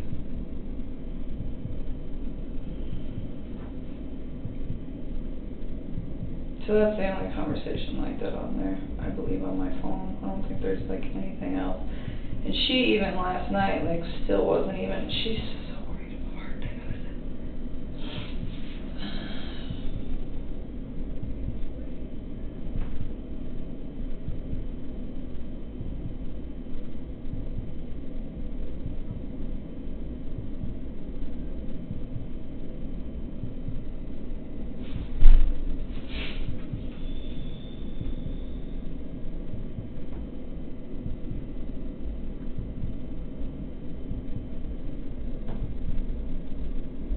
Other than that, there shouldn't really be anything on with other people. But you guys can just pull everything off that phone if you As long want. as you're okay with that, that's would be I mean, my if that preference. makes your life easier. It's not just about making it easier, it's just less. So if there's any question, like I told you before, like the 2 girls you just met did a lot of interviews in this case. They've done a lot of work. They may know things that I don't. There's no way we can all know everything. So they might go, oh, because somebody else is the one who told me about Charlotte and this message. So I've never Well, read that's this. probably why. Potentially, I'm assuming that that's Yeah. what that is. Because I said his name. And I don't even think she's put 2 and 2 together. Because last night, it was just like the way she was talking. She wasn't like, this is him, this is it. She was like, I don't know what's going on. I just assume this is it, because this guy looked at Anadarko, but she is not even, like, processing.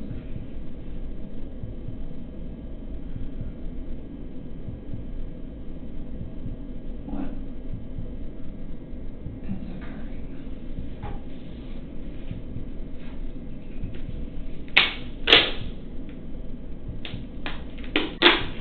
do you mean by can tell he has a lot to take care of in life?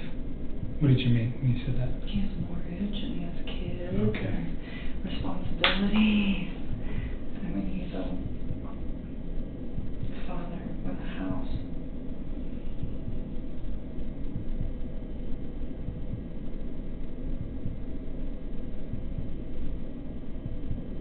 You're even saying in here he's all about his kids. Yeah. And she was like asking me somewhere in there, like, I mean, everything I had to say about him at that point was like really positive. Like, I think I made it clear that I wasn't like 100% sure this was like the man of my dreams and I was going to spend the rest of my life with him or anything, but I was enjoying the time that I was spending with him at that point. You're referencing that he has 2 kids and then you don't like that because you want to have that experience with somebody else? Is that what? I just said I wasn't sure if he was the one that I wanted to be with because he had already like done everything. Okay. Like I was like, it would be really nice to kind of like have kids and have my own marriage and all of that stuff. That was never anything I conveyed to him.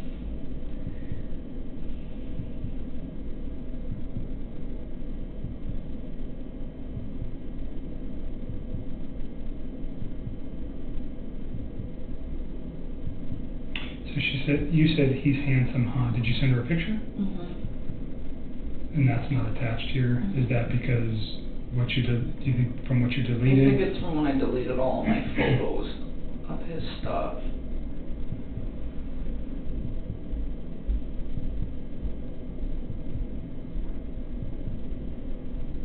He's kind of short. I mean, I talked to her in a way that I wouldn't like talk to him if like my girl, you know what I'm saying? It's I get it. different. No, I'm just Very, teasing you a little bit.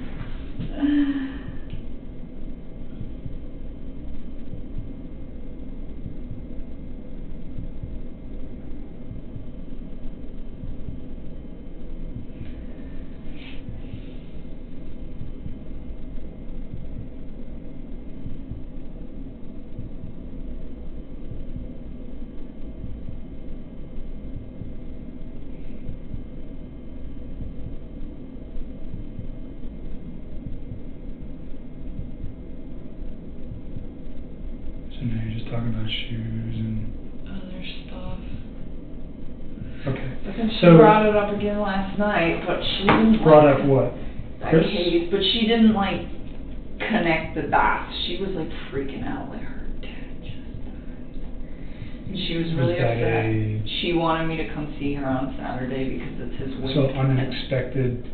Kind of, sort of. He had Parkinson's, so kind of, but not. You know what I'm saying? It was a very drawn out thing. But she's having a really hard time with it. I knew she would, and she's like, can you make the wake on Saturday? And I was like, I'm really hesitant to leave the house, and I didn't tell her that, but I was like, I don't know, I'll try, and I'm gonna go, but I'm not gonna tell her until it's like right before I need to be there. And So what did she reference that? Just is Chris the guy? I'm more interested. No, she in didn't even ask me if she was just like, she's like, I don't know what's going on. She's like, you can just read it. Okay.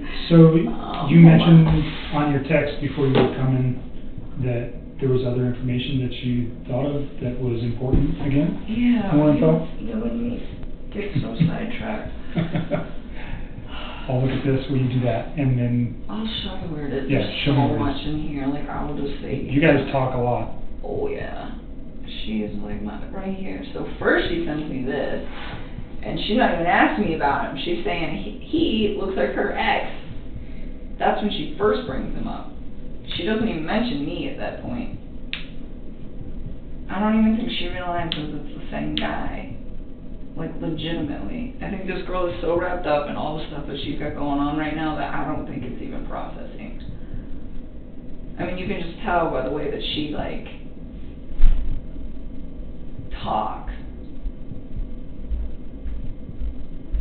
See, and she's all upset because I asked her to not talk to the media, and it happened to be the day that her dad died, and I'm sitting here trying to comfort her. Is this your best friend? Yes. This girl is like my whole world. Alright. But you're not talking about children or your relationship with Chris or anything like that? No, the only time I ever mentioned him was like that one day. Okay. And I didn't even remember that I even had like said that to her, because I just... What's her phone number? 720-425-7330. So I'm not going to call her, but at some point you might want to talk to her, just so you know. I mean, sooner or later she's going to connect the dots, or you're going to tell her, right, if she's your best friend. I'm not going to tell her. If she figures it out, she figures it out. Okay.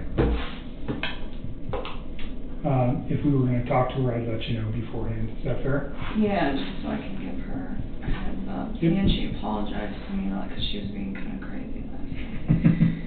She was. So tell me about the new info that you remembered. Okay. See right here. Hold on.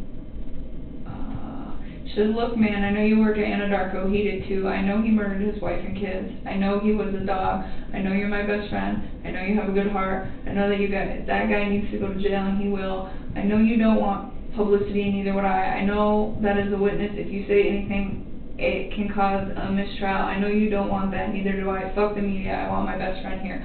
I never fucking said anything to her about a trial. Okay. So, but see, look, she goes, I don't even care if you flirted with him or more. I know you had nothing to do with what happened, and I don't care if your job is having an open investigation. I'm not going to ask you a single question, but my pops died and you're my best friend. Okay. And I said, please stop talking about that. And she said, what, are you on house arrest? And she just keeps saying, my father died, what the fuck? She was not okay last night, and I was just trying to, like, understandable, mitigate this. And I was like trying to calm her down. And I said, Charlotte, I'm trying so hard to be the best friend I can to you right now. I said, I want to talk to you about that case. I didn't say the case. I said that case. Like I wasn't even affiliated with it at all. And you need to respect that. I'm here for you regarding your dad, and you know this. And then she's freaking out and freaking out. You guys never had a conversation except for this past text messages about Chris and his children. No, that was it. Okay. That was it. That's fine. I mean, because he wasn't really something that I like super wanted everybody to know about, and I shouldn't have even mentioned it when she brought up what she had like going on sexually with her fiance, and it happened. But at that point, you guys are best friends. It's understandable. Yeah. See, and she keeps trying to talk about it. She says, if you're not under investigation by the police, I don't care. Why can't you attend your so-called best friend's father's death? It doesn't make sense to me. And all I told her was stop. And then she just like, her dad. yeah, and she just is like freaking out. And finally I just told her, you know, getting mad at me isn't going to bring your dad back. And that is when she chilled. Okay. Well, she kind of went on another rant, but it had nothing to do with Chris. And then she apologized to me this morning for being drunk and sad and angry that her dad died. What other new information? Okay, see, we got so much going on, I texted it to myself because I can't predict this. You want to make sure before you leave you see Hazel. You need to get some help. I know, I've been asking. Oh, so he was talking for a few weeks, like he mentioned, give me a time frame. Okay. So he went to North Carolina. When he came back from North Carolina, I was informed sometime either when he was on the trip or when he was like getting back, but in that area, that they filed for divorce and that they were gonna put the house up and for sale, and he was like, she's the one that called the realtor. Because he told me that he had spoke to her when he was in North Carolina about it, and then the next day, she was the one who called the realtor. When you say Shanann? Yes. And when you say, the time frame they came back from North Carolina, you don't remember the specific dates, but it was like the first or second week of August? Yeah, I think I told you guys when they left. I think he left on Tuesday the 31st of July. I do remember you saying that. And I don't remember when he came home. I really don't. I don't remember if it was like. So is this a phone conversation or is this a text conversation? No, this happened over the phone, and he told me that, that was when I had said, hey, when you go to North Carolina, I really think you should try to fix things with your wife, and he kept asking, well, what about us? And I was trying to kind of take a step back and see if he would fix things before attempting to pursue things with me, because I wanted to know that if all of these things he's saying, like, yes, we're getting separated, and yes, you know, all of these things that he's saying are happening, I wanted to know that it was like, you were doing this like you said you were prior to me coming in your life, and it had nothing to do with me, you know. And so for me, it was like, I really wanted them to fix it. I would have just left the situation. So tell me why Shanann calling a realtor and him mentioning that they were going to be divorced. Why do you think it's important? Because, so after that, he was like, she's the one who called the realtor. And I remember, I was like, damn, that was fast. Because I knew he told me, like, we were going to put the house up, but they said, he was like, we didn't know how much to offer for it, and we were kind of trying to find somebody. And it, like, so for the first few weeks that I hung out with him, he kind of, like, dragged his feet on, hey, this is happening. And then after North Carolina, he's like, yeah, she wants to put the house up. She's the one that called the realtor. And I was, like, kind of taken back, not necessarily at the speed of it, given how long he said that they'd been separating, but the fact that she did it, like, the day after he supposedly sat down and had a conversation with her about, hey, do we fix this or do we not fix this relationship? So do you remember how many days she was back in Colorado before leaving? Do you know that? Because I don't remember when they got home. Right. I don't. I'm just trying to get your memory jogged there on that. But so this was, they get home, he had told you in North Carolina that they agreed to, and they're finalized their relationship. Yeah. They get home and she immediately wants to sell the house. Yes. And then, so, I mean, I started thinking, okay, well, I know in Colorado houses sell very fast here. So I was like, what's your plan? You know, and I was like, because you might want to be prepared. And I remember that's when the whole concept came up of, you probably need to start looking for a new place pretty quick. And that was when he was kind of overwhelmed with it, and I told him, I was like, look, like, I just moved a few months ago, and I was like, to find a place that was comfortable for me, it was like, it took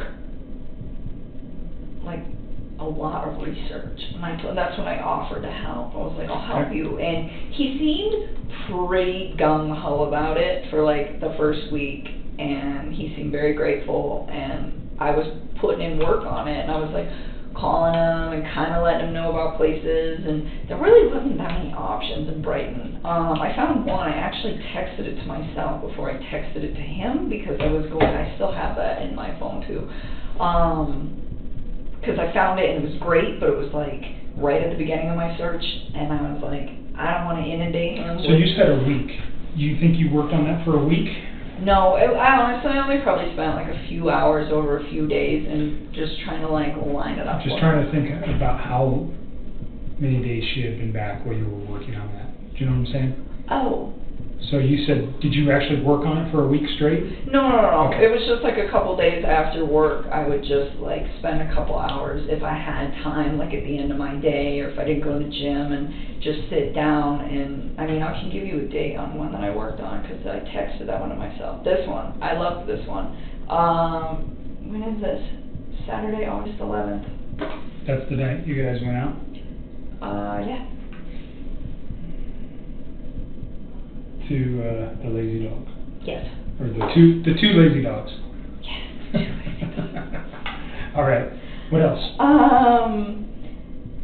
Yeah, so the reason that this is important is because he, like, up to that point, seemed like he was all about it, you know, and I was respecting him. I wasn't like, oh, you need to get this, you need to get that. I was like, what city do you want to live in? What side of town is she staying in? You know, how close do you want to be to work? How close do you want to be to your kids? I mean, I asked him everything. I just wanted him to have something that was accommodating for his whole family. and he told me that she was probably going to stay in the Frederick area, but he never said for sure. The first time I asked him, he's like, I don't know where she's going to go, but she'll probably stay in this area. And I was like, Chris, if you're going to get an apartment, like, you need to figure that out, because the last thing you want is to be like an hour drive from your kids. It's like, you know, you gotta be close. And so, I ended up asking him again, like a couple days later, and that was when, he was like, I think she's staying in the Frederick area, and I was like, okay. And that's when I was like, started to get details, like, where, and if you guys find my text, you'll see it, where I'm asking, like, where do you want to live? Like, how close do you want to be to work? Those things, like, you know,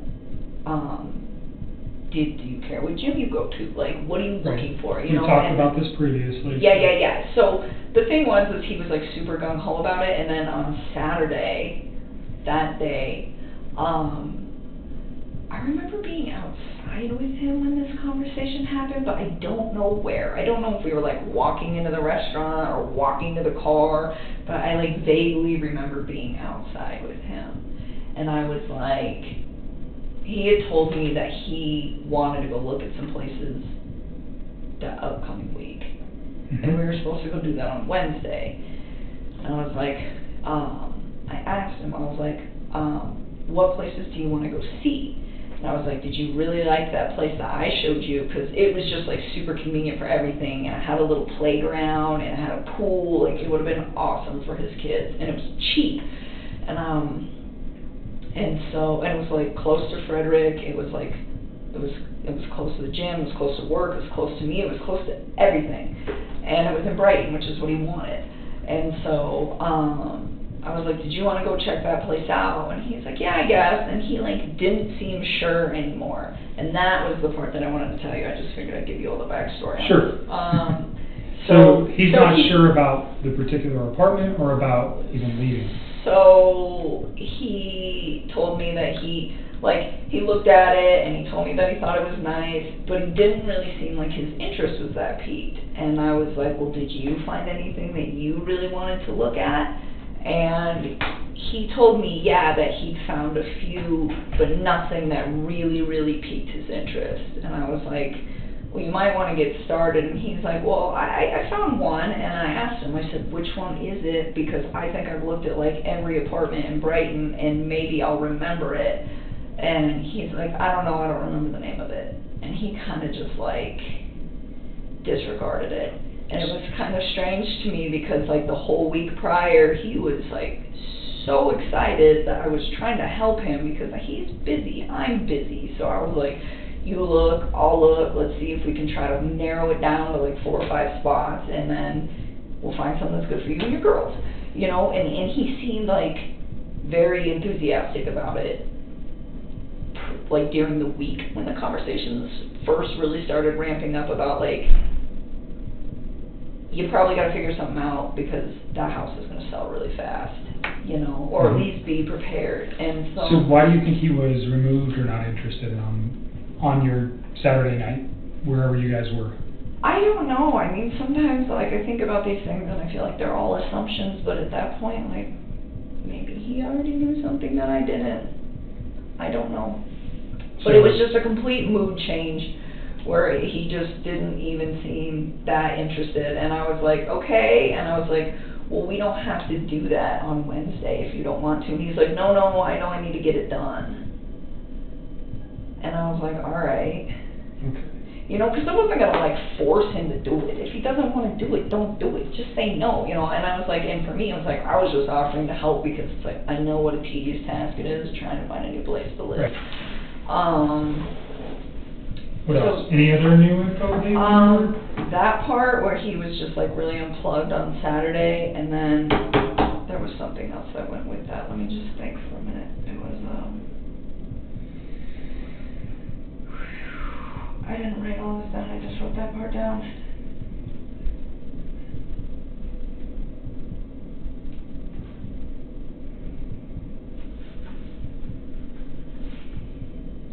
I can't believe I can't remember all this stuff. You remember so much stuff already. Slowly comes to me all the time. Well, some of this stuff is just things that you would never think about. And now that I'm like hindsight's 20/20, and I'm like starting to go back. There was something else that happened on Saturday that had to do with all of this. Think about it for a minute. I'm going to see if my tech guy has his equipment charged. And we'll get your phone taken care of. Okay. So again, I'm going to have you sign this voluntary consent. Yep. It's the same thing that you signed in Thornton, saying that, you know, I didn't threaten you, intimidate you. You have a right to say no. I want you to read the document again. We're going to take your phone. We're going to use a program called Celebrate. If you go to your phone store, that's what they use. Sometimes they used to do this. They used to move your stuff back and forth. It's the same thing. They're going to take that information, and then an examiner who is skilled in looking at cell phone data is going to look at it to try to recover the deleted material that we're after. I hope So, that they can get the deleted material is what I'm after. I know it is. I feel so bad that I did that. I didn't even honestly, like, that's not even what I was thinking about. I was just so, did not want, like, any presence from him. So you're okay with us doing just everything? take the whole phone. Awesome. Just take it.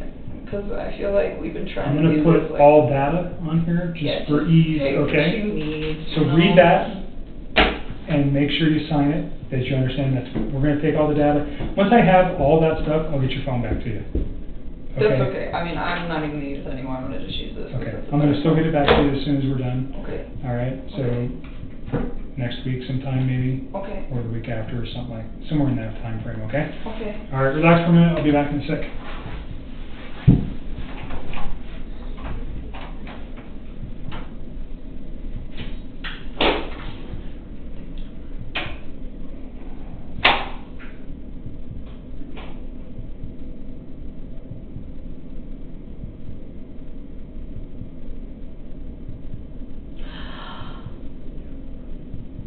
I got it. I got it. I got it. I got it.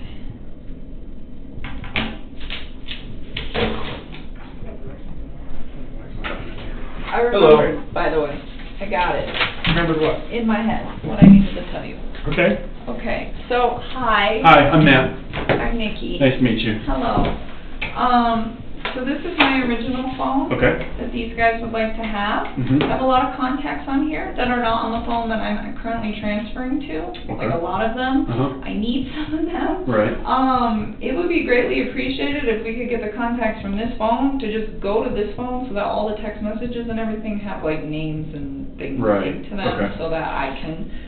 That's all I want to do. And I went to Verizon to switch to this phone, and all they did was give me this little sheet of paper to follow, which seems very simple, and I'm usually pretty tech savvy, except for the fact that I can't get the App Store to work on this phone, and I can't get the Wi-Fi to work on this phone. So that is the dilemma that I'm in. All right. But if you would be so kind as to just sync that up, then I can give them what they need, and that I am not good on phone things. I'm usually pretty tech savvy. After working in the oil field, you gotta get creative out there. Because they have technology, but you're like in the sticks, so everything wants to malfunction. So are your contacts on this phone synced to the cloud, to iCloud? I don't know. Okay. I mean, some messages came over, so I assume that everything is, but I don't really know. So maybe I'm not as tech savvy as I thought. What'd you remember? You just said you remembered something besides that. Were you, Oh, you want to have this conversation right now? He's an agent. He works with me. He knows about this I can case too. step out if you feel more comfortable. Oh, no, I mean, what, it's I okay, don't know, if- whatever. You tell me. He had a fire stick. He kept talking about, you know what a fire stick is? No. Okay, you probably do since you're a tech guy. They're like, okay. Oh, you mean like an Amazon Fire Stick? Yeah. Okay. Okay, so he didn't have it in his possession, but on Who's he Saturday. though, Chris? Yes. So Chris mentioned to me that on Saturday, that same day,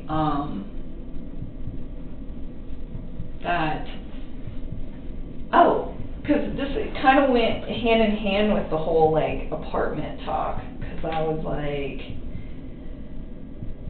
oh, that apartment that he said he found that he was like, I was like, well, what's it called? And he's like, I don't remember. And I was like, well, how much is it? He's like, it's close to $1,100. And I was really taken back by that, because I pay more than that, and I don't really have that nice of a place, and it's not a 2-bedroom, it's a 1. So that part kind of seemed odd to me, but I'd seen a few things online that were kind of cheap, and I was just like, all right. And he's like, I'm just trying to cut costs. And I was like, that's cool. I was like, how else are you doing that? And it was just out of curiosity. And he's like, well, I decided to get rid of cable. And I was like, okay. And I was kind of taken back by that too, because he loves sports. Dude, like, lives and breathes football.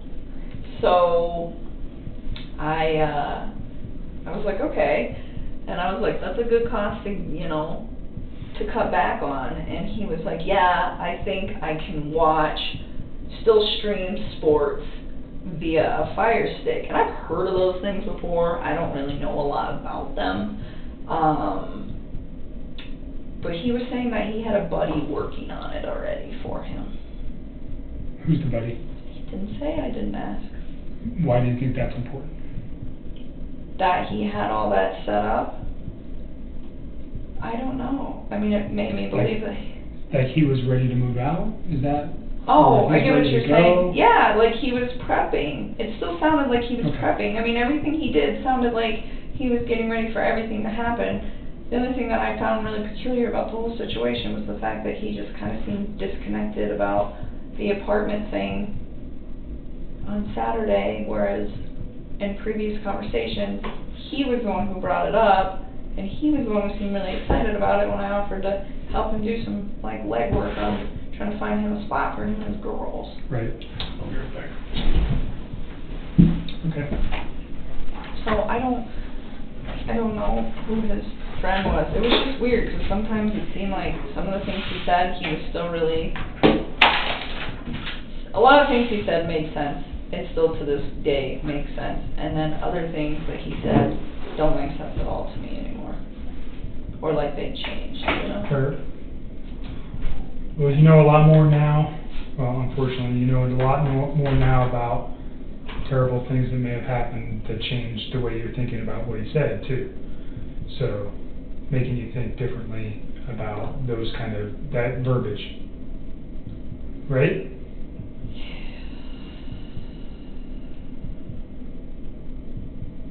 Definitely. Okay.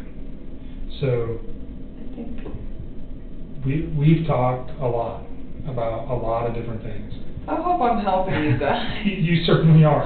I hope so, because I don't like having this stuff on the top of my head. It's so hard, and so many days I can tell that my mind is trying to like block it all out right now, and I think it's almost like a subliminal like coping mechanism, and I'm trying not to. I'm trying to like think about it so that I can help you guys, and that's why So why don't you give yourself a break for a day or two and just live a normal life.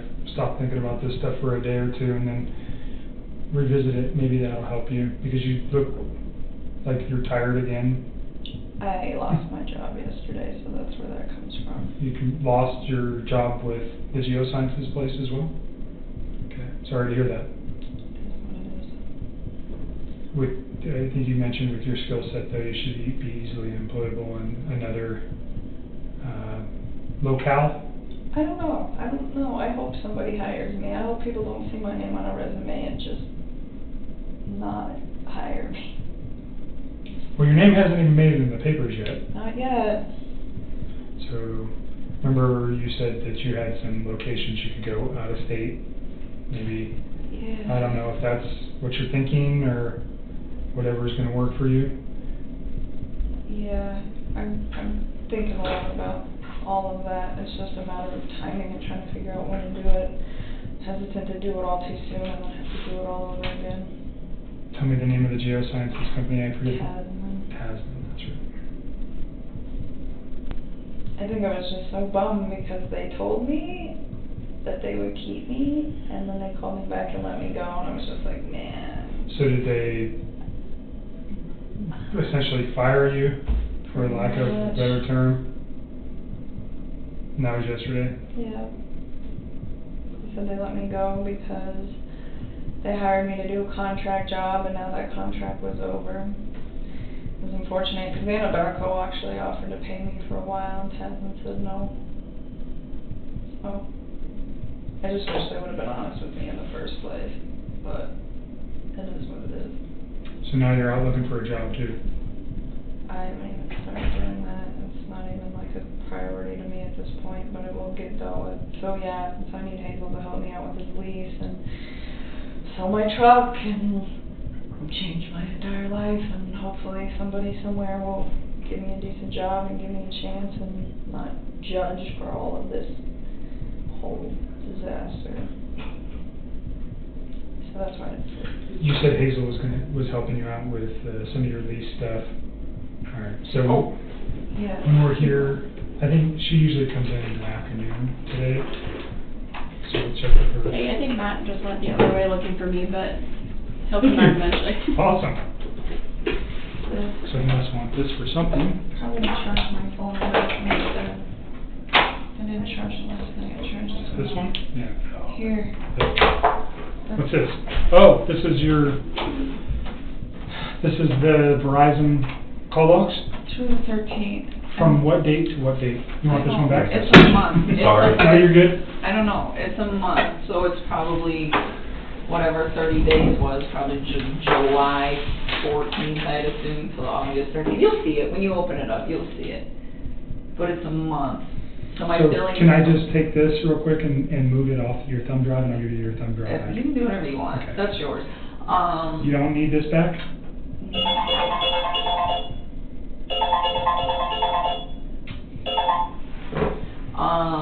No. I mean, you can give it back if you want. Yeah, I'll just go download this to my computer real quick.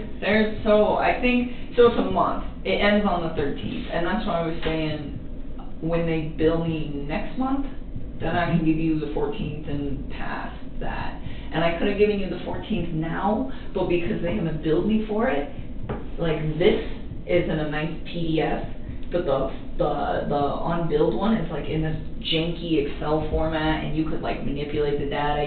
I don't want to give. What is on here specifically? PDF of your complete phone bill for your cell phone. That ends on August 13th. Everything after that, you gotta go put this on my phone or okay, put it on my computer. My lease agreement is on there, and I told Hazel that you had it. Okay, so I'll share it with her because she needs that. Yep, and then there's also like a computer record of me talking to the Verizon wireless people, asking them if they can restore my text and what they had to say about it, just so that you guys know that I did the due diligence to attempt to do that. So those are the three things that are on there. So the messages that synced up when you started are on this phone, right? Mm-hmm. So when she started it, this phone's like 2 years old. Okay. But when she turned it on, a bunch of deleted messages from Chris that were on that phone synced up with that phone. Okay. So that's the one I want to try to rip. Okay, so we're going to download this phone, but this we want one's to get coming the as context. evidence. Yep. Exactly. Here. Okay. So this one's going to be coming with us as evidence. That one will just rip, so she has a phone. Okay. I need you to log into Google. I was trying to figure this out. I don't know. Oh, okay. That might be an issue. I know. I mean, if you guys really can't do it, I'm trying to Well, go through and figure out. there's another way we can do it, or we can try. Man, I'm usually really good about passwords, but this one,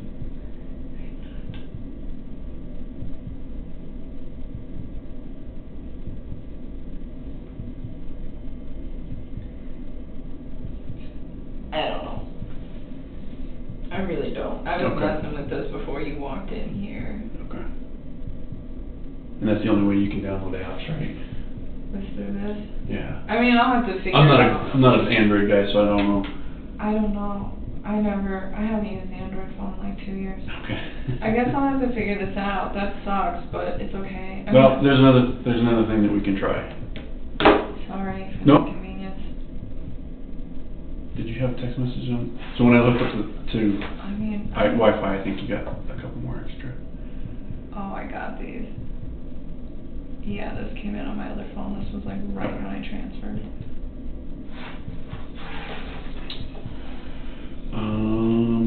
So I think your contacts should be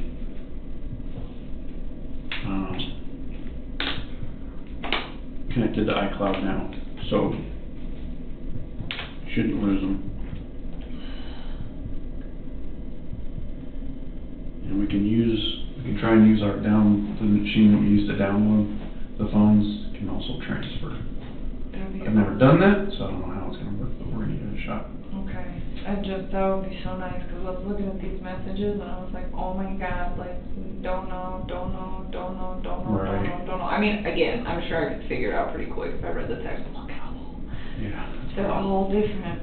Okay. And so you would just save me a lot of time and stress. Okay, and then we're keeping this one, Yes. downloading it and giving it back. Yeah, and then this one, I think he only needs one number off of, and that one you guys are taking everything. Okay, but we're keeping this phone, right? He is. Okay. That's yours. Okay. Thanks. Alright, let me go see if I can transfer the contacts. Do you want the wall charger that goes with it? I'll just put it here so I don't forget it, but I don't need it right now. I will be right back. Or in a little bit.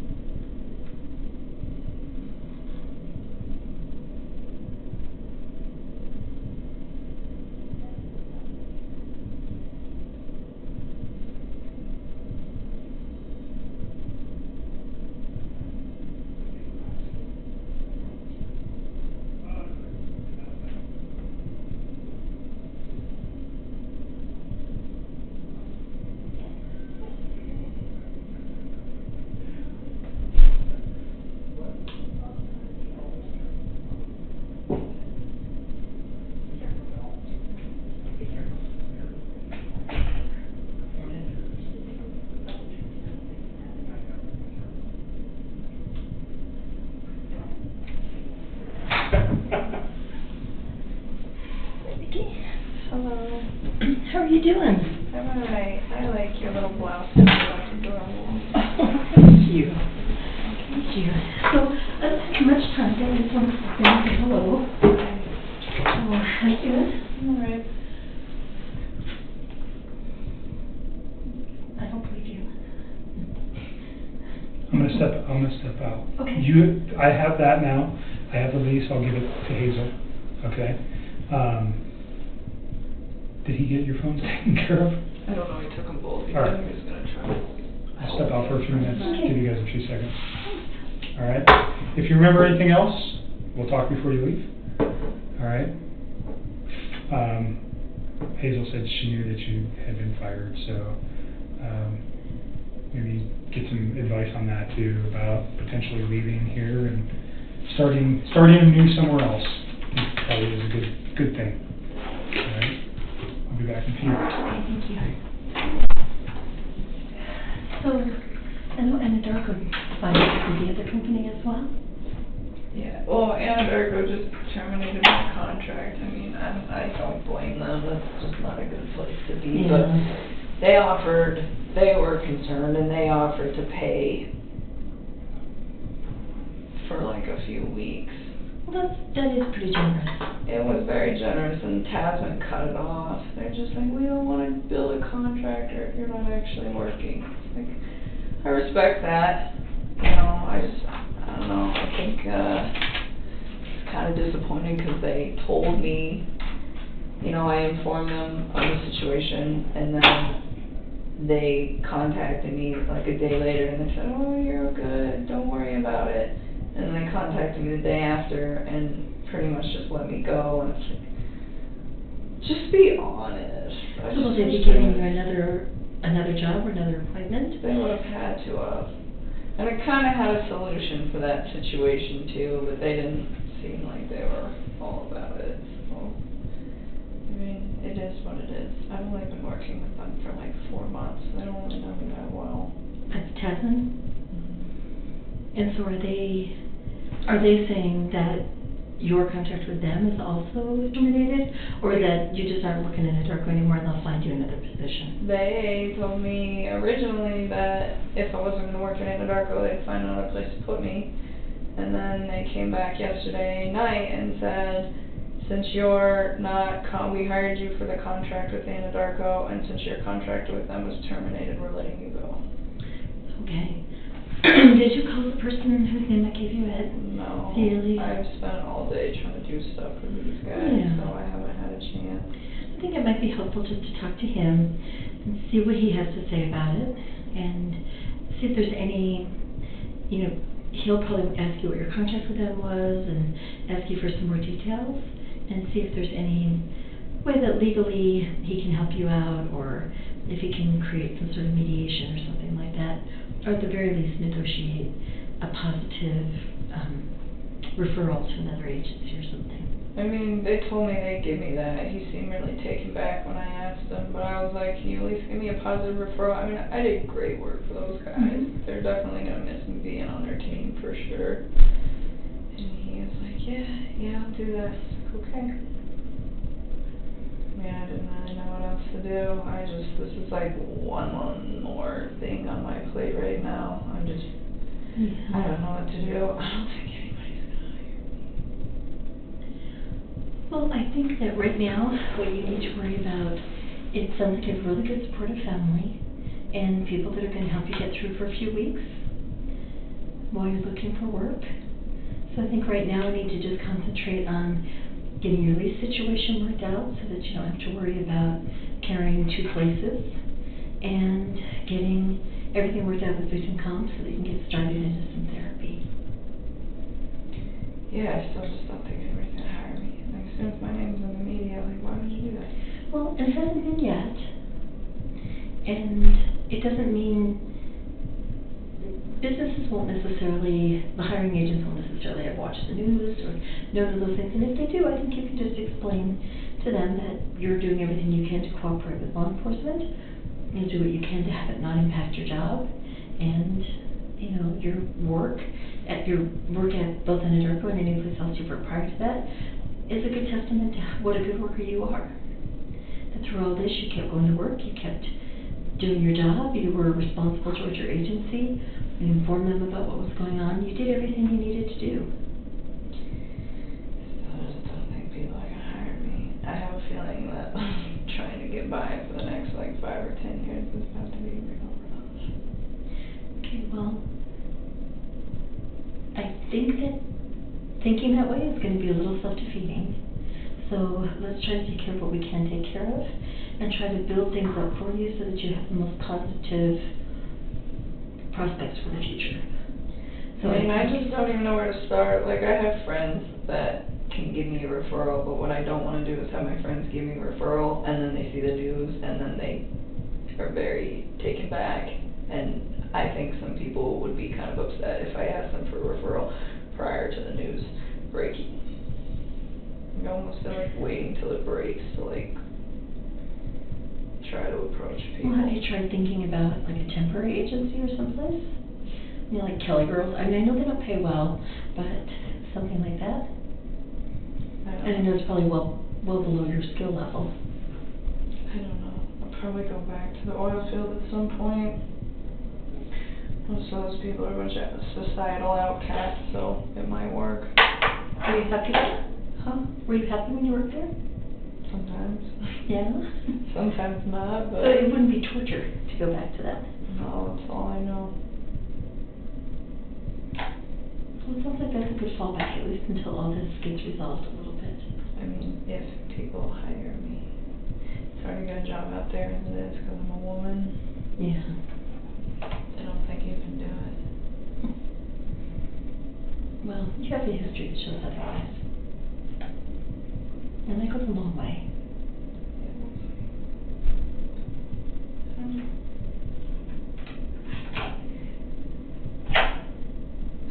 So I understand that Agent Quebec has a copy of your lease.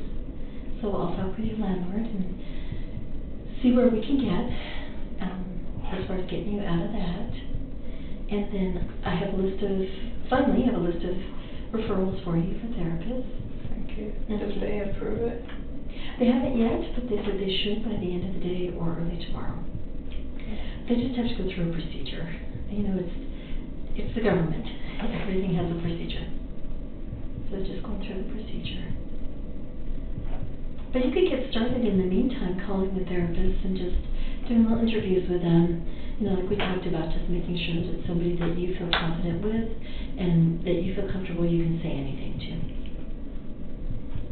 Understood. And then I would also ask them, just because I know you have a hard time sleeping and I know that this bothers you all the time, that you could wake up in the middle of the night having some issues, you want to also talk to the therapist about what kind of after-hours support you could get. You know, do they have an emergency line or somebody that you can talk to if it is 4 o'clock in the morning and you haven't been able to sleep all night?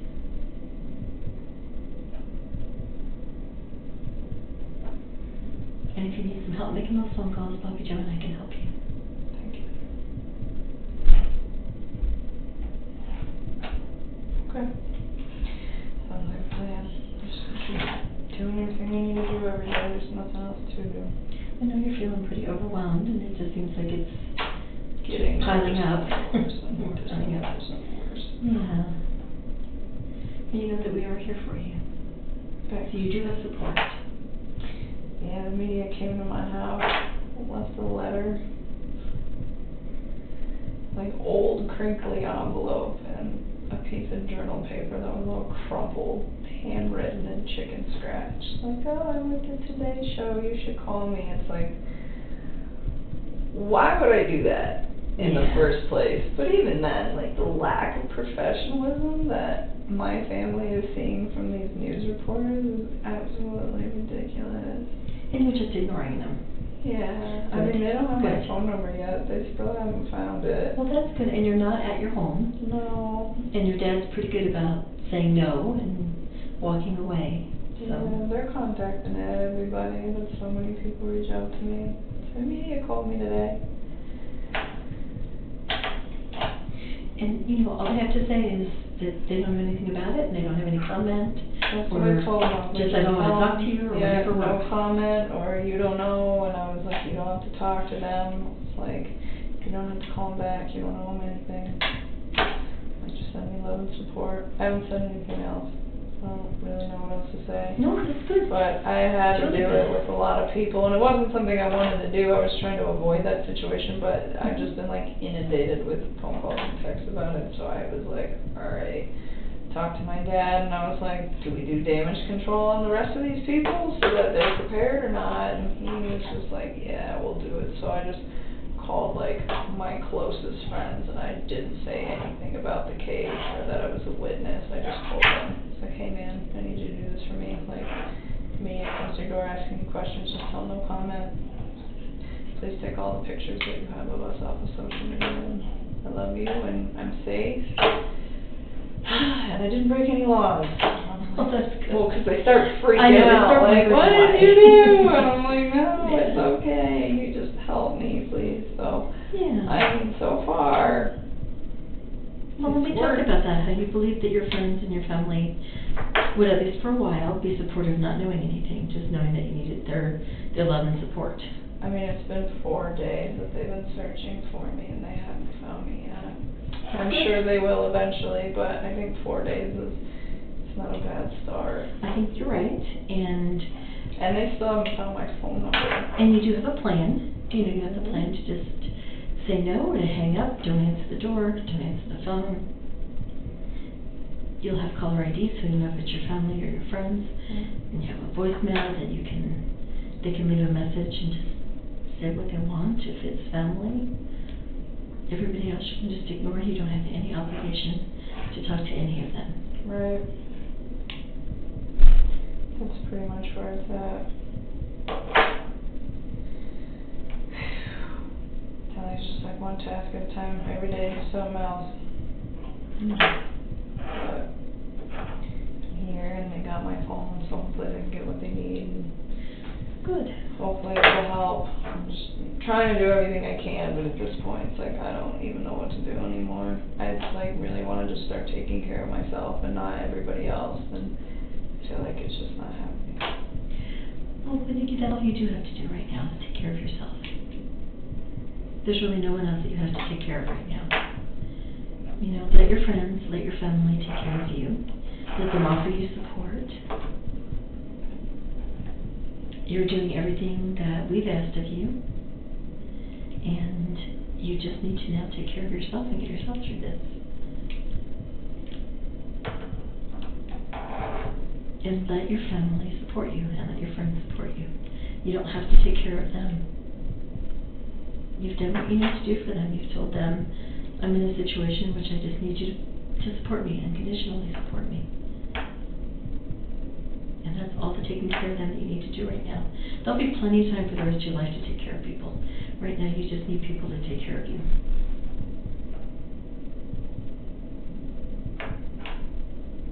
That'd be nice. I know I've asked you this before, but I'm going to ask you again.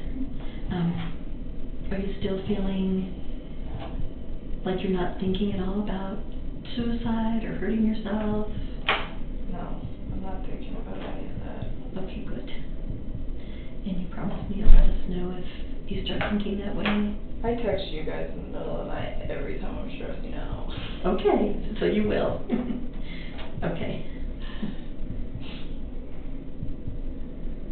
Okay, because we want to be here to help you. We don't want this to turn into another tragedy for you. Understood.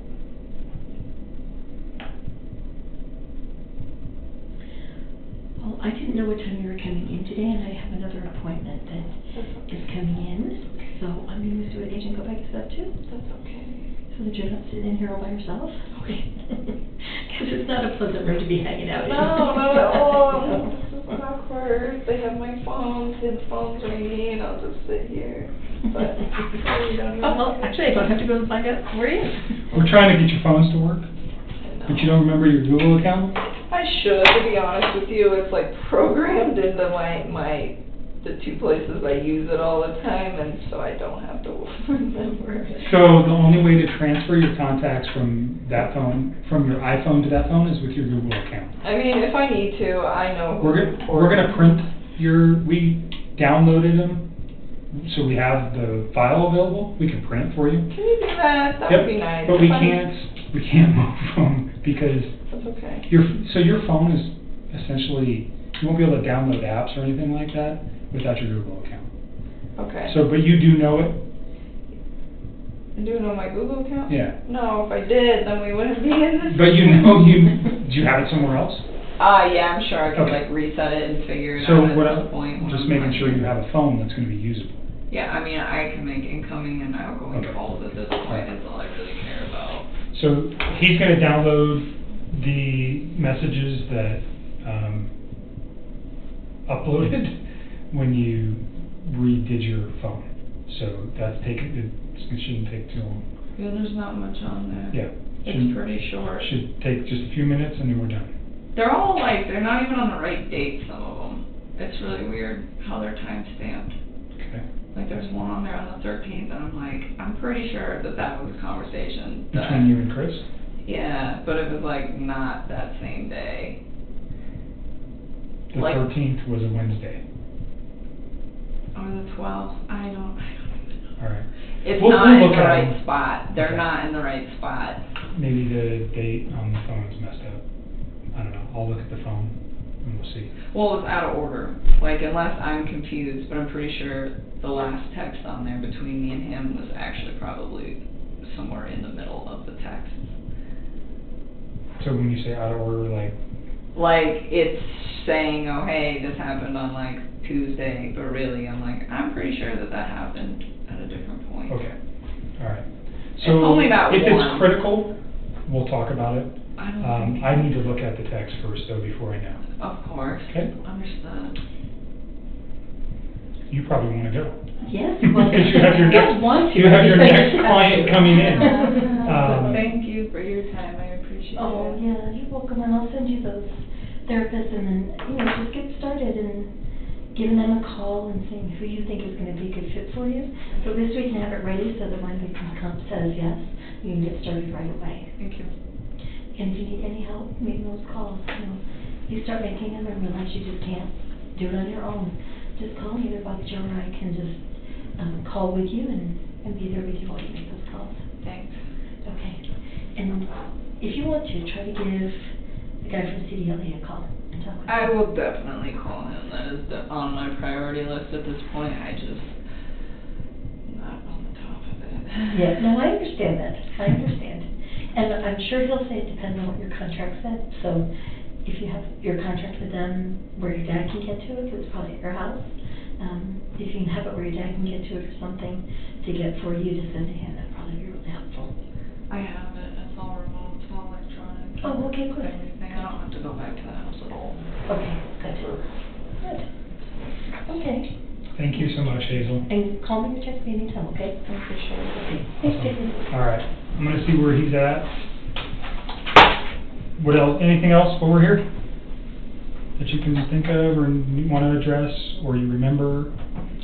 Sometimes I feel like I remember stuff, but it's like vague, Like I'm like, I don't know. And not everything's important, obviously. Yeah. I know I tried to get you to remember as much as I could because a lot of the stuff that you have told me over the last couple conversations is relative and it's important. And I appreciate you going back and looking at calendars and doing all that stuff. But stop thinking about this for a while. I think we've got everything. I don't think you can remember anything more. We've had a lot of conversations about this case. So just give yourself a break. Go have dinner with one of your friends and nobody knows who you are. Not yet. So even better to make that happen. Whoever you trust in, like Charlotte or whoever your other friends are, go have a normal night and not sit at your house and dwell on this. It might do you wonders, okay? Are they going to post anything if they don't find out anything? Because I'm just surprised they haven't. About said what? anything yet. About me. I mean, it's been 4 days. You know And that it's they been- are dying to find out who you are. I know. They haven't even reached my inner circle yet. It's been 4 days. You got good friends. Yes, I do. So be thankful for that. And we've had this conversation. Is it, you said you're thinking about going somewhere else? Go. I don't know when I'm gonna do that. And can you guys help me with the name change? Can you do that? I'm serious, please. So I can't do anything for you. That's a legal process. It's really not that difficult. There's just paperwork that needs to be filled out. I think your best bet would just be to call and maybe ask an attorney to help you with that, or seek advice from, I don't even know who you'd call, honestly, but people change their name all the time when they get married, so it's probably the county clerk, but I think it would have to be at a state level to make a name change, but I don't know specifically how to do that. I don't. Does that become public? Because that would defeat the purpose. I don't know. I know it can be done, I just don't know how to do it, and I wouldn't even know who to reach out. I mean, I could find out and let you know, but I don't know how to do it. The witness protection thing is very, very rare. I'm not expecting that. Yes. He's not going anywhere. He's not going to hurt you, all those things. So. No, I'm not expecting that. I don't even know. Sometimes I'm I just want to do it now, and I'm why? Because if you go to another I state, feel like it would defeat the purpose. A part of me, I keep getting really scared that it's going to be really hard to find good employment for a really long time, years and years and years of my life. I feel like people aren't going to want to hire me. If you go to another state, this is not headlines in that state. You realize that. I mean, yeah, I do. And if I do a background on you, you're a good employee. It doesn't come up that you dated Chris Watts and you're involved in this case. It doesn't work that way. So I wouldn't worry too much about that. But, I mean, I don't know. I just feel like this is just one of those things that if it goes to court, it's going to be huge. Well, I mean, it's national right now, but it's not it's not the theater event that happened in Aurora 7 years ago, right? That everybody in the world knew about. It's not that. So certainly for you, you're under the microscope and you're feeling it, and nothing anybody can say can change that for you. So I get it, but I think you need to just step back for a minute, take a breath, figure out what you're going to do. Obviously, you have some very serious decisions to make over the next, couple of months. I know. I'm trying to find out how to do all this without spending all my savings. Just saving up for a house, and I'm just damn it. Well, at least you have savings to fall back on, too. A lot of people can't say that. Yeah, that is true. Well, since they fired me, hopefully I can get unemployment for a little while so I can get my mind right and go to therapy and then go back to work at that point, because I am not ready. So going back to work might be a good thing for you, though. Then you don't sit and think about this every day. I know. I agree with that. But finding a job is the big task. That's why I told her, she's why don't you reach out to some of your friends, about a job. It's well. They don't know what's going on. No, they don't now, but what I don't want is somebody to give me a reference and then they find out what's going on. I think that's really disrespectful. I think you reach out specifically to an employer, not a person.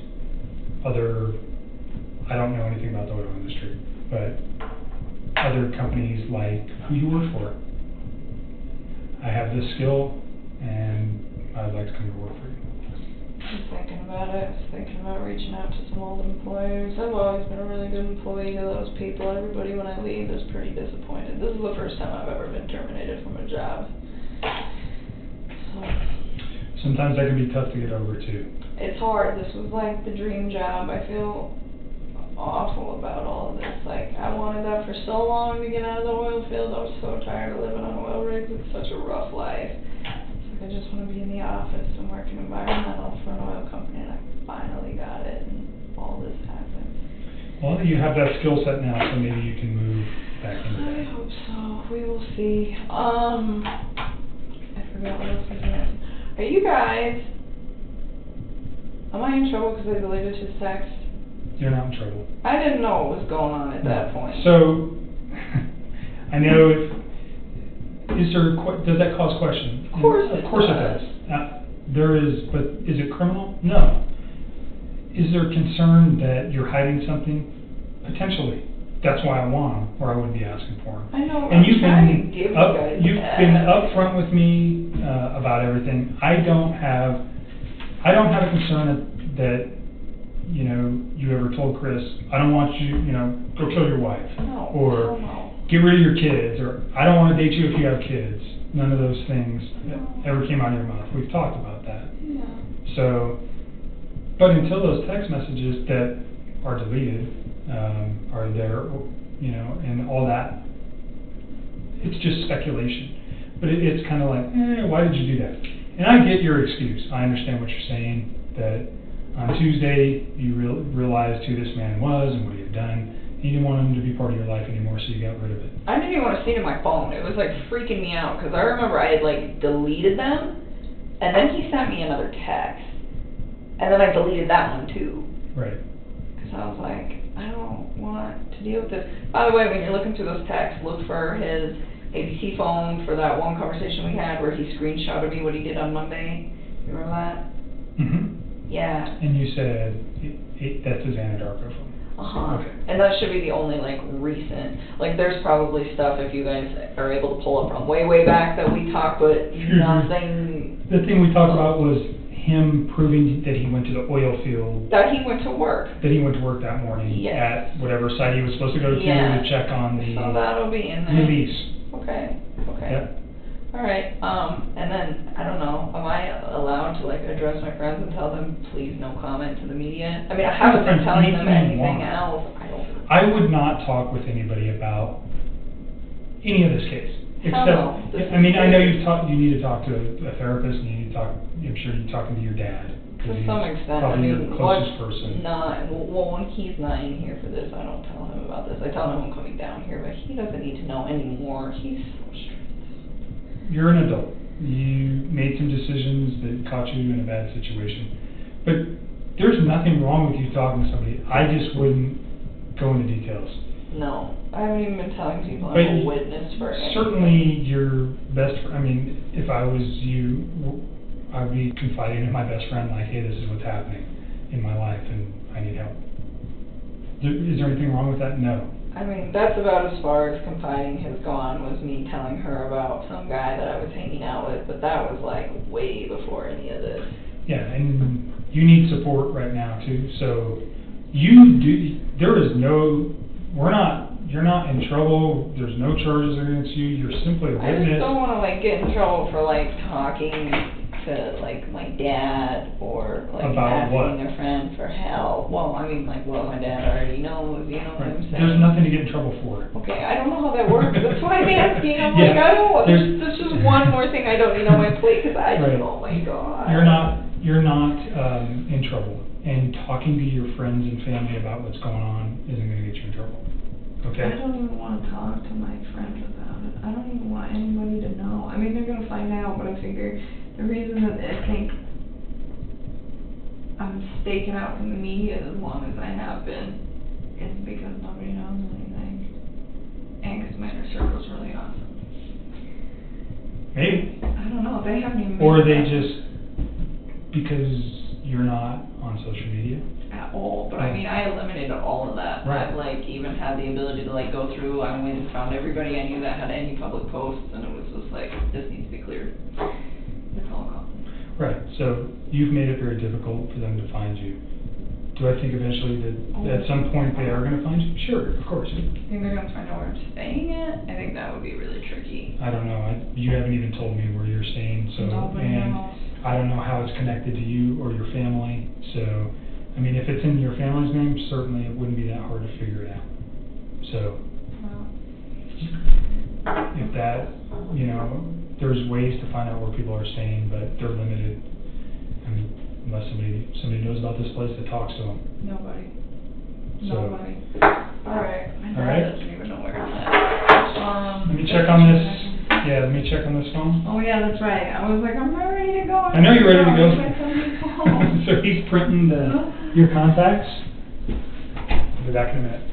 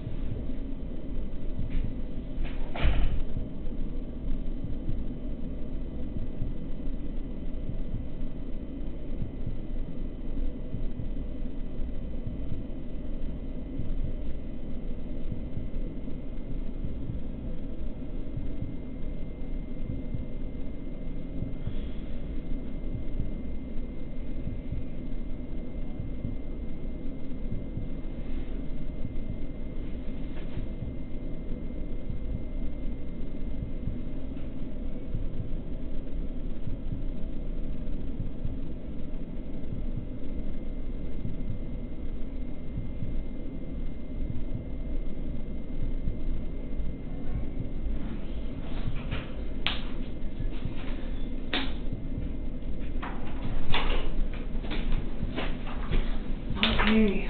There's those. And he's still messing with your phone.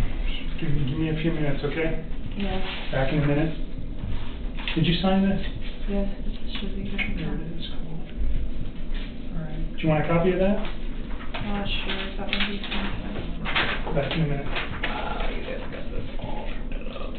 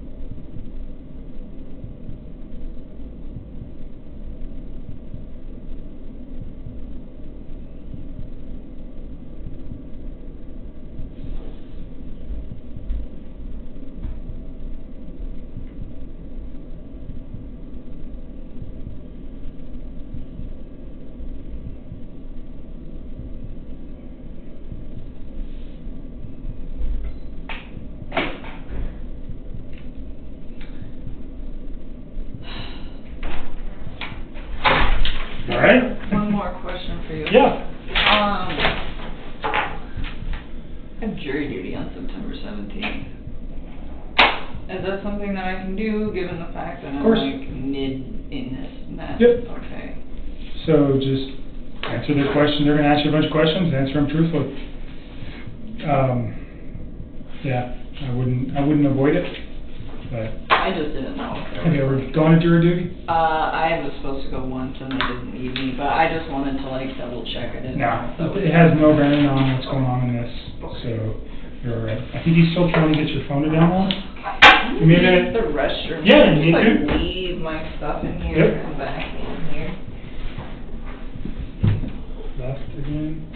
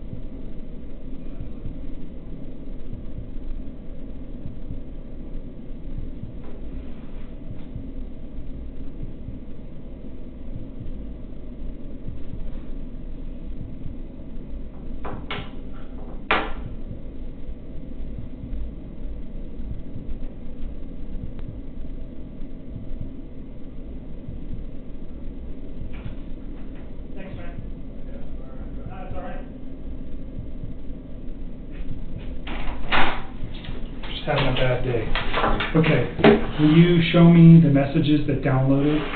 I'm going to take photographs of them because the device that we were using doesn't want to work. I don't know. Oh, for those? The messages that came from Chris that you said showed up on the phone? Yeah, please. I don't think any of the ones from the Anadorco phone came in, but I don't know the number. Okay. I didn't see it. Maybe you guys can give me that number, we can check that one too. I can probably get it real quick. Show me the ones that you think came from him, those 9. Show, yeah, I know he's a and 910. 0. Just give me a sec. Boom, right there. So I am going to take photographs of these in lieu of downloading it with You want me this. to just screenshot them and send them to you? Well, but there's no way to do that. No, I mean Because screenshot right here. This isn't hooked up to Wi-Fi or anything, is it? No, but I'm saying it. Oh, I see what you're saying. It'll come in clearer, or you can watch me do it, is what I'm saying. What Yeah, if I and then you wanna- screenshot them and then text them to you right now? Yeah, or you can email them to me. I'll just send them to you right now while we're here. Okay, that's fine. Okay. You know what's scary? I read this one. This is back in June 27th. This is like when we first started talking. And look at him. Loyal, truthful, dedicated, doesn't play games. It just makes me so sad to read this and think like. So are these some of the ones that everything you was deleted? I deleted everything that he sent me. So these are just old. Like, look how old. And was there any from those dates? Yes. So look, like these 6/27, 6/29, and these are old, and then they seem to be.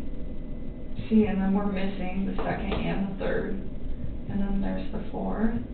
Okay, so there's a lot of messages. Kind of, that but linked then, up. like, yeah, then there's no 5th, 6th, 7th, or 8th, and then there's the 9th, but it's only one text, and then the 17th, one text. And you guys text how many times a day? All the time. I bet you guys have hundreds of messages Okay. that you need to recover. But yes, so here's the 11th. But look, there's only one from the 11th. Can I just see what he said Yeah, in those yeah, days? yeah. And then the only text I think might be out of order, is the one at the very end.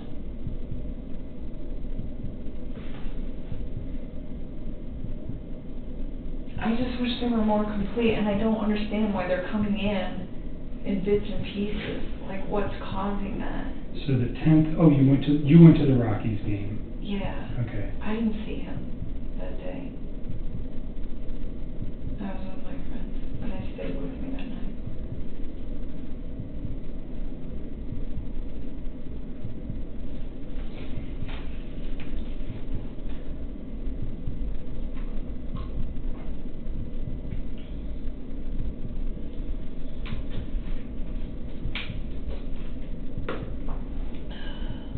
Okay, so this one's on Sunday night. Yeah, that's At right. 4:07 p.m. What's he talking about? Pounding fruit? Is that you or him? That's him. Talking. Oh, so he was talking about that birthday party he was going to go to. Whoever was hosting it, I don't remember. Like, he told me the name once, but Jeremy? I forgot. I don't even remember, to be honest with you. Like, the only names that I remember very well is Nick and Mark. Those are the only two that I could be like, oh yeah, like I could tell you like maybe a little Those bit are his about friends? those people. Yeah. Okay. But he went to the birthday party, and he said, oh, this guy always barbecues. And then he was saying, oh, he didn't barbecue, so he was saying he had fruit and asparagus.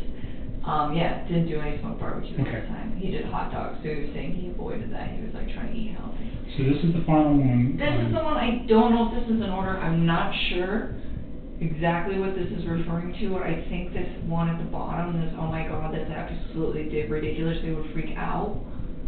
That, do you remember when I told you, like, I was always trying to, like, incorporate his kids and stuff? I mean, even if it wasn't, like, directly, like, me and him, but just, like, I was always thinking of cute stuff when I'd see stuff, and I was like, oh my god, little girls would like that. I would show him, and I found this box of Lucky Charms that was unicorn Lucky Charms. Okay. And I thought they were really cute, and I texted it to him, and I was like, do your little girls know about these? Because they're awesome. And I was like, little stuff like that. So and that's... I don't think that that's the 13th, because I don't think I talked to him that day. What day was the 13th? I can't remember. Monday, Was it Monday? I think. I gotta look, because I can't. I think it will, no, well then maybe these are in order. Monday was the day I think that I sent that text. Yes, that's Monday morning at 2:44 p.m. So that's in the afternoon, Monday. Does that sound right? I was at work when I texted it to Okay. him. So that fits. Okay, so then it is in order, so it is in order. So And this is makes the sense, 12th. because that's Sunday, right? That's Sunday. Okay, so they're in order, they're just missing a whole So bunch. he's basically saying he's still at that Barbecue. and that fits. Okay, perfect. All right. Okay, Good. so then this one is in the right place. Yep. I was thinking 8:13 was Tuesday, and I'm like, I don't think him and I had very pleasant conversation on Tuesday. You want to screenshot all those to me? Yeah.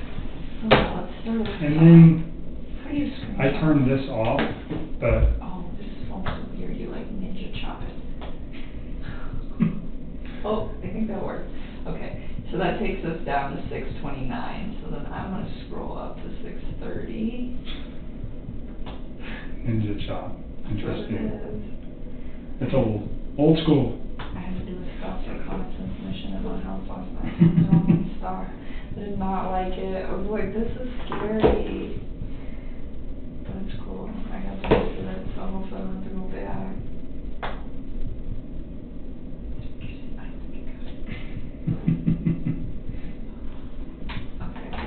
So what you're doing now, let me ask you about the text with you and Charlotte. Yes. You talk about children, and he's got his own kids, and that makes you kind of uncomfortable because you'd like to have your own family. Put that in context for me. Is that a fair statement the way I'm saying it? I mean, I guess. There was never anything I said to him though. Okay, that's what I want to know. Did you ever say anything to him about Never. anything about his kids being a problem? Anything about his wife being a problem? Never. I always try to be so inclusive with them. And even with her, when I was talking to her, it wasn't that his kids were an issue. It was just, this man already has a life. Should I go build my own, with somebody who hasn't done that yet? And then she was the one that was saying,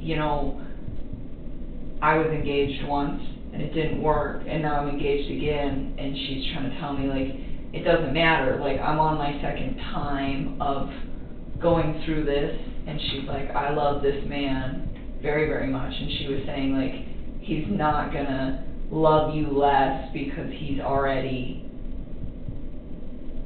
been through marriage once and been separated and already had kids. He's not gonna. Those references were never made to him though about children. Never. So Charlotte, that's who you were talking with. Yes. Did you one time tell me Charlotte's a lesbian?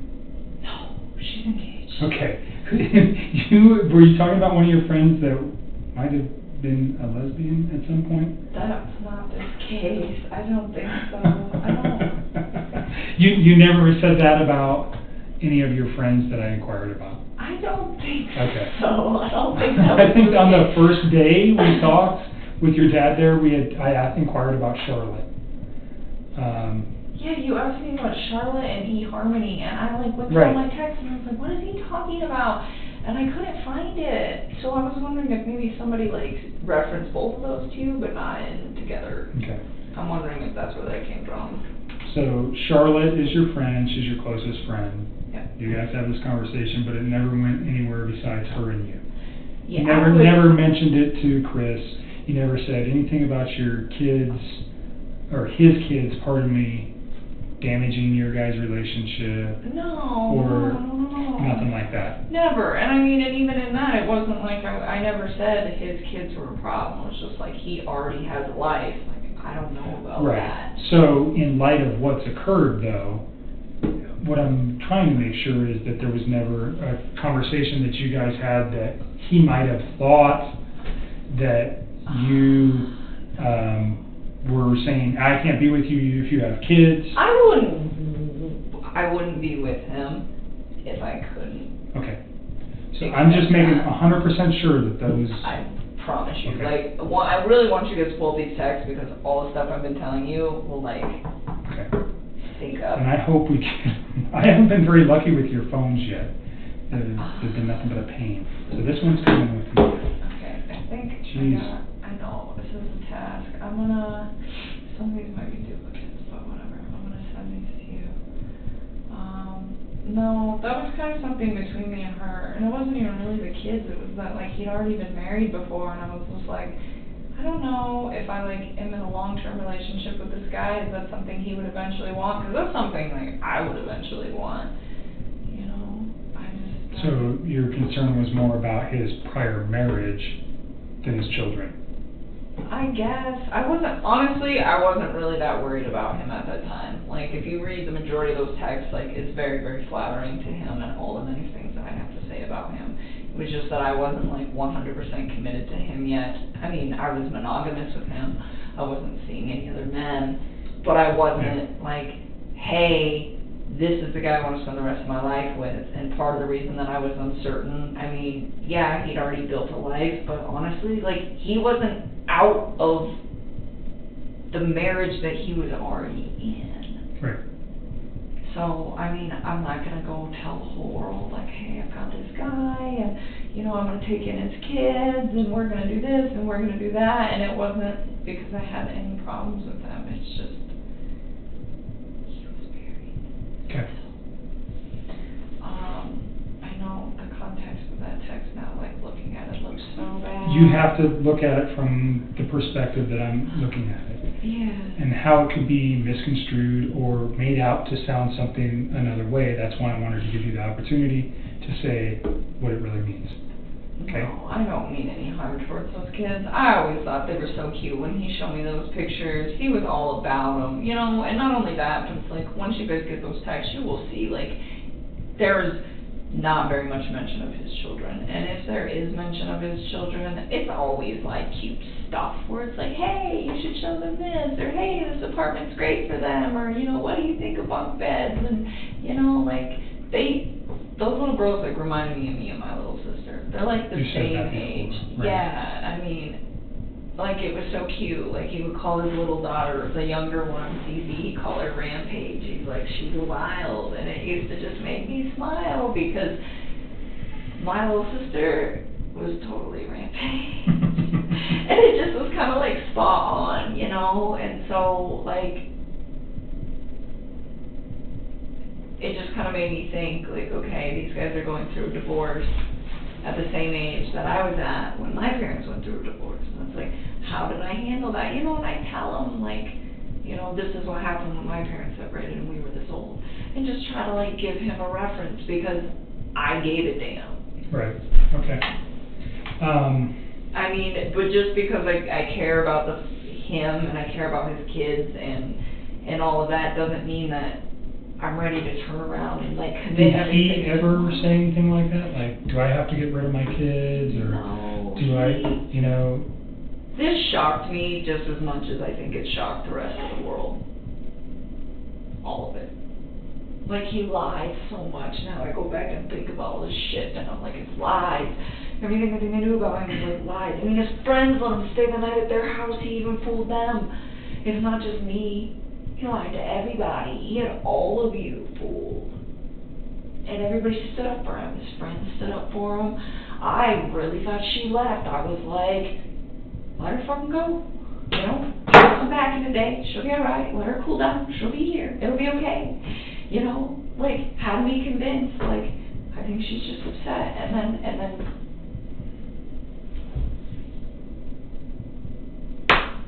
never would I guess. I mean, even now, when I go back through this stuff, that I'm like, it doesn't make sense, you know, or it, like, seems a little off. That stuff still doesn't send a red flag to me, like, hey, this guy's gonna murder his family. Sure. You I don't know? think there was you didn't have any indication, and by all accounts, it doesn't seem like anybody did. No, I just, like, you know, sometimes I, like, try not to think what that man is thinking, because, like, you don't know, you know, but it's like, how long has his brain been, like, shifting to this paradigm shift where he feels the need to do this? It's like, I just don't believe that it's something that just happens in a day or 2 days. I don't think it happens in 2 months. I think that this is something that takes a very, very long time to develop, and I don't... Right. So that scares you when you look back at it? Yeah, because I think about it and I'm like, he could have had that capacity to do that whether I was in his life or not. He could have had the capacity to do that, maybe not even just to them. It could have been me. It could have been our coworkers. I mean, the more I think about it, I think a lot of people are going to probably assume that I was the catalyst for his movement, but I don't think, not me instructing him, but him deciding to do that because he had me in his life and because he was so infatuated with what we had going on. But I try to put the reason to it at the end, why would you wipe out your family to be with me? It doesn't compute. It's how would that go? Hey, my family just disappeared, and you think that I'm gonna just not be concerned about that? And not only that, he was so about those little girls, and I always try to push him to do that. I told you, there'd be days where he would want to come over to my house after work. I'd be like, no, go hang out with your kids. Your kids are home. That was me. That wasn't even him. That was me pushing that. And he would go do it, and he spent time with them, but he was never oh, I don't want to hang out with them. He'd just be like, can I see you for a few hours? And I'm like, if your kids are awake, go hang out with your kids. If they're asleep and you want to talk, you call me, but don't do that while they're up. Spend time with them. And I just, oh my God. And that is the part that I have the hardest part swallowing, where it's why would you take them out to spend time with me? It doesn't fit. It doesn't fit at all. Mm-hmm. But you said he was infatuated with you. But even then, if he's so all about me, and I support him being with his kids, you would think that he would want to do what would make me happy. It's a good point. And so maybe what that's why would make me happy was him hanging out with his kids. And it's in texts, it's in phone conversations. So that's what I'm saying, that doesn't... We'll look at it. It doesn't... that one particular context in that, it's so open, kind of interpretation and whether or not you said it. That's why I wanted to address it in particular. Okay? Yeah, there's nothing like that in our text. I can tell you that right now. Never. Did you send those? Yes, I'm working on it. I'm sorry. How'd you ever get any work done? You get sidetracked. I actually got a lot of work done. I'm just teasing you. It was a lot easier in the oil field than it was in the office, though. 871-956-9098. I am. Okay, I just want to make sure. Yeah, don't send those to anybody else, please. Let's see how many I can do at a time. Screenshots. Probably send them all.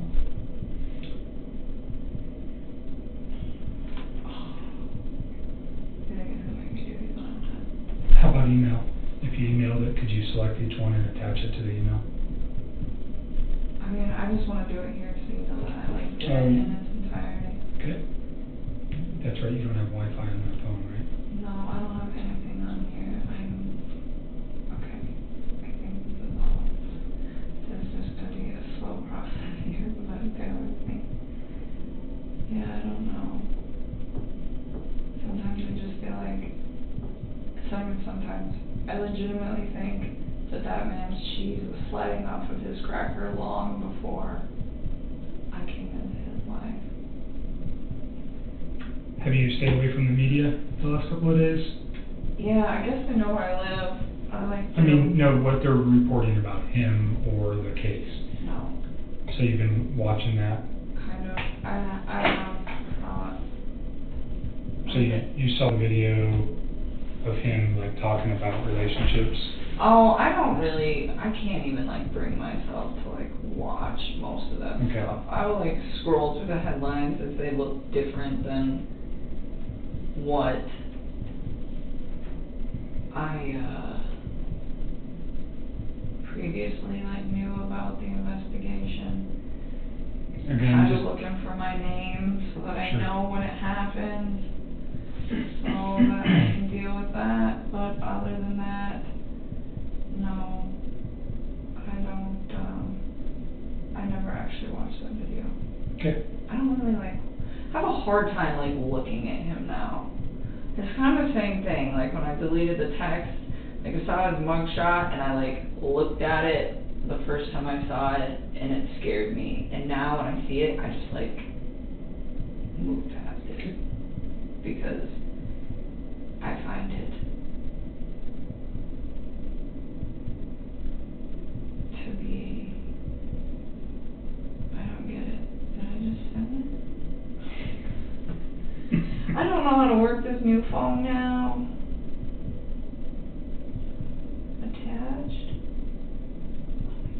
One. I think some of these are repeats and I'm sorry. It's okay. Okay. As long as I have them all, that'd be great. I think you do.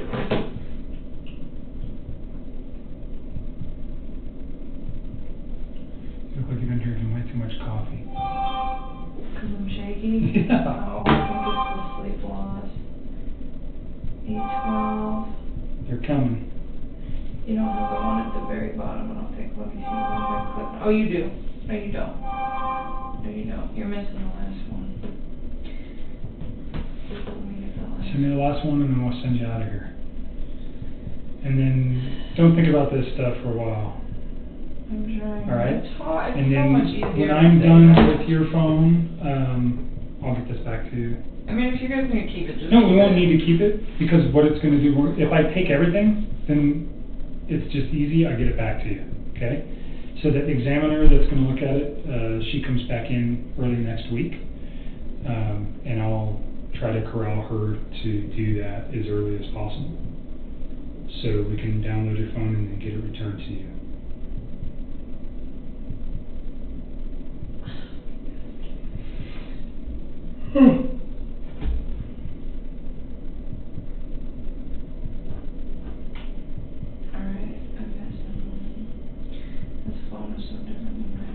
It's totally different than an iPhone, I know that.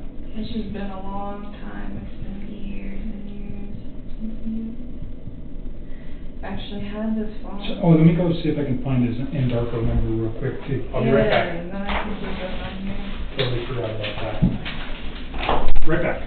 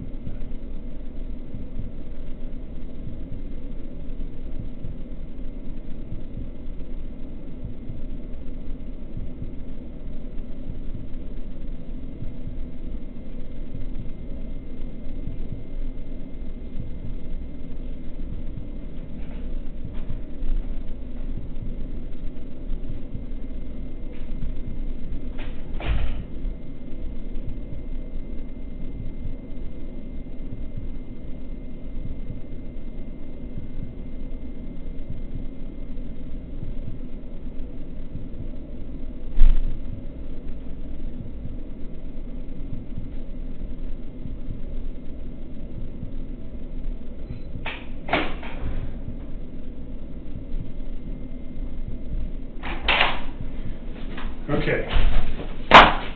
720. You just reading those? I haven't seen these in so long. Look for his Undarko stuff so then you can get out of here.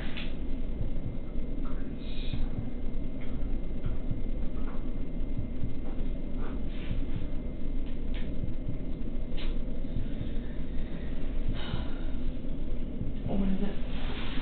I'm reading my handwriting. 390. Let's start at the top. I just resent you all of those. It's fine. 720. So that would have been on the 12th or the 13th. What day was Monday? 11th was Saturday. So the 13th would have been Monday. Okay, so it would have been on the 13th. That was the day that I don't see it. I see one of my contractors. I see him.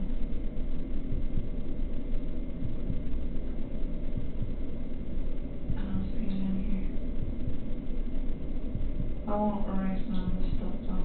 That's okay. So you guys need to take it this time. I'm so sorry. I really, I didn't know. It's fine. Don't beat up yourself about it. We've already been through this 10 times. It is what it is. Is there any older ones potentially from his Andarko phone? That's a possibility. Is there a way to search those? I don't Can you know. go I don't here know. and Maybe. What about this side? There's like another little tab. I haven't used this phone in years. search? Cool. Yay! 720. It's gonna be like that to everybody. Nope. Okay. None on your phone. Okay. I tried. How about in your call log? That was text messages. In your call log, did you ever converse with him on that phone? I mean, this phone's pretty old. I don't think. Oh, but it's it's downloading all sorts of stuff. How about you look at your call log and just see? Let's see if it's down. No. 11/02/2016. Okay. And then all of these are all 2016. So it didn't update the call log. All it did was today once I got the phone. Okay. Is that a Samsung Galaxy S5? Yeah, I just thought it was so weird. All those messages started showing up, and I was like, please have all of them. That would be so. Would have been really nice. Wouldn't it? I could just give you guys It would this have one made and my I'll life go way drive too easy. today. All right.